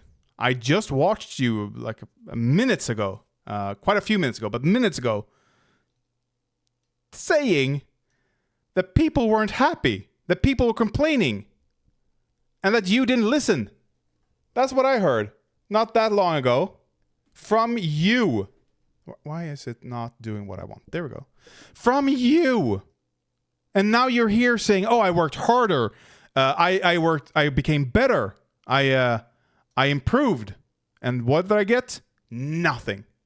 Well, obviously your audience didn't agree with you, dipshit. Whole year of the situation with Patreon and Subscribestar. So many times in both public announcements and shorter segments in regular videos. Any way I could, I reminded you politely and kindly how crucial my situation still is. I even made sure to take the Excel document with all the emails to all the Patreon supporters that Patreon gave me when they banned me, and I sent an email to each and every person that used to support me, and nobody cared. You really took me for granted. Even when you knew I was at my lowest and worst point ever, none of you wanted to help. Then you have the nerve to think you can judge me when my patience finally runs out after a year of induced poverty, and I finally tell you honestly about how it's impacted me. You have the nerve to claim that I don't deserve money because I'm not polite enough towards the community that abandoned me and has zero respect for me, when I actually went out of my way to sound nice. During the entire past year, I've been struggling. I've done nothing but sound nice. I went out of my way to remind you politely and frequently. Now that I call you out on it, you have the nerve to blame my tone for the lack of support. A tone that was never there before. During the entire year, I was asking you kindly and politely and no one listened. You don't listen when I ask nicely, and you don't support me at my worst, but you think you're above criticism. What is that? What? Above criticism? This is your audience. This is your audience telling you, fuck off. Don't do this. We don't like it. We don't care. This is the audience you've cultivated. You have, for years, talked about, like, okay, you know what? I shouldn't say this. I shouldn't say that. I should say. I shouldn't say that you've talked about this for years. However, I haven't watched you, and that's why. But I know that your audience, if you didn't tell them, at least someone else that they listened to told them that you have to be a self-made man, that you need to be strong, that you need to stand up, that you need to be, not bitching about money. If it's not working for you, change. If you're not getting money from that, change. Do something else. Your audience isn't the type of people to respond kindly to bitching, perhaps? Perhaps. Maybe.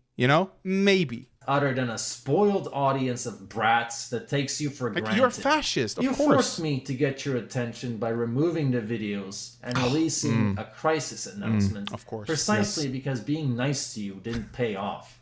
And what I find truly disgusting how did about this the pay off for you? Community is that I can explain to you how exactly this is a full-time job and why. But you didn't even listen. No. So many comments claim that this is just... So okay. Again, you're going in circles here, but it's only a full-time job if you make it that way. We're watching this guy's stupid video, Tommy, because I find it funny. Period. That's actually the only reason. Screen Dream in a previous stream told me, "Oh, you need to react to this," and I'm like, "Fine, whatever." Because I remember him. I won't say I used to watch him really, but I have watched a few videos of his, and I have been like, he has actually been quite big on the Swedish angry and on the Swedish political scene. He has not been a nobody. Gudrun.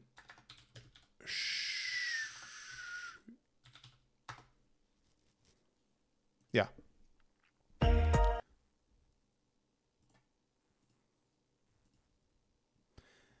That's him with Gudrun Schyman and a dude's name I can't remember. Malcolm Canue. Gudrun Schyman is a legend in Swedish politics. Like when you hear when a Swede talks about feminists, this is who they're talking about. Like that, she's gonna be remembered in the history books of Sweden. She was first the party leader of the Left Party. Can we get an English, perhaps? Yes, we can. Then she founded another party, the Feminist Initiative, which they got some momentum, but they never really got the momentum they needed. She has, like, you can't deny that this dude was a massive might be too strong, but big. Malcolm Canoe, I think he's like a reporter, something. Swedish writer and blogger. He writes publication Aftonbladet, Fokus, Göteborgs-Posten, Dagens Kvartal, Unheard. Whatever, American Affairs even. He has a podcast. There is, like, he's not a nobody. He's not massive, but he is someone at least. The point is, this dude. Oh, and this was in 2019. How fitting. Was someone. But in just a few years, gone. And now he's begging. I find that very funny. And I'm reveling in my cathartic Schadenfreude. Is that Schadenfreude? Enjoyment of others' pain. Schadenfreude, and how do you pronounce that? Schadenfreude. It is Freude, okay. Schadenfreude. That is what I'm doing. If you want to watch that, watch it. If you don't, sorry. I'm going to keep doing it because I'm actually having fun. Just a hobby I should be able to do on the side. What the fuck would you know? You're the biggest coward I could think of. You can't do any of the things I do, and you won't even listen when I'm explaining how much this full-time job takes. Yet you're trying to convince me to keep doing these videos and keep them up on my channel, and you're trying to convince me that it's worthwhile, but you can't even respect what I do as a job. So how am I supposed to believe that it's worthwhile? And how am I supposed to have a reason to respect you? I don't want anyone this disgusting in my audience. It's your this audience. Is the most disgusting double standard I could ever think of. You get to bail on me and call me entitled at the same time. You get to pretend that being too lazy to sign up to a website is not a big deal, and that you have no personal responsibility for what happened to this channel, while you casually removed all of its funding for no reason. Well, you are the worst kind of follower a person could possibly have. So why should I be motivated and happy making content? There might be a lot of good people in the Angry Foreigner audience, but there sure aren't enough, because they're outnumbered by this parasite. Oh, and by the way, Tommy, not everything is about learning. Remember that. Sometimes it's okay to just laugh and have fun. Sometimes it's okay to forget politics altogether. Immerse yourself in a video game, in a movie, and whatever, and not analyze everything critically, you know? While you're watching Batman, what is it? Dark Knight Rises. While you watch that, you don't have to think, but that is the NSA spying on us, and that is bad, and that makes Batman bad. You don't have to.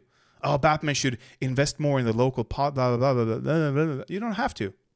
You just enjoy the movie at sometimes.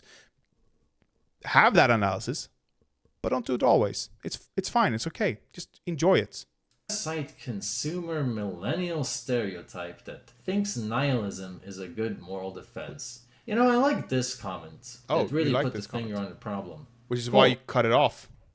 Damn, dude, I think you should quit YouTube for your own sanity. I agree. I've heard of the parasocial relationships before, but to see it flipped like this, a creator being so emotionally dependent on their subscribers, thinking we have a real relationship, including loyalty and love. Why are you cutting it? Like, you're demanding money. You're reading something here. You're demanding money to make these videos, and you're cutting off the text here. Like, it's honestly disturbing. End of quote. Yeah, it's funny. You're right.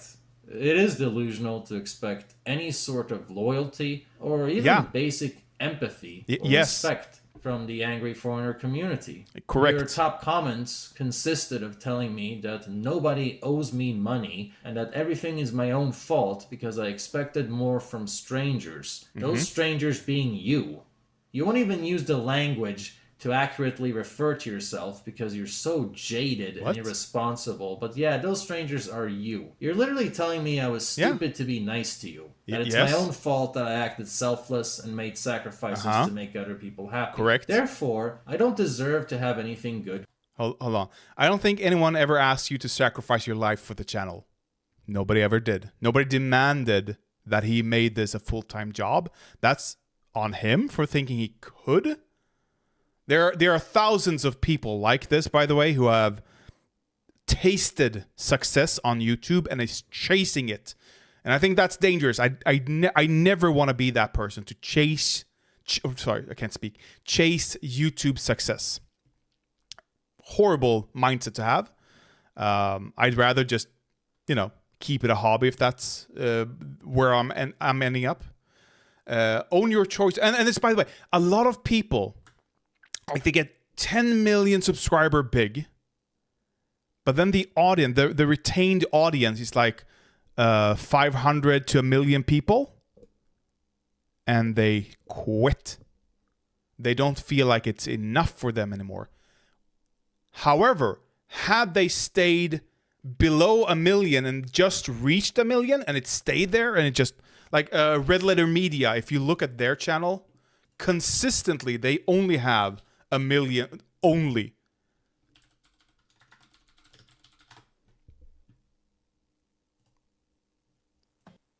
No. So you have, like, sometimes they're cracking 1 million, but it's barely between 500 and 1 million. 500,000 and 1 million is where they usually end up. Sometimes they go below that even. Few times they rise above it. But their earliest videos got 10 million views. And there are quite a few people. There are at least 3 full-time employees. I think there are even 4 full-time employees. Because I think Jen, who was there in the beginning, is working back behind the scenes only now. Whatever. At least 3. Sharing that profit. Like, it's not a good profit for 3 people with a warehouse doing what they do necessarily, but it's good enough, and they have a Patreon that's very well funded. But the point that I'm getting at here is, if you go above 10 million, you can't look at things from your own life. You have to look at it from just black and white. Where am I at? What can I afford? Is that good enough for me? Or do I need to do something else in order to sustain my livelihood? But if you're a 10 million YouTube subscriber and you get like millions of millions and millions and millions of views, and you get the good revenue, going down to 1 million viewers, that's going to take a toll on your ego. And that's where it stings. Not being willing to change. Which Angry Foreigner absolutely isn't. Own your choice in life. And do what is right for yourself. You make a good case for not supporting your content, I agree. It seems more like abuse, like being a feeder, keeping you in misery. Getting a job that can support you sounds like a wise move. You're right. Doing something nice for society.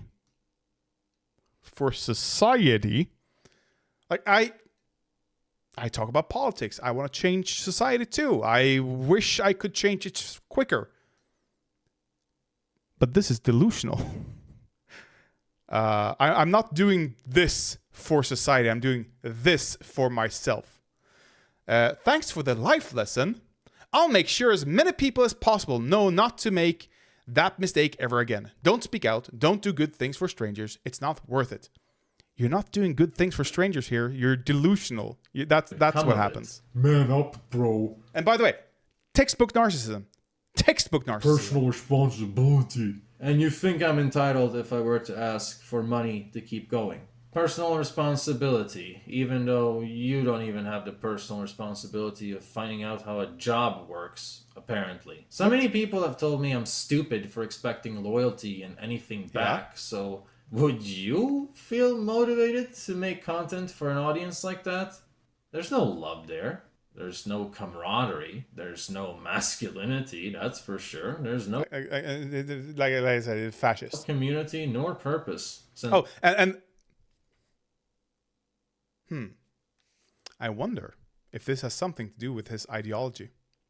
Like, being a fascist, I wonder if that spurs this on. This feeling of being betrayed. Like, his audience isn't loyal enough. Fuck off. Loyal. Psst. As everyone is just looking out for themselves anyway. And despite your outrage, it's fake and only confirms what I talked about. How my community is the only reason to make me feel like everything is meaningless. There was never any community. There was never any reward or any way to survive potential difficulties that would show up along the way. During this entire 7-year-long career, there was never any chance that my audience would save me if I ever got cancelled or if I ever wound up in danger. Because there was never really people that cared. That's why I was abandoned at my worst. That's why the message from the community is, we don't owe you anything. And we don't care if you got banned on Patreon. Even if the reason is that we're too lazy to sign up on a website, you're not allowed to tell us that. Even though you've done more for society than any of us ever. Oh, the entitlement. Oh, I cringe from it.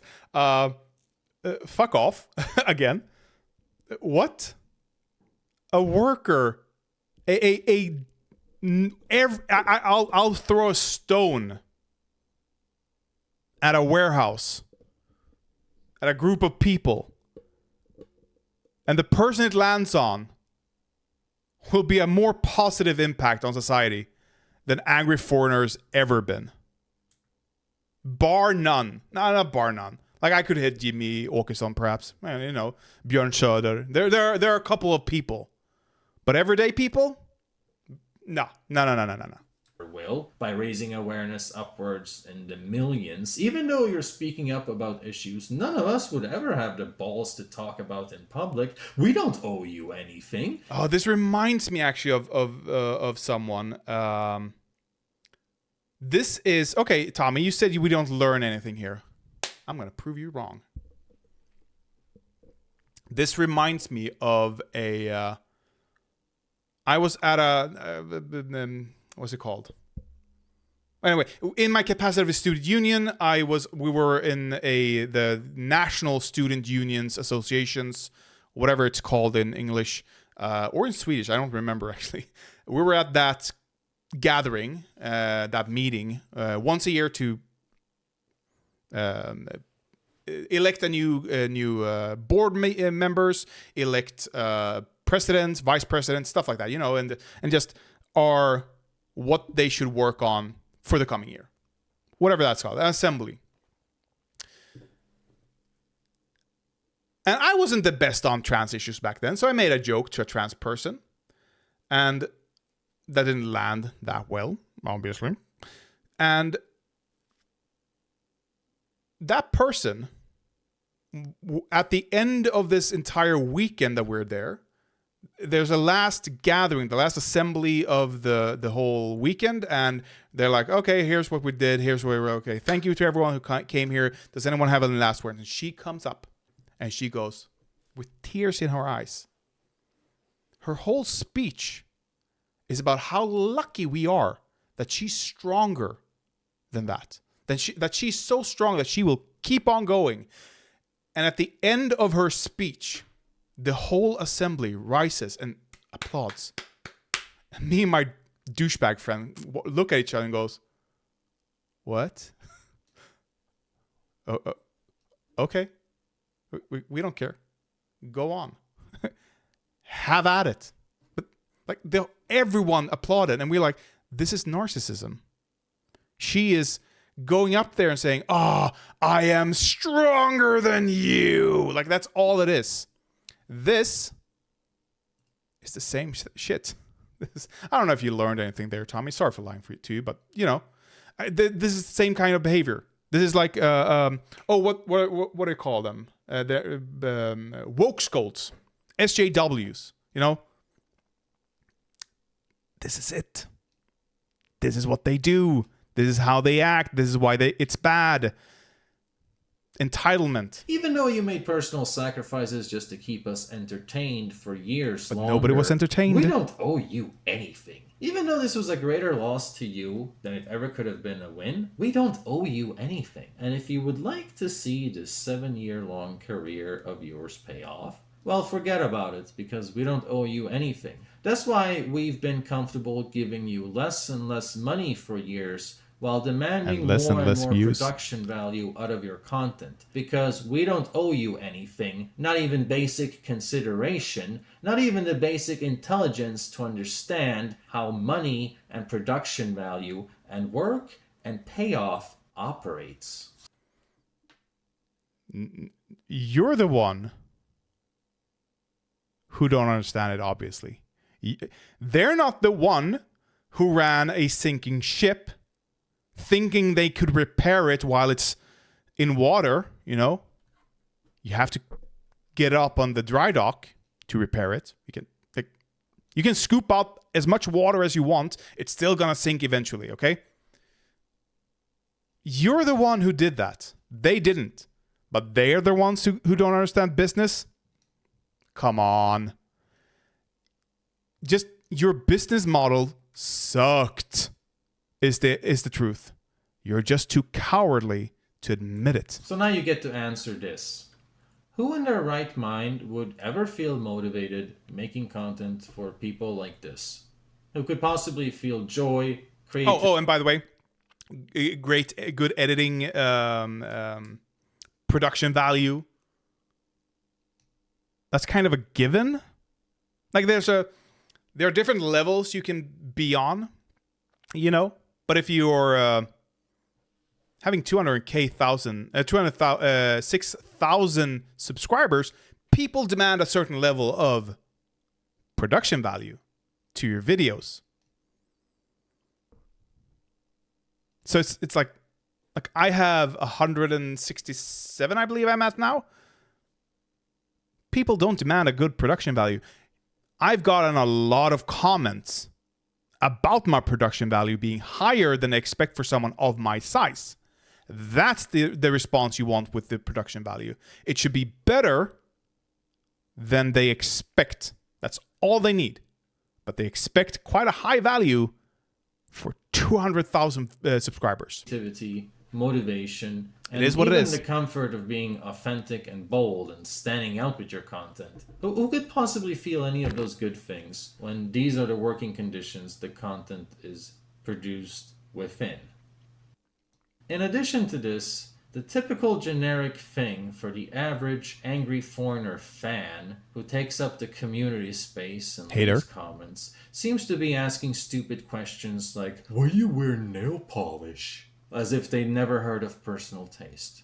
I have these supposedly heterosexual men who care about politics and important issues acting like catty bimbo female stereotypes, gossiping whores. They leave comments about my hair.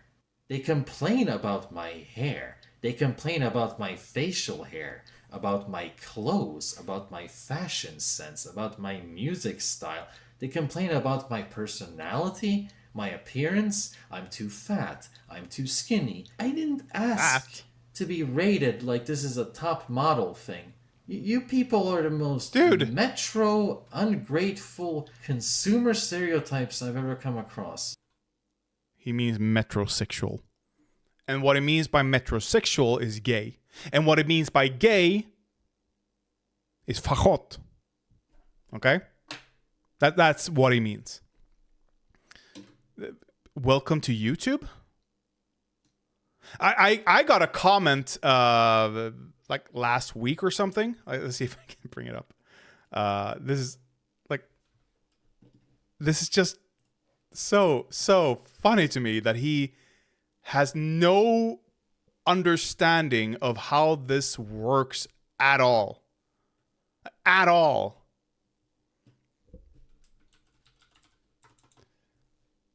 Can I not get...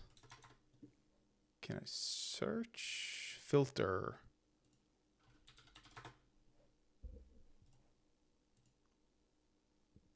Oh, okay.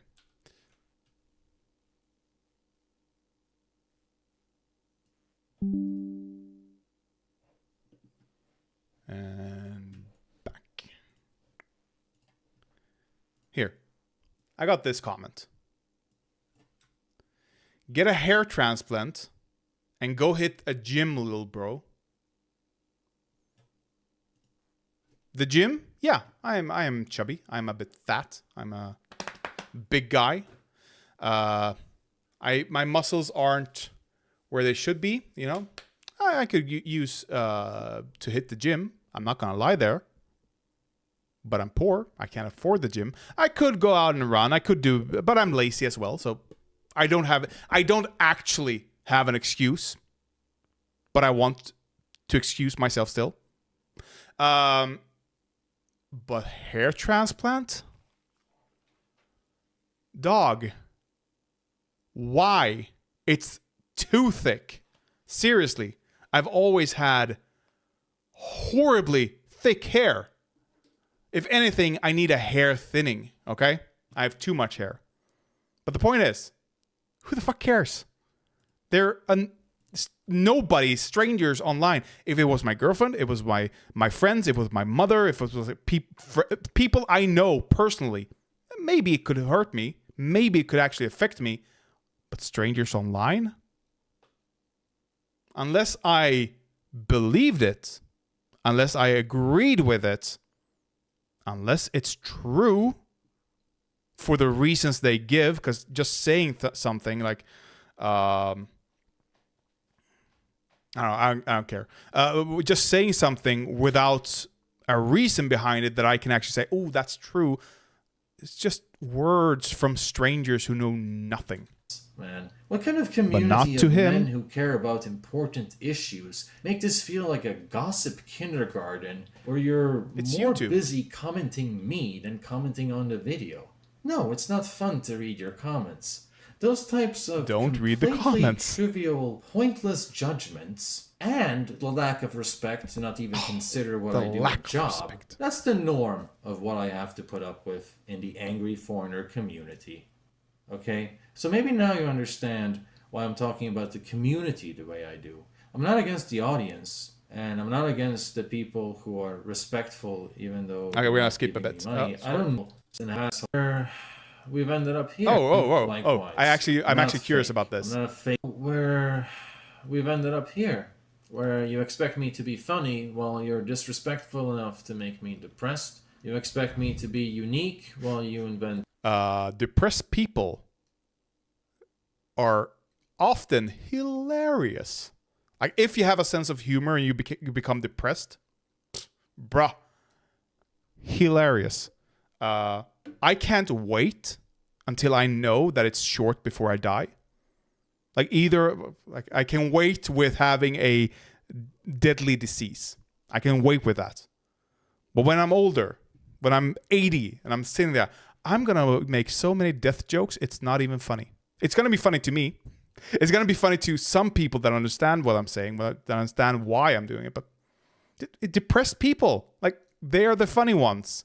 What the fuck are you talking about? Any reason to shit on me and everything about me. They're shitting on you. You expect higher production value while you're making sure I earn less and less money. Then you wonder what happened to the humor in my videos and why production value got Is the light lower. out?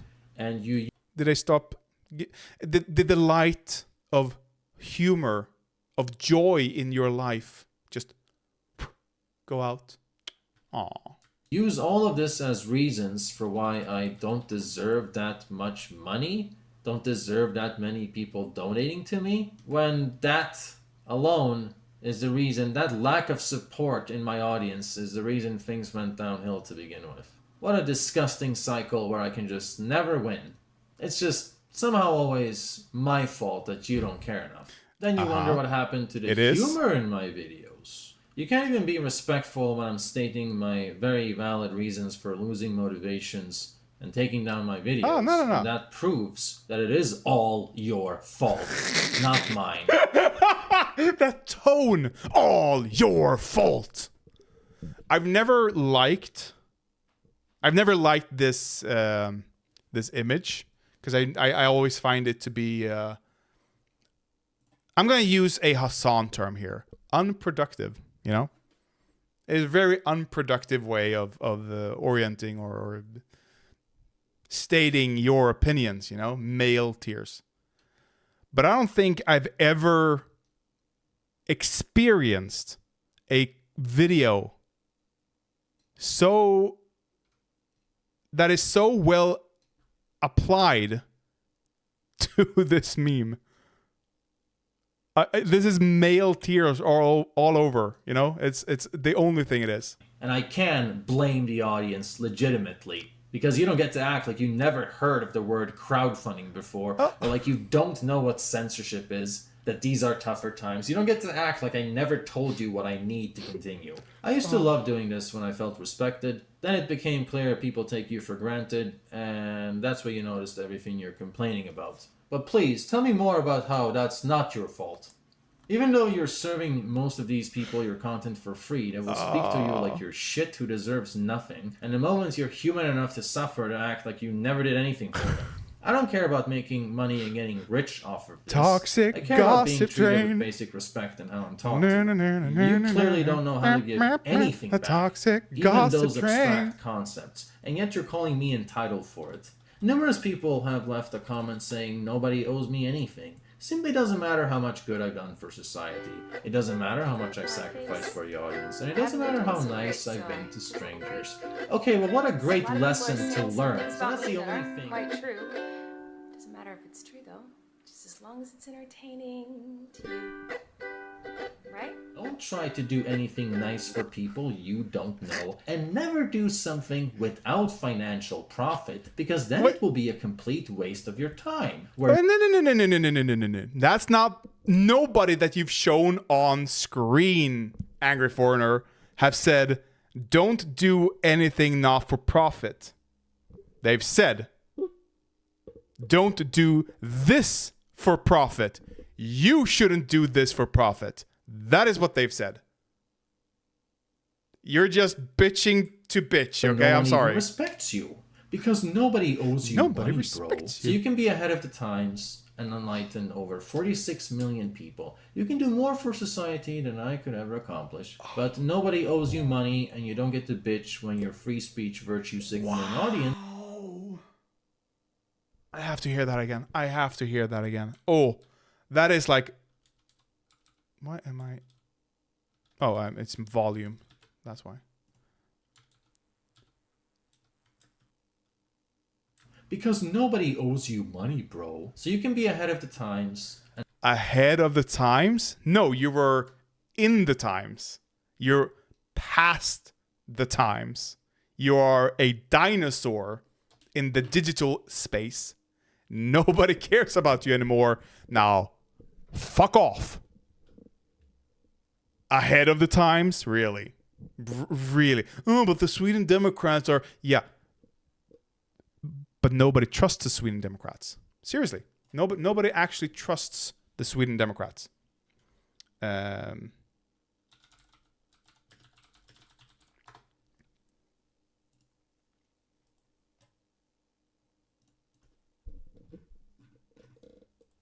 That's not what I wanted.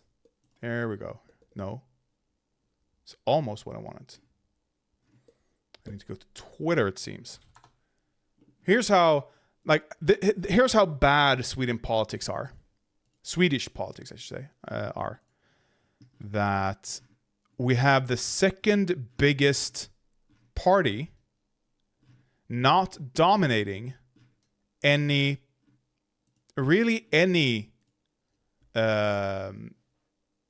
political questions. Can I dock it, perhaps? Thank you. They're not dominating any... like here, this is the right bloc. This is SD, the Sweden Democrats, the Nazis. They have one question The people are like, yeah, they set the agenda for that question. And of course, it's immigration and integration. Of course. The rest of the agendas, like healthcare, school and education, law and order, climate, climate, national economy, elder care, energy politics, environment, and labor, I guess. The Social Democrats dominate with their ally party, the environmental, the Green Party, lagging behind. But this somehow is the second biggest party. They're not the second biggest because people trust them more. In fact,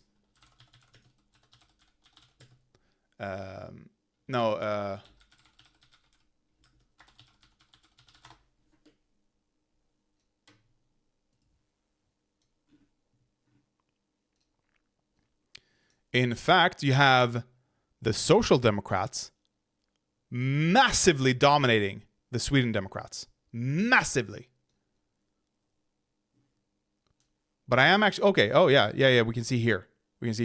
Like, it's trailing behind way back. And the moderate party, the Conservative Party, it's not that far behind them. Like, you have not been ahead of your times. You've been right in them, and then they're gone, okay? That's what happened. This has nothing to do with you. And enlightened over 46 million enlightened. people. You can do more for society than I could ever accomplish. But nobody owes you money, and you don't get to bitch when your free speech virtue signaling audience abandons you because you got cancelled. Even though that is objectively behavior they would shame in anyone else. Wait. Even though that is objective speech virtue signaling audience abandons you because you got cancelled. Even though that is objectively behavior they would shame in anyone else. For people they like. They don't like you, bruh. And also, how many philosophers of great societal importance, how many authors of great societal importance died penniless? Answer, most of them. But these men will just react like catty women when they're called out on it. And literally make up any straw man argument to ignore the actual truth of what I said in my video. At least my audience deserves to know the full story of what happened and why I lost the joy of doing this. The Angry Foreigner community killed the Angry Foreigner channel. It's not about the good ones out there. It's not about the many nice people I met and talked to who knew how to act right. A lot of you people I'm very grateful for. I have nothing but love for you. You don't need to get offended by a video because you know I don't. The problem is just that all you good guys this is like not all men were out in the foreigner community was a real life community. It would be a ghetto. You just have all these self-serving parasites who don't try to help anyone other than themselves. And whose fault is that? Okay, we're going to end it here. I don't think... we're going to skip a bit, but I'm going to say this. Whose fault is that? You're the one who's cultivated the audience. This is your audience. Like, not only Vosh, but he's the one I remember. But I know other people have. I think Kyle Kalinske has talked about this as well. Maybe they talked about it together. I don't know. But essentially saying you have to prune your audience. Once you grow to a certain size, and because I've understood that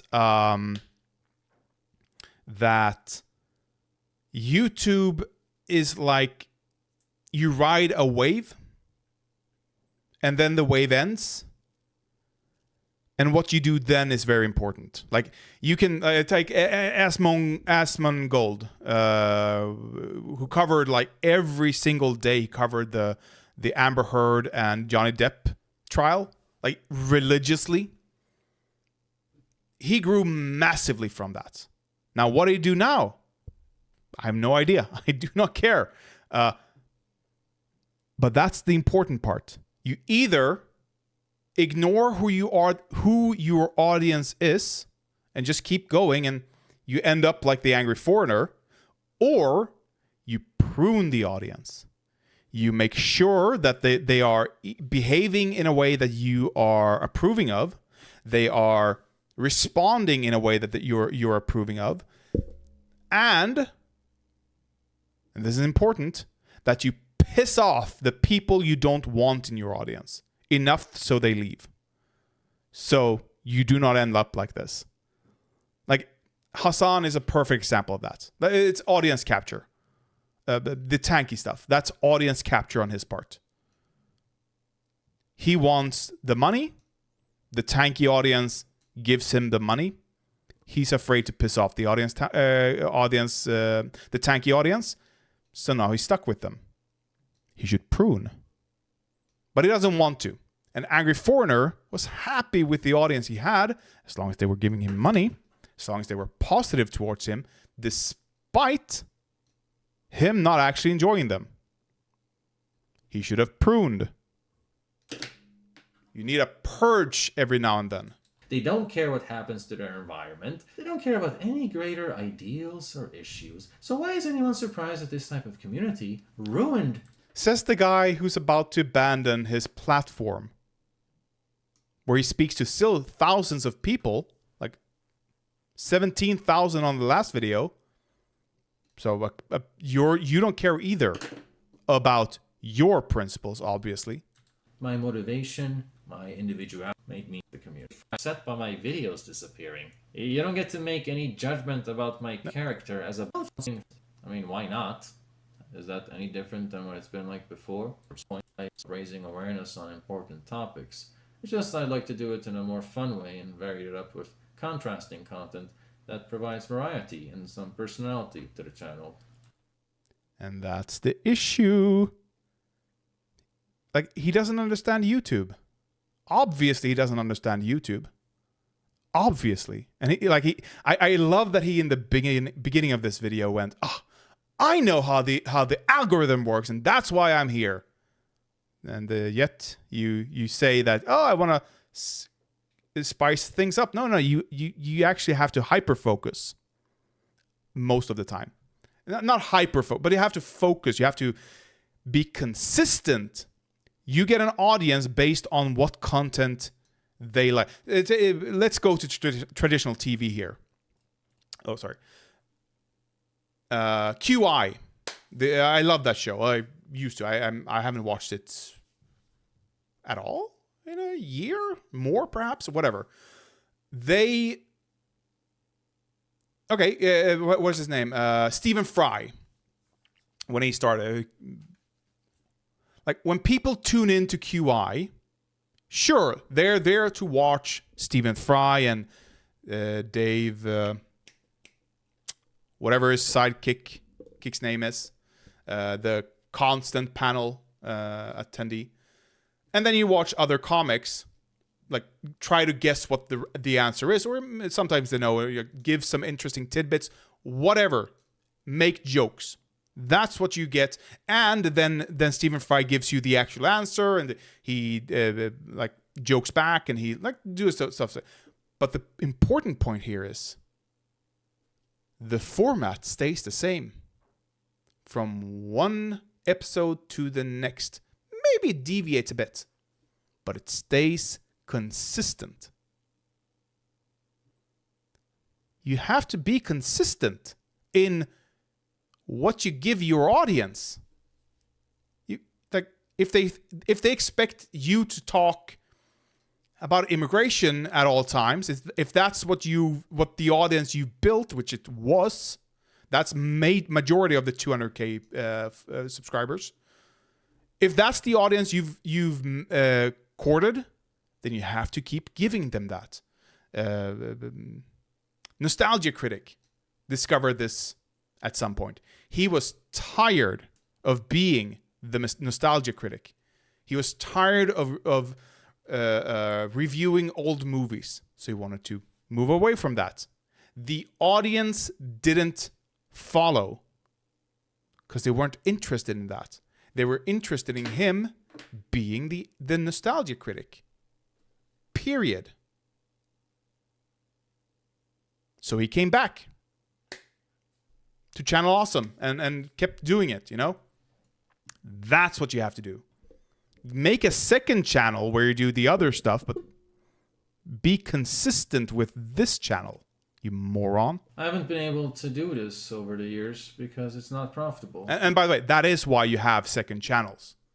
So, like, you can have the main channel where the big things are, and then the second channel where a smaller audience, a subsection, and sometimes actually the second channel grows larger than the main channel because that topic has a bigger audience, whatever. You know, but you don't merge them. That's the problem. YouTube changed its algorithm, so you're forced to post the exact same category of content, otherwise it won't recommend to your audience. YouTube actually wants channels to work like topics. So No. They want channels to work like programs. Live streaming, I would actually akin more to channels, TV channels. I can be more, like, I can have different things that I talk here about here, but what I upload to my channel then has to be, like, consistent in its quality and in its not topics, but general area, perhaps, you know? So they actually want you to spam the same thing over and over and over again. Again, no. Otherwise, your notifications work even worse than normal. So if you vary up your content, the algorithm knows it's different and doesn't recommend it to as many people, recommends it to way less people. You're actually punished for varying stuff up by the algorithm. But you know the algorithm. Varying things up wouldn't So save change. my channel, like many of you have been saying. If people don't want to think of what I do as work, then sadly that's all the answer I need right there. Yeah. I guess we'll just have to find out. All I know is this site has changed a lot since I started making videos, and the only way I can change with it is by having a safety web in the form of my most loyal supporters. If that turns out to be less than 600 people, then I'll just have to thank you for the time that's been. It's just sad that you were outnumbered by the bad ones, which there are far too. Again, provide for that audience then.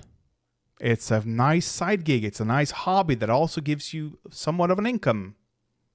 Too many of in the ghetto, which is the angry foreigner community. The irony of that is just beautiful. And the irony is that he hates immigrants despite being an immigrant. That's how the angry foreigner saga ends, with the lesson that all of these free speech, free thinking, open discussion, pro-democracy. Oh, sorry. It's nothing has happened. I mean, it's been like, okay. Right-wingers see the problems with immigration policy that nobody else sees. Oh, you mean to tell me all those guys are just as bad as a ghetto? They have all the qualities and characteristics of a ghetto? They're about as useful as one? Huh. That's a good joke. I couldn't have written that one. Oh well, if there's one thing to learn from all this, I guess it's just what you people have been telling me. The message from the angry foreigner community. Don't be nice towards strangers, they will exploit you. Don't be selfless and try to do nice things for society, people won't remember you. Don't care about anything more than yourself. At the end, nobody else is gonna care about you other than you. And the quickest way to losing your idealism is by acting on it. Oh, I'm so happy I watched all of that, actually. Skipped a bit, but I'm so happy. Oh. This is actually... Like, I don't use the word pathetic that much. It's not a common word in my vocabulary. But this was really, really pathetic. Oh. I can't wait until the next video. He's gonna do another one. He's gonna do another one. Bitching about this. It's gonna happen. Oh, the return of the angry foreigner. Oh, should I have an alert? I need to have an alert on that. There's gonna be an alert on this. Hi everyone. Because it's gonna happen. It's just about to. Subscribe. And I need to alert. There we go. See? I am subscribed. And I'm alerted. Whenever things go down, I'm there. I'm gonna be there like black on white. I'm not talking about the porn category. What was that? I got a notification here for something. For nothing. An email. Whatever. Yeah, I have nothing to add at the end of this. I am just awestruck at the sheer audacity to demand this, and the hubris that he thinks he's done something for society. I can only dream of having those kinds of delusions. Like there's a small part of me that is questioning if it's not clinical.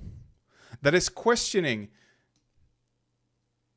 if he's not schizo? Like clinically schizophrenic. He's hearing voices in his head.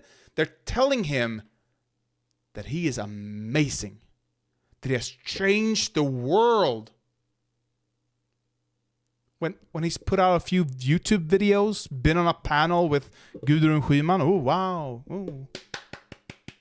After her heyday, by the way. After she stepped down from politics pretty much entirely.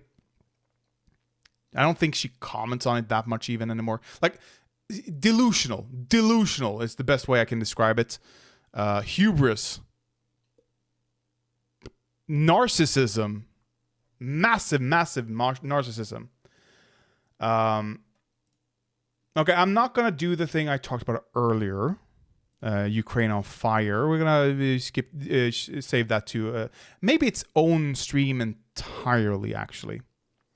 I can remove that. Okay, we can... This is a short video. It's a very short video. Not even 4 minutes.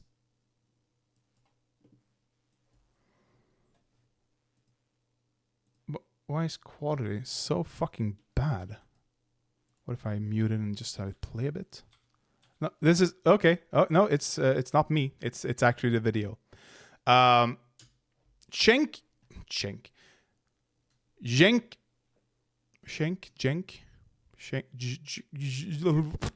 Uygur, that sure. Cenk Uygur of TYT is running for not Congress, as I was about to say, but for president, because apparently being president is now an entry-level position into politics. Is it pronounced Cenk?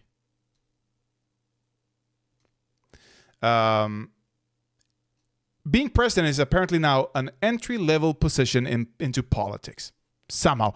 Even though your political career is over after that. It's like, okay, sure. So Cenk is running for president. But he's not going to make it. Like, he's hoping for 20% and using that as leverage against Joe Biden, but it's not going to happen. We all know it. It's a vanity project, most likely. Whatever. He was, however, in the wake of the Hamas attack on Israel and their attacks on the Palestinian people,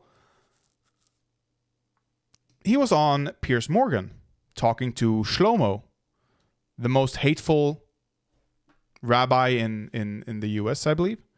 Shlomo Rabbi. Isn't that his name? No? What is his name? It's not said it, or whatever. I know this is a really, really hateful guy, at least. And this is on the Dave Rubin report. Good old pal Dave Rubin. Let's see what he has to say. Whenever someone starts using personal names and screaming like a lunatic, they're losing the debate. Rabbi Shmuley Boteach. Shmui, that's the name. He's a rabbi who goes on and... Wait. Rabbi Shmui. Shmuley. That's him. Media career, controversies. Oh, homosexuality. Homosexuality, that he does not deny that there is a biblical prohibition on male same-sex relationships and a condemnation for men and women to marry and have children. Commandment, sorry, not condemnation. Commandment.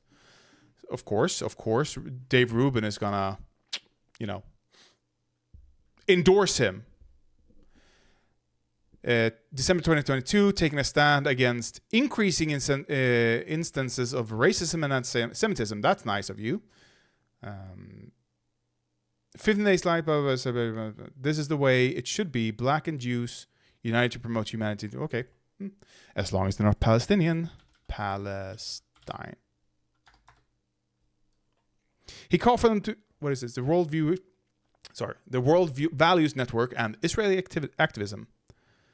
He called for them to consider condemning Hamas for the brutality towards women, tolerance for honor killing of young Palestinian girls, murder of Palestinians, and avoid elections after 14 years. Okay, so he's...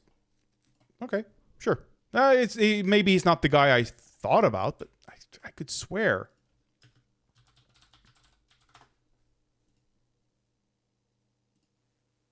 It's his... Yeah. What? Can I...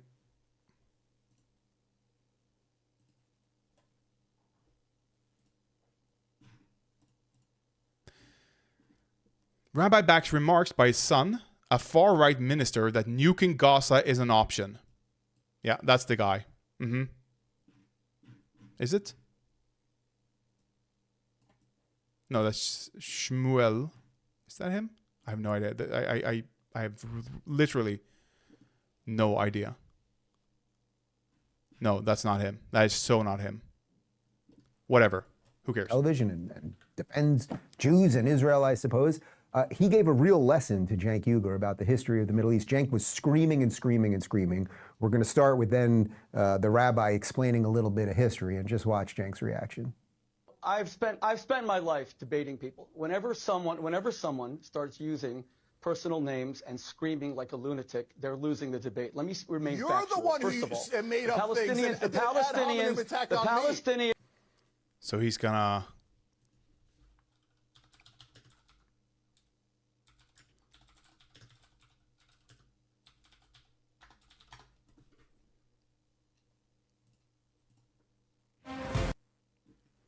I'm gonna skip towards some juicy parts here. I think it's stop. Or for simply show a test. Have to genocide discuss denier. the Then he issue. changed. Are you gonna discuss the issue? Now he is a Holocaust denier because he is saying that the Jews are engaged in a genocide of the Palestinians. Now, which nation? How can there be 1.8 million Muslim Arab citizens? Like throwing that out there. That's how it starts. This is not how, this is not the beginning of it. People, the only dignity your show repeatedly. And don't interrupt me, please. And the reason is that the American people are decent. They understand that Cenk's anti-Semitism, which he has voiced on your show repeatedly, calling Jews genocidaires, and this is the... I can speak with confidence without having watched the interviews with Pierce that Cenk did not say that all Jews are responsible for this. I can with confidence say that, actually. Eve of I have issues with Cenk, but they're not of anti-Semitism. Kristallnacht, the 85th anniversary of the start of the Holocaust, he would deny the Jewish people the only dignity left to us, that we were victims of genocide, and he would say that we are the Nazis. Wait, what? That's the dignity you have? Being a victim of genocide? We are the Gestapo for simply wanting to defend ourselves against the brutality. Like, that's how it starts, and then Dave clip chimps. For someone starts using personal names and screaming like a lunatic, they're losing the debate. Let me remain factual. You're the one First of all, who made up things. The Palestinians were offered a state in 1936 in the Peel Commission. They rejected it. They were offered a state in 1947, the UN Partition Plan. They rejected it. They were offered a state in 1967 after Israel conquered Judea and Samaria and the West Bank. They rejected it. They were offered a state in 2000, Yasser Arafat, Ehud Barak. They rejected it. They were offered a state with Ehud Olmert 2008. They rejected it. Israel unilaterally withdrew from Gaza in 2005, and they did not create a state. In fact, where were you, Cenk, when you say that you care about Palestinian children, when Hamas stole the highest rate of per capita international foreign aid, larger than the Marshall Plan, from Palestinian children, did not build schools for them, did not build hospitals, took all the money to buy bombs and to build a network of tunnels, which is larger than the New York subway system. Where were you then? I don't believe that for a second.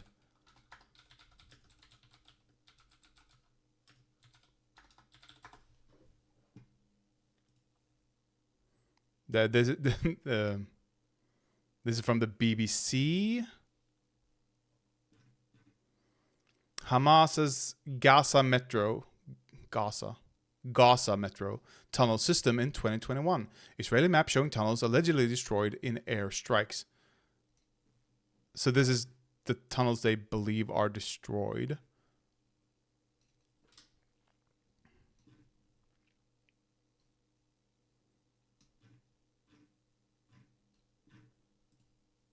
The threat.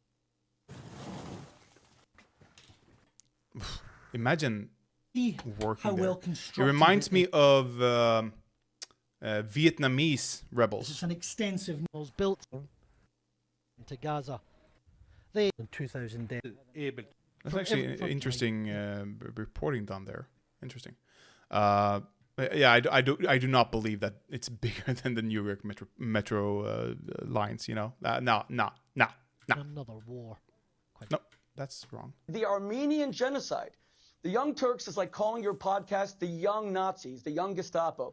They killed 1.5 to 2 million Armenians. Okay, I know this is false because I know that Cenk at least proclaims that it's from an American political movement, or not political movement, American political group in the Senate or House or in Congress somewhere that got together and called themselves the Young Turks. I'd more akin it to, I don't know, calling yourself the Allies, maybe. I don't know.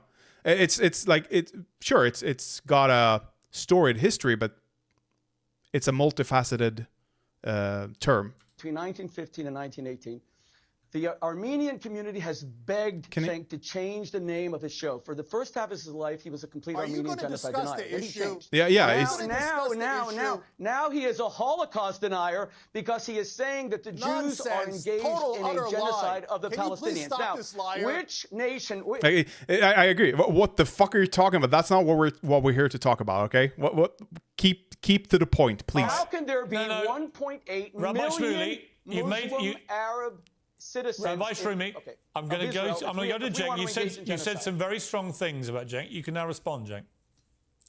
Yeah, you should never have this guy on air. Everything he said is a lie. I don't deny the Holocaust. That's insanity. And in terms of the Armenian genocide, there is a powerful analogy there. Why was it a genocide? And yes, it was a genocide. Why? Because they moved and displaced so many people and killed civilians on the... That's actually... Oh, my God. That's actually... You know what, Cenk? Kudos to you. I fucking love it. He brought up the Armenian genocide, so now you can use that as a analogy instead of the Holocaust, because it is a better analogy than the Holocaust. The way. What is Israel doing? Moving and displacing millions of people and killing innocent civilians. It is the exact definition of a genocide. So I think the Jewish people are an amazing people, and their culture. They're individuals. Individuals are amazing people. whatever. Beautiful. And I don't tolerate any anti-Semitism. But I think that the occupation is decaying the moral core of Israel. How long are you going to oppress these people? But Cenk, and I know this guy, all he wants to do is an ad hominem attack. He's a liar. And you can tell wait, exactly. This was Morgan. I'm sorry. I'm like, when is Dave Rubin gonna cut in? Okay, so we've got the vibe here. I'm sorry, wrong video. But we got the vibe there. I'd say Cenk is handling himself fairly well here. Then, why did you only come up now? In fact, when Bashar al-Assad killed 600,000 children, Arab children, when he gassed them with mustard gas, my organization took out full-page New York Times ads to protect them from sarin gas. Where were you? Wait. How does that protect anyone?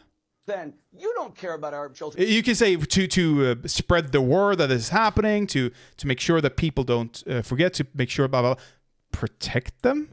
You are a Jew hater, defined as someone who only wants to lie and say that the Jews are genocidaires. And don't try to cancel me and say that I shouldn't be on.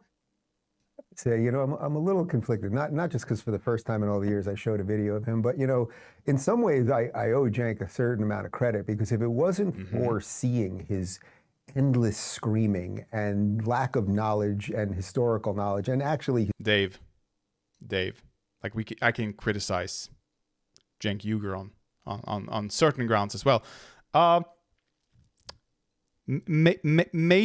Maybe you shouldn't level these accusations. Perhaps. His true bigotry and all of those things. I don't know that I ever would have really woken up to what the left was. So I don't regret working there, as embarrassing as it is, I suppose, in some level, in retrospect, that I had anything to do with those people. By the way, the name, the Young Turks, which is the name of the network, those were the groups of people in Turkey who committed the Armenian genocide.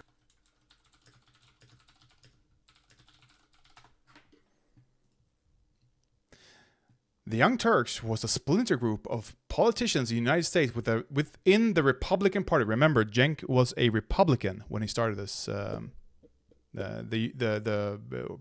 Started TYT. During the early 1960s, the group, mostly consisting of congressmen who had become disenchanted with the course of the Republican Party, worked within the system to appoint their fellow members into leadership roles. Etymology. There's been no special meaning given or discussed for the group's choice of the name Young Turks in any of the biographical collections of the members. The dictionary definition states an insurgent or a member of an insurgent group, especially in a political party, one advocating change within a usually established group. On the other hand, the term Young Turks originally referred to a group of intellectuals during the 19th century Ottoman Empire who were in opposition to Sultan Abdullah Hamid II. Killed over of people in Turkey who committed the Armenian genocide. Young Turks Armenian genocide history. Because I don't want... I also created the special organization which organized killing squads, often made up of members of other ex-convicts. Made up of... Okay, oh yeah. Yeah, okay. I just want to double check because I don't trust a word he says. Killed over 1 million Armenians. This is pre-World War I.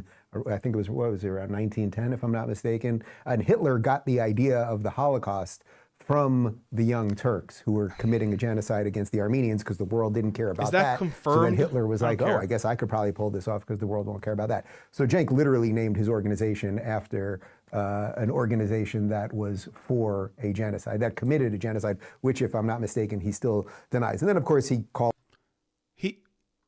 We just watched him, Dave, not deny it.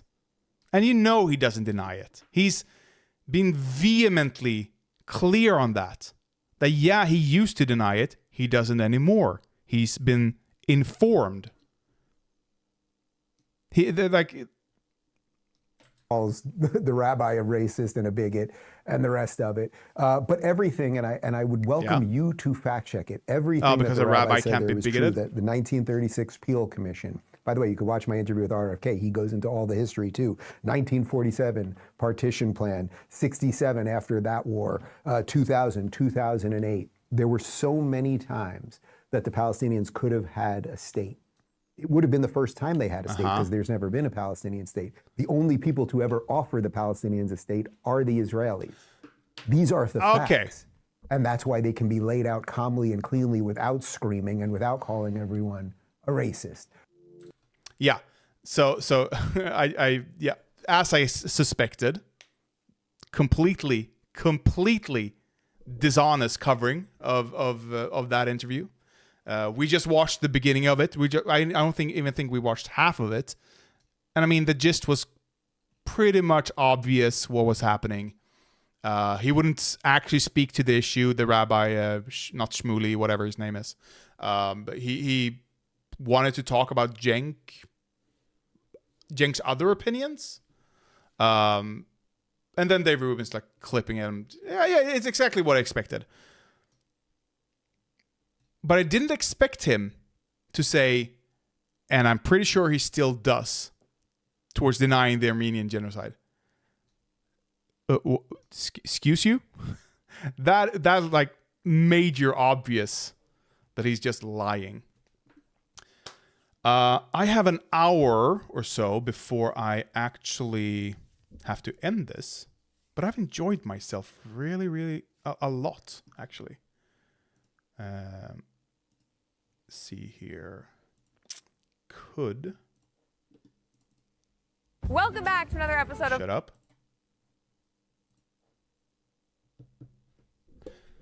Oh yeah. Oh, I should do that actually. Okay. You know what? I'm doing one thing. It's a political thing. It's a Russian thing, but I have to go to the bathroom again, and then we're gonna do that. Okay.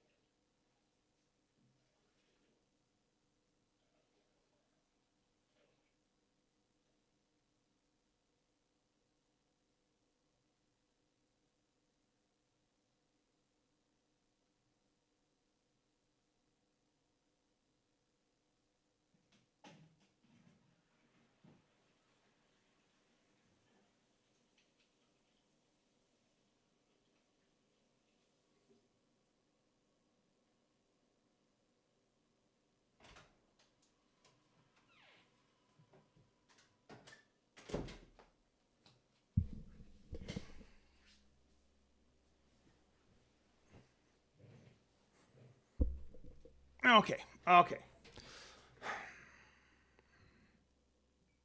I ate the last banana. I'll manage. Oop. One last thing. One last gig before I retire. Just like the Angry Foreigner. Just one last hit on that cigarette. Oh, just one last injection of morphine, you know, and then I'll get clean. Just a taper off the feeling of dread inside of me. I need one last shot, you know. That's me right now. One last thing before I end the stream. Me and Angry Foreigner, one and the same.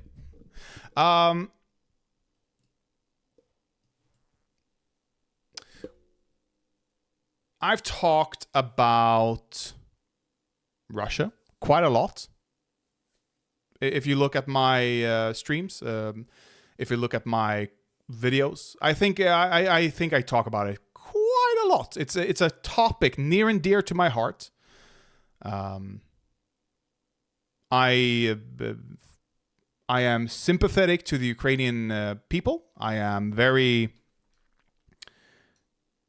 I feel like this is a war that's going to define our future. Unfortunately, I can't say the same about Israel and Palestine, because that's been going on for 3/4 of a decade by now. The impact that has had on us has mostly probably already happened. What we're seeing right now is unfortunately, the beginning of the end, I think. It is, and that's kind of why I don't talk about that too much. Like, there's no politics in it, really.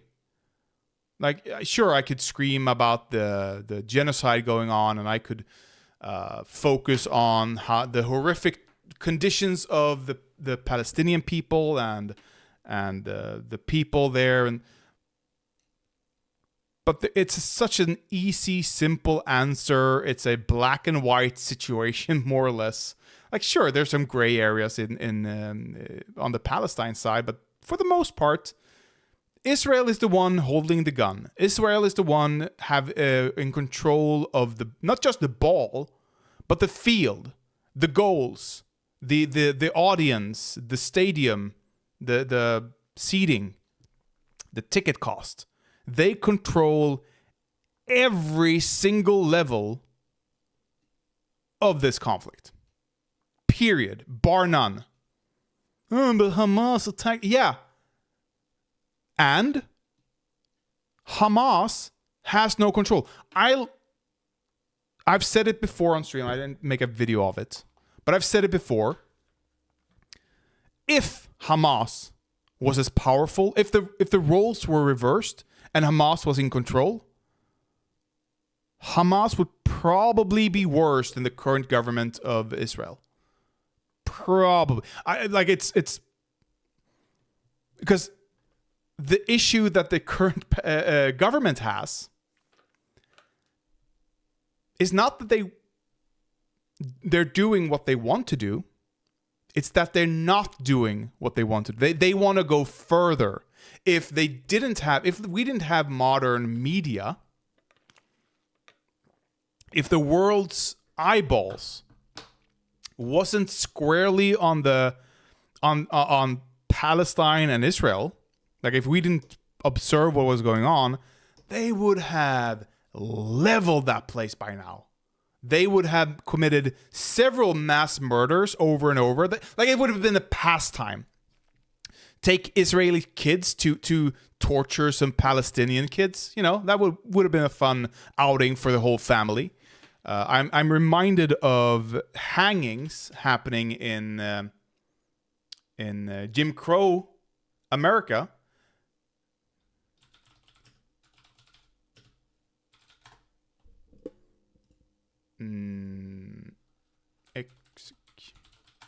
Let's see here. Can I get a USA picnic at a hanging Jim Crow? Let's go see if we can. No, really? I'm pretty sure that I've seen that image. Pretty sure, but I can't seem to find it here. Jim Crow hanging family event. Let's see if we get something there. I'm gonna try to censor it a bit though. If I find it. Yeah, here we go.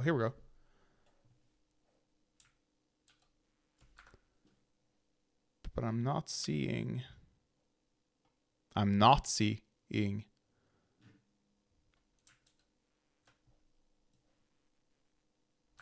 Oh, we can do that.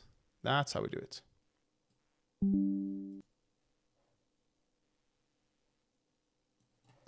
And we close that down. There we go. I'm reminded of this. We have two people hanging. They are going up here. The tree goes here, branch out. They're hung, okay? And who do you bring to the hanging? Well, of course you bring your elderly mother. Why wouldn't you bring the mother? Of course, dad has to be there. He has to witness the torture himself. You have your wife there even. Fun. How fun for the wife. That's a young couple just enjoying themselves. This lady doesn't look a day over 20, at least, at the most. Like it's a family outing. It's a family event, really. Everyone has to be there. Everyone has to see the horrors, so they can sleep tight at night, knowing that black people are being treated the way they want to. And there's no doubt in my mind that if Israel were able to, if the current government would get away with it, they'd ignore every rule of law, every international demand, every international law that they have signed up to. They'd have massacres daily for the fun of it. It would be like Escape from New York, you know? It's a game, or not Escape from New York, that's Logan's Run. Like, that's what we'd have here. In Logan's Run meets Escape from New York, that's Gaza for Israel if they had the opportunity to. Ideally, how would the Palestinian and Israeli coexist? Well, at the moment, they can't. And we can't change the past. So how do we move forward? What could... let's do this before I read this article that I'm getting to. Let's do some Palestine-Israel things before then. What should Israel... Because again, I think Israel holds all the power here. There's literally nothing Palestine can do to create a favorable environment for them. So this is all on Israel. That's why I'm going to ignore the Palestinians' wishes here. Don't think I don't have sympathies for them, though. Don't think I wouldn't listen to them myself. But that's why. Oh, I could use some honey. That would be nice. Anyway.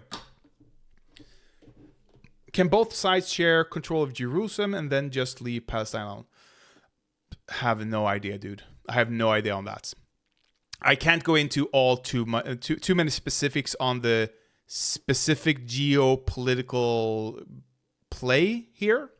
What I can say is this has nothing to do with religion. No matter what anyone says, this has nothing to do with religion. The only reason the people in Palestine controlled areas and people in Israel controlled areas have the religions they have is for geopolitical legitimacy to Jerusalem, to Israel, to the region. That's the only reason, literally. You can claim otherwise, but I'm going to need some goddamn hefty proof that it's not. Like, remove this from Israel, like from the Holy Land. There's no reason to fight over that land that way. You know, it's all about ethnic. And this is, by the way, this is why I don't like religion either. Not just organized religion, just religion in general. Belief of the supernatural. This is partially why, because it gives people the idea that they have legitimate claim to something. It is sacred to every Abrahamic religion. Every. It is the birthplace, not the birthplace of Jesus. That's Nazareth. It is the temple, the temple with the golden dome is said to be pretty much where God resided at one point. You know? That's how important it is. There we go. Like here. This is said to be where God's presence was at one point. That's how important it is.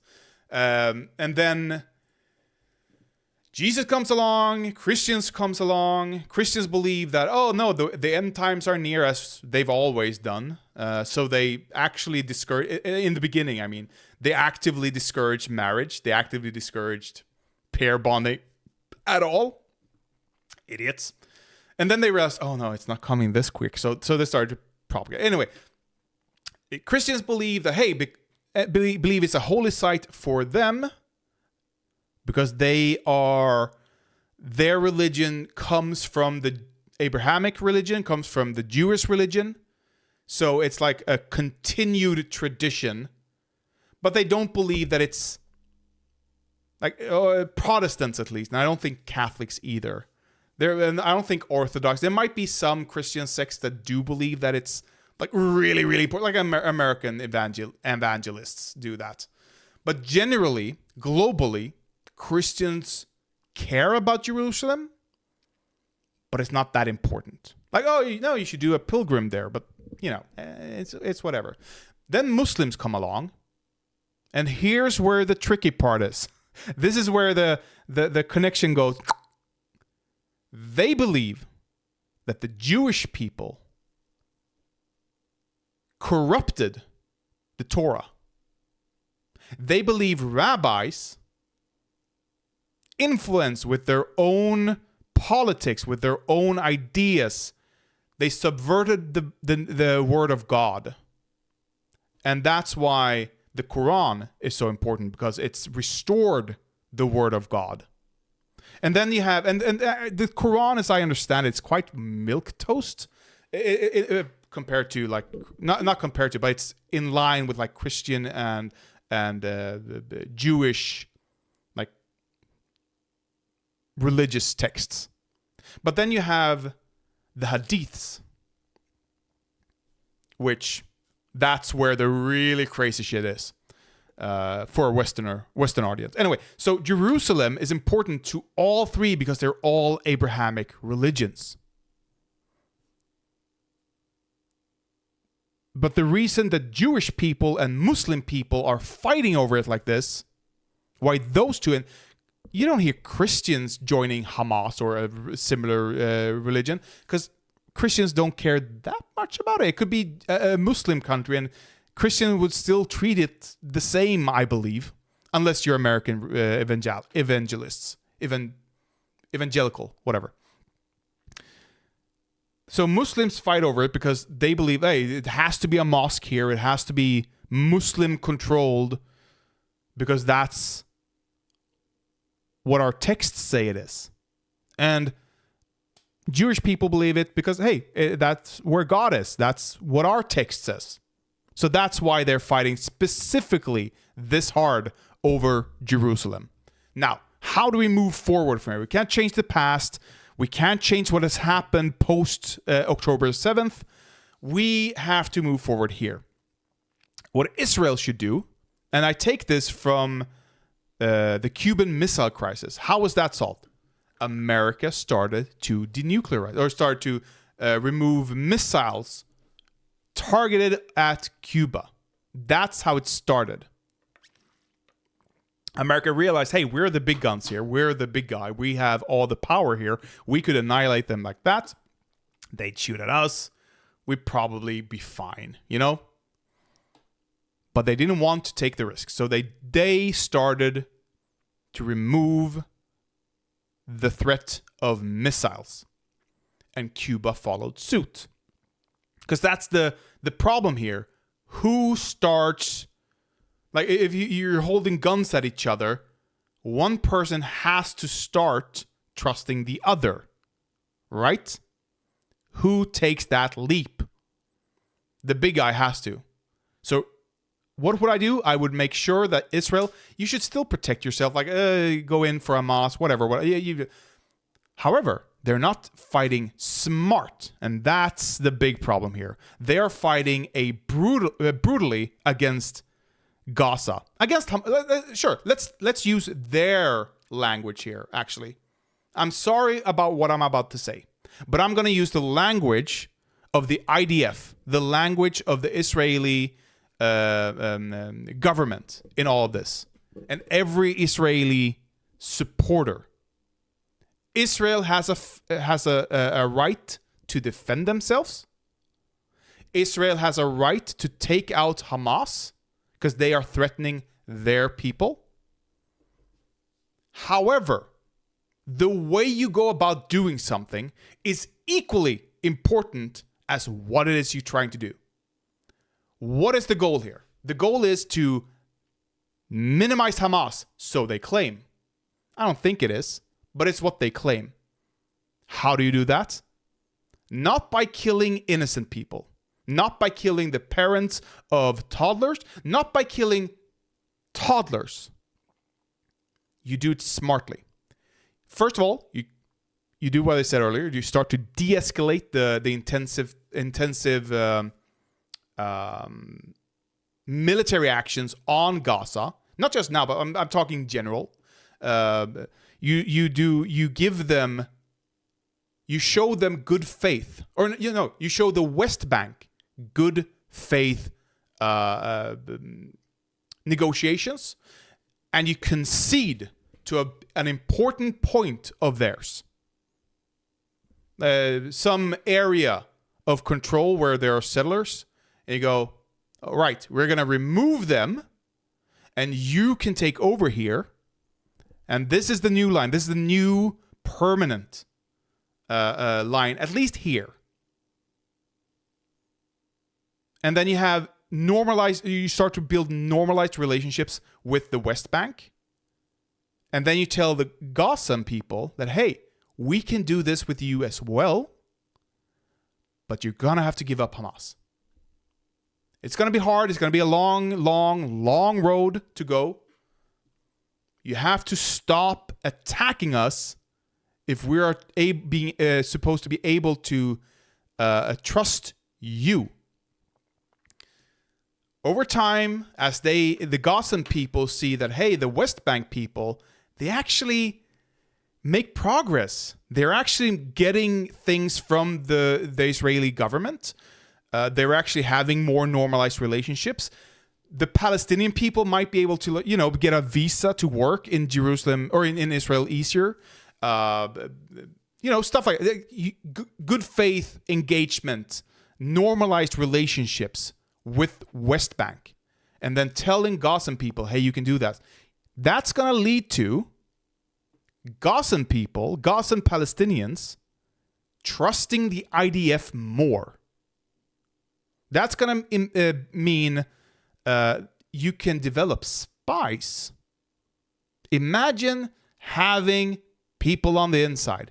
Imagine whenever a Hamas fighter appears, you have someone to tell them or to report that to the IDF. But you cannot drop a bomb, because that's going to mean they won't report it. Because why would they report it when their friends are getting murdered right next door, perhaps? Or themselves, or their family, or whatever, Or friends of friends of friends, whatever. Why would they report that if they know it's just going to lead to death and no progress? Of course they won't. So they have to risk themselves or fund an insurgency inside of Gaza with the support of the IDF that can fight Hamas. But you can't do that if they don't trust you. That is what I would do. Like, again, details are going to be messy, probably. Details are going to be hard to really get down. But the first thing you do, which I don't think is messy, which I think is very, very clear, stop slaughtering innocent people. Like I've heard reports. The fishing boats.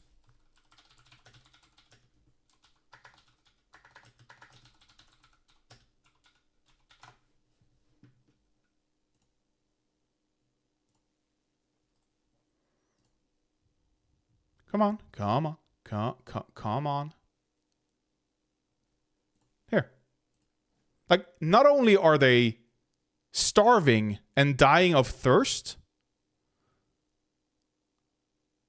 but now you're destroying their fishing boats as well.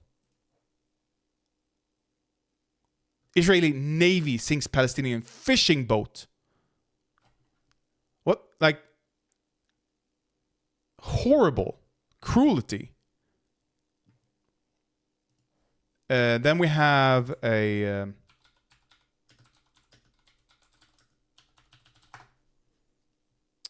see here. Water bottle. Can I... do I have to go to Twitter? I know Jackson Hinkle reported. I don't want to use Jackson Hinkle.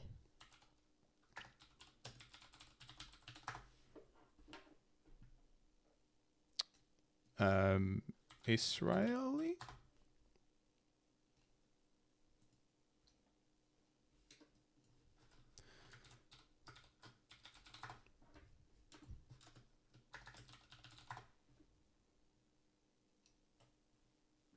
And I don't want to show... Right, here. I'm gonna do this. And I'm gonna paint out so that not only do I not get demonetized, but I don't feel like I have a need to show everyone everything here. It's horrible enough. Okay. Hey, Screen Beam.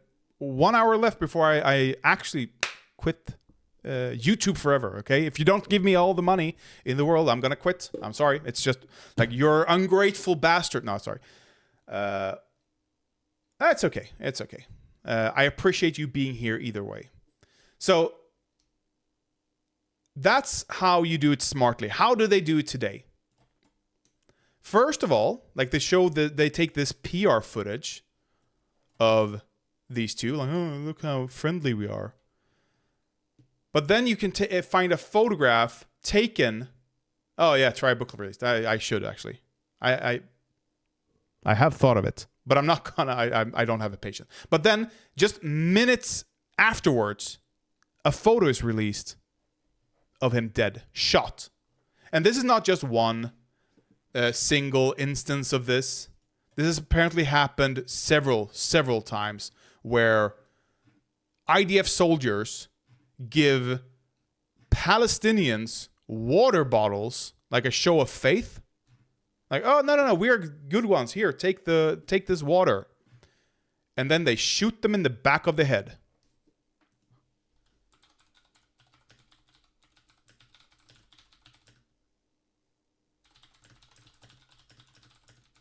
Let's see if I... Yeah, here. I think I can show this. Israeli soldiers gave her water and shot her in the head. Like, oh, look how friendly we are. Psychopath. Psycho-fucking-pathic. 74-year-old Palestinian woman. Like, this is how you create Hamas. So, how would I do it?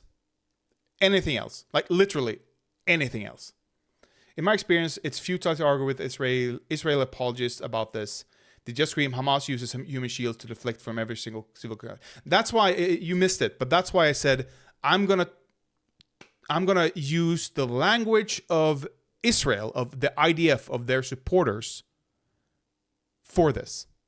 How do you create peace? Now, I don't know what the end goal is, but at the moment, I know that one-state solution isn't an option. Two-state solution isn't an option. So how do we, like, where do we begin? We begin, if Israel really want to fix Hamas, that's a problem for them. They want to stop the fighting. They want to stop the shooting. Start by normalizing relationships with the West Bank.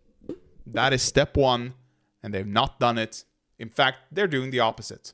So whatever they're doing, it's not for the goal they're claiming.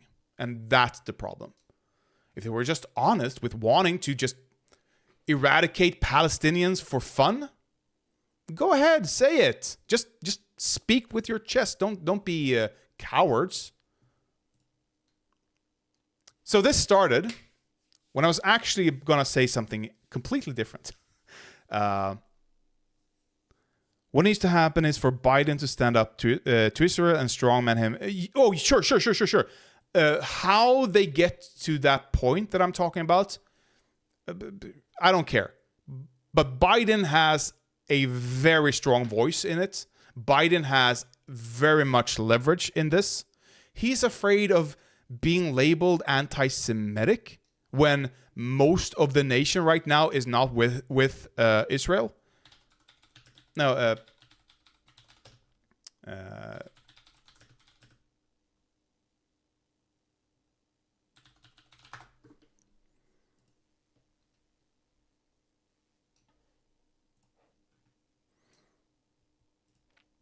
net sympathy for Israel in the Middle East situation by party ID. It is tanked for Democrats. Like, it's negative numbers right now. Negative number. Like, it was waning, but it's in the dumpster at the moment. Independents have pretty much followed the same curve, and they are also tanking. Republicans are keeping stable because, hey, killing brown people is good for business, okay? So, yeah, I think Biden would be fine if he just came out. Same with Fetterman, same with Sanders. I am so embarrassed by the American left. Well, Fetterman and Sanders, you could argue, but center left, center, I'm so disappointed in how they've handled this. Really, really embarrassing. He's losing crucial support among young voters over this issue. Terrible strategy. Yeah. Worst strategy imaginable? Probably. I know it's not the time or place to say you should still vote blue, because fuck, that's hard at the moment. Oh, you should still vote the lesser of two evils, while one is 100. What was the meme that came out yesterday? Like, one is 100% Hitler, the other is 99% Hitler. Well, if it's between Hitler and Mussolini, you'd vote Mussolini, okay? Trust me, you'd vote Mussolini. If it's between Hitler and Stalin, you'd vote fucking Stalin, okay? If it's between Hitler and fucking and Putin, you're voting Putin, okay? Ukraine, I'm telling you, Ukraine, you're voting Putin over Hitler, okay? I don't want to hear any ifs or ands or buts here. But yeah, it's hard to make that prescription right now.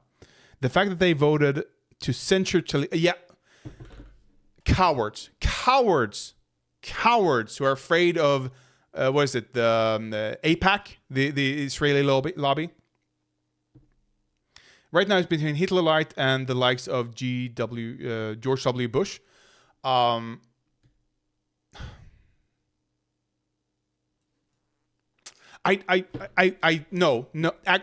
actually, no. And here's why. It's not that Biden is amazing or anything, but Bush is actually horrible. It's the issue here with that analogy. Because I was using hyperbole, this is more akin to reality here.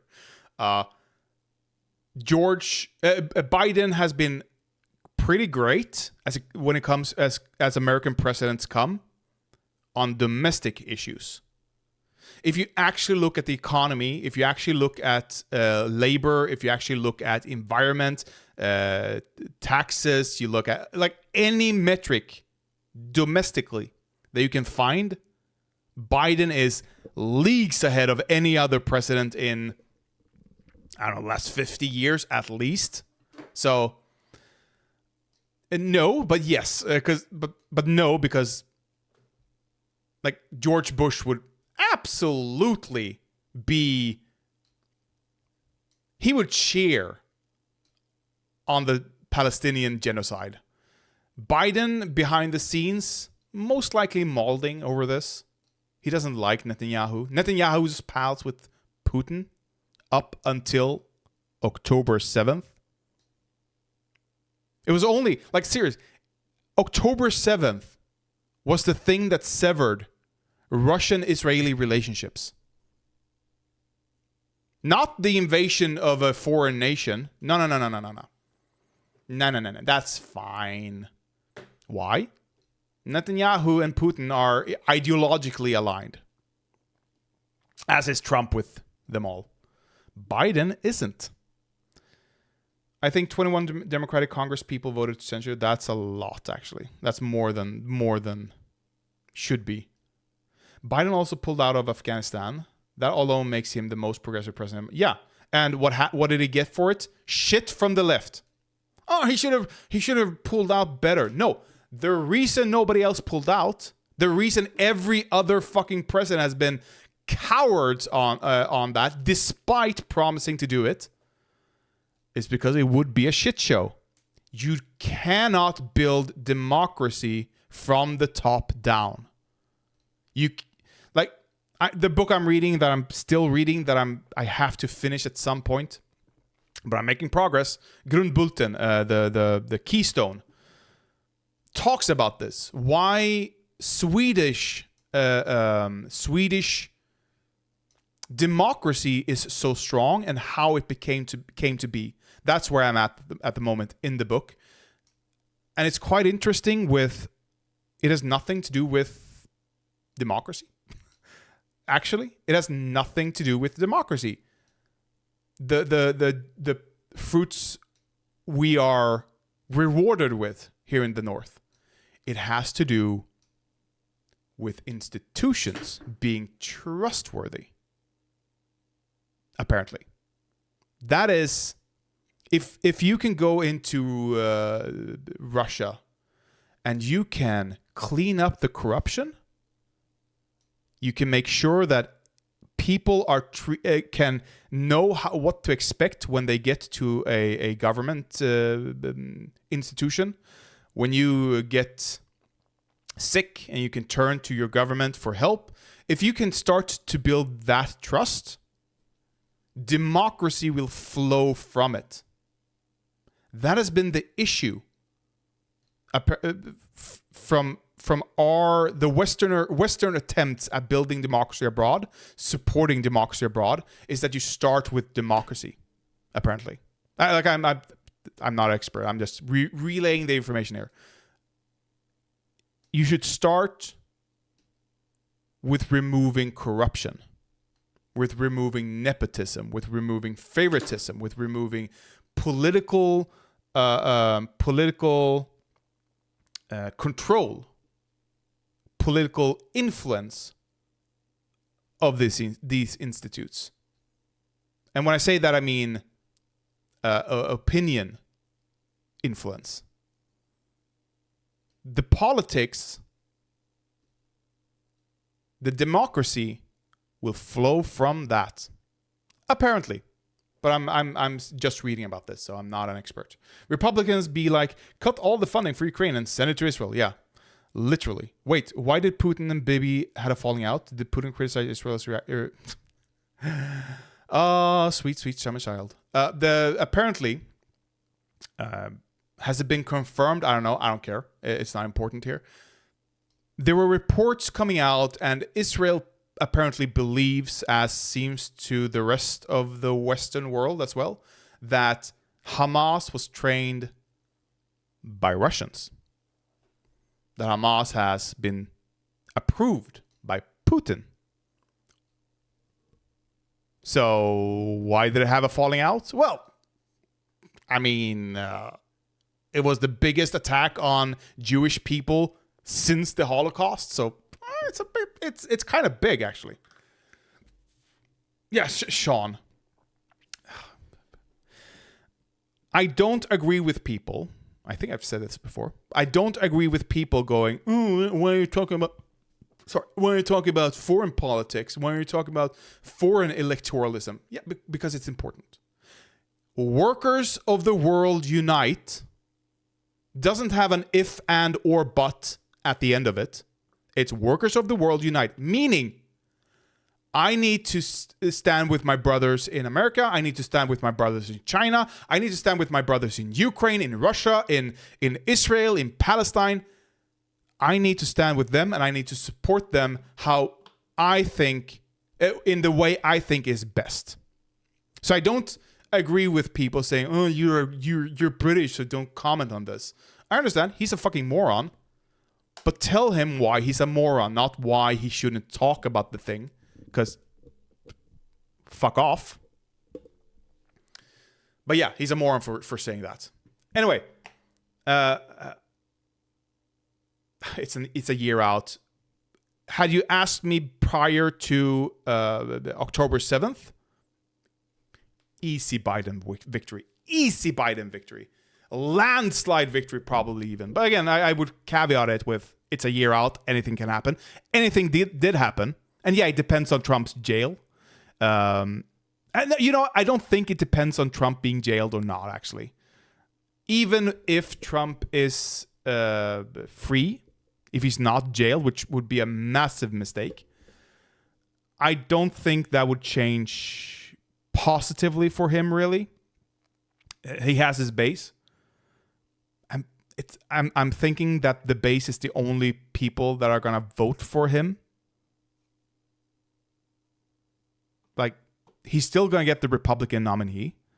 No other, they're not going to deport him because he's in jail. They want him still. So, I don't know. I don't know if jail is going to change anything for him.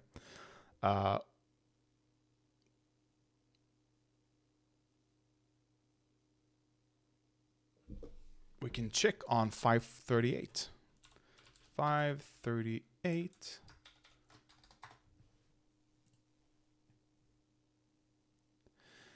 I like once RFK announced his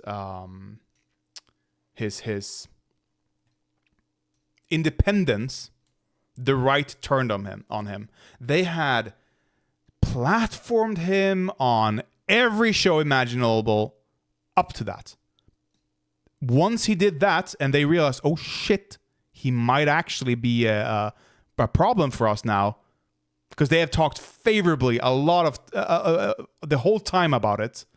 So now they have to fuck him over.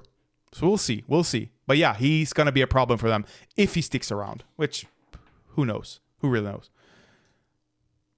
Yeah, he's... But hammered from where? Because Trump is worse. So, I mean, yeah, the left is hammering him.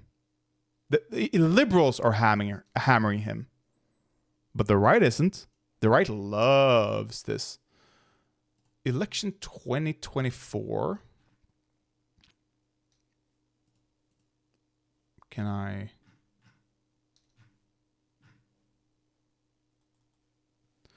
$538 election Trump Biden.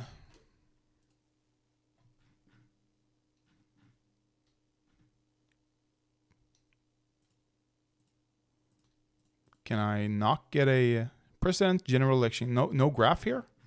There's no graph? Why is there no graph here? Oh, okay. So we have polls ending yesterday. YouGov here from yesterday, apparently. Trump +1. And remember, this is with Biden tanking then.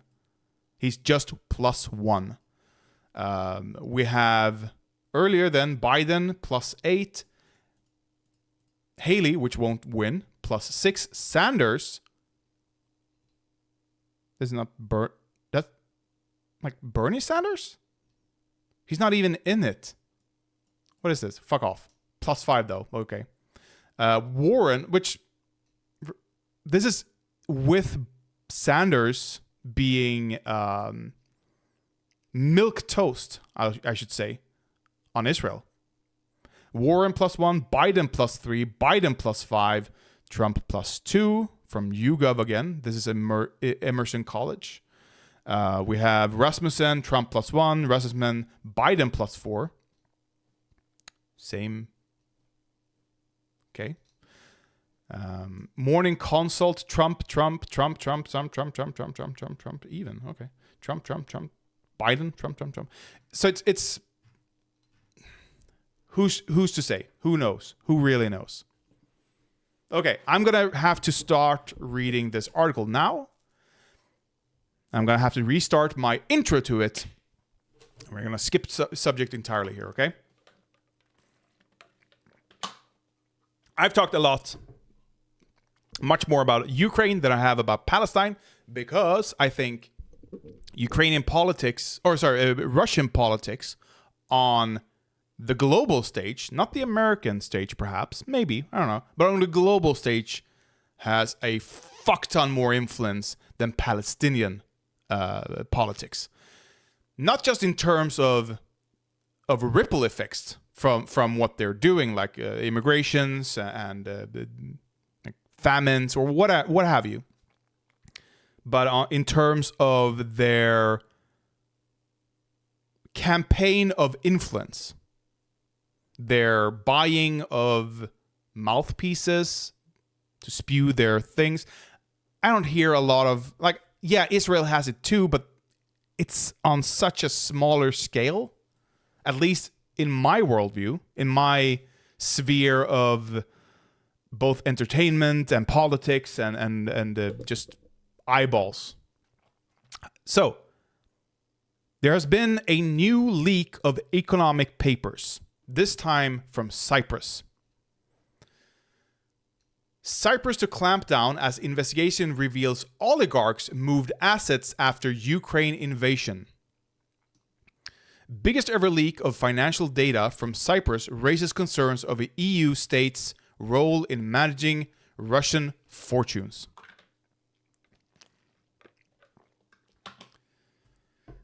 Cyprus has vowed to tighten control on its financial sector as an investigation published by The Guardian and its reporting partners reveals oligarchs transferred hundreds of millions in assets while sanctions loomed after the Russian invasion of Ukraine.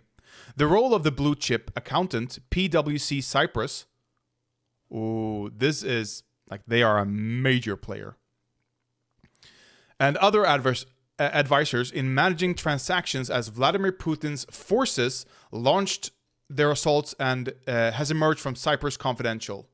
A cache of 3.6 million files leaked by an anonymous source to the International Consortium of Investigative Journalists and Germany's Paper Trail Media, which shared access with The Guardian and other reporting partners. The largest ever financial data leak from Cyprus also sheds light on how opaque offshore structures managed by accountants and corporate service providers in the EU member states may have enabled undisclosed payments to an influential Western journalists. Just one? I don't think so. And potentially breached of rules around football club financing. Oh, the what is it? FIFA World Cup in Qatar? That's interesting. Interesting. This the Cypriot, I've never heard that. The Cypriot government has responded by promising a zero-tolerance approach to sanctions violations as it battles to safeguard its status as a financial center. Yeah, that's gonna be that's not gonna be skewed. They're still going to be a financial center, please. People are still going to use them to hide money offshore. Come on. In response to detailed questions from the consortium, as a spokesperson said, Cyprus was receiving technical support from the British government to create a sanctions implementation unit next year. Like, they don't have a way of implementing sanctions right now? That's kind of weird. With plans to be submitted this month, alongside a report on how its authorities investigate and prosecute financial crime. It has also joined an EU cross-border project on making sanctions effective. The exact rules around timing and enforcement of the sanctions against Putin and the officials, politicians and business leaders close to his regime is now under scrutiny, both within Cyprus and around Europe. The president, attorney general, key cabinet members, and officials were briefed at a high-level meeting last week over the country's progress on implementing tighter controls. The Cypriot government spokesperson, Konstantinos something said the strategy of our government, who took office in March 2023. Oh, it's a new government. Okay. Well, so they don't have as much culpability as the last one. Sure. Is of zero tolerance on matters concerning sanctions evasion. Wait, who won that? Cyprus?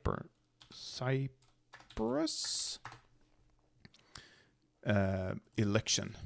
I didn't even know they had an election, to be honest.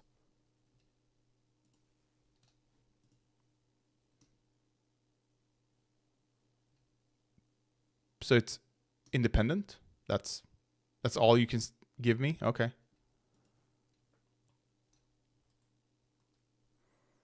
What is his politics, though?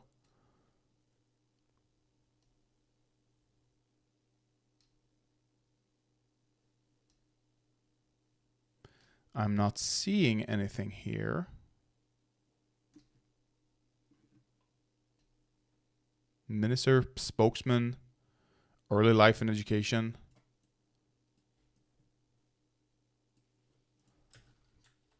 Political views. Centrist and center-right parties. Okay. That's all I needed. Thank you. Which it's okay. Center right is better than right, better than far right. So, whatever. I read that. The leak reveals the scale of Cyprus' role as a gateway into Europe for the Kremlin-connected elite. Among the 104 Russian billionaires Forbes magazine identified in 2023, 2/3 appear alongside family members as clients of the island's professional service providers. Yeah, and there's no chance that Luxembourg or Schweiz is innocent in all of this either, you know? Zero chance.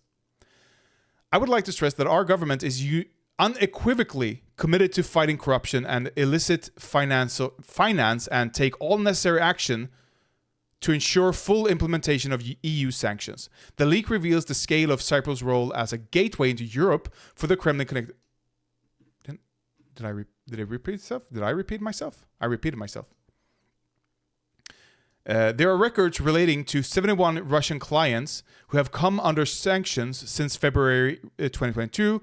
Many of these relationships have since been terminated, advisors say. The Cyprus Confidential Files reveals this is going to be new information or repeat of information. It seems to be repeat of information. Oh, right. Okay, yeah. Here. This guy, top German journalist, received 600,000 euro from Putin ally. And he has apparently, oh yeah, there it is, of course. Like, of course he got money from them. This guy has apparently been the biggest Russian supporter you can imagine. Is that Hubert Sapel? Is that the guy apparently? No. Hubert. YouTube. I don't know if we have to watch more of it or read more of this article. It's pretty much just, yeah, it happened. Sorry, we should try to. 5 hours ago. Let's cap it off with this. German journalist is facing allegations of being in the pay of the Kremlin, according to new revelations by the International Consortium of Investigative Journalists. Hubert Seipel, who wrote a biography of Vladimir Putin, allegedly received more than €500,000 from sources connected to the Russian president. Seipel has long been regarded in Germany as an independent expert on Russia. No more. DW's chief political correspondent Nina Haza is following the story. Oh, and by the way, he's apparently been accused of being a Putin puppet for a long time. And of course, he's just denied it. But truth comes out eventually. I'm just glad it happened while he's still alive. For us, Nina, what more can you tell us about Hubert Seipel and the allegations he's facing? Well, Hubert Seipel is very well known here in Germany, is an influential voice, has won awards for his reporting, has been introduced to talk shows as the German journalist with the best access to Vladimir Putin, has had sit-down interviews with him, etc. But there is an investigative group of journalists called Cyprus Confidential who are currently looking into a big batch of documents that they've got where there are where there's evidence that Russian oligarchs are trying to take influence on influential European voices here. And they have found documents that prove that for a book that Seipel wrote about Putin, he received 2 payments from a company linked to Alexei Mordashov. Now, that's, of course, an oligarch who's very close to Putin. And since Russia's invasion of Ukraine, he's on the EU sanctions list. So Seipel got 200,000 euros and then another 400,000 euros as part of a sponsorship deal for the book. And what's very, very tricky here is that the publisher of the book says that they had not been aware of such a deal and they have now stopped selling Seipel's book. Seipel argues there was no influence by third parties regarding the content. Yeah. Sure. No influence. 600,000 euros. But no influence. Not even a perception of corruption, you know? Of his book, but he's also produced films for public broadcaster ARD, and ARD also say that they were not aware of any such sponsorship deals. So Seipel has seriously undermined his own journalistic credibility, and this is probably not the last case that we're going to be seeing because these investigative journalists are continuing digging. Nina, are there any insights on what might have driven Seipel to comply with this, to do this in the first place? Is it as simple as money talks? Oh, okay. You'd have to ask him. He was incidentally asked 2 years ago by a fellow journalist, have you ever received any money from Moscow? And he brushed those accusations off straight away and said, no, of course not, I'm a journalist. There is this attempt. He's probably tempted by that possibility also to be portrayed as one very influential voice in the German debate. He is being, or he was being introduced and invited to several talk shows. He was very, very influential here. So that is why it's such a big deal to now find out that he has indeed received money from a Russian oligarch. He doesn't deny that. Nina Haza, many, many thanks. So, just to, why is this important? What's the point? Why did Russia pay him that much money? Simple. Russia wants Europe to be more like Russia. He wants to conquer Europe. How do you do that? You split nations in half. A house divided cannot stand. It is an idiom for a reason. A house divided cannot stand, so you split the population between the far right and the far left. You move in.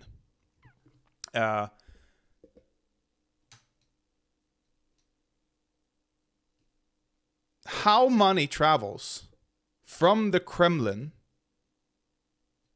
into Europe with, like, it can be, I'm sure there can be 10 hands before it arrives at the location in some instances.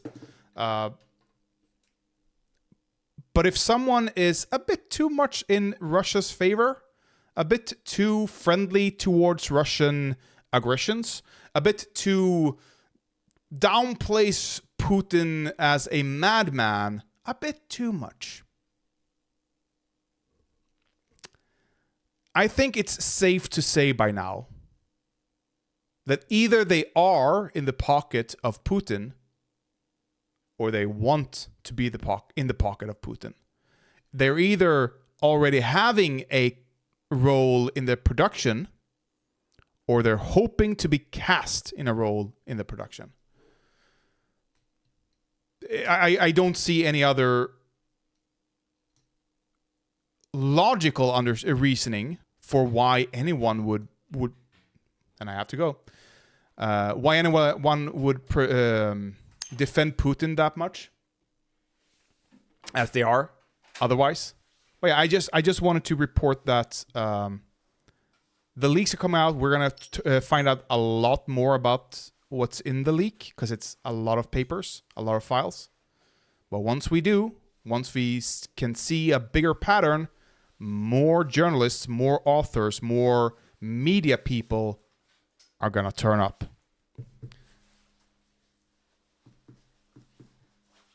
Okay, I'm gonna have to go now. As for your question there, Tommy, I am not sure. It's a year out, so anything can happen still. But I'm not as confident as I was before October 7th. Okay, anyway, I have to go. Catch you guys next stream, and I love you all. Bye-bye.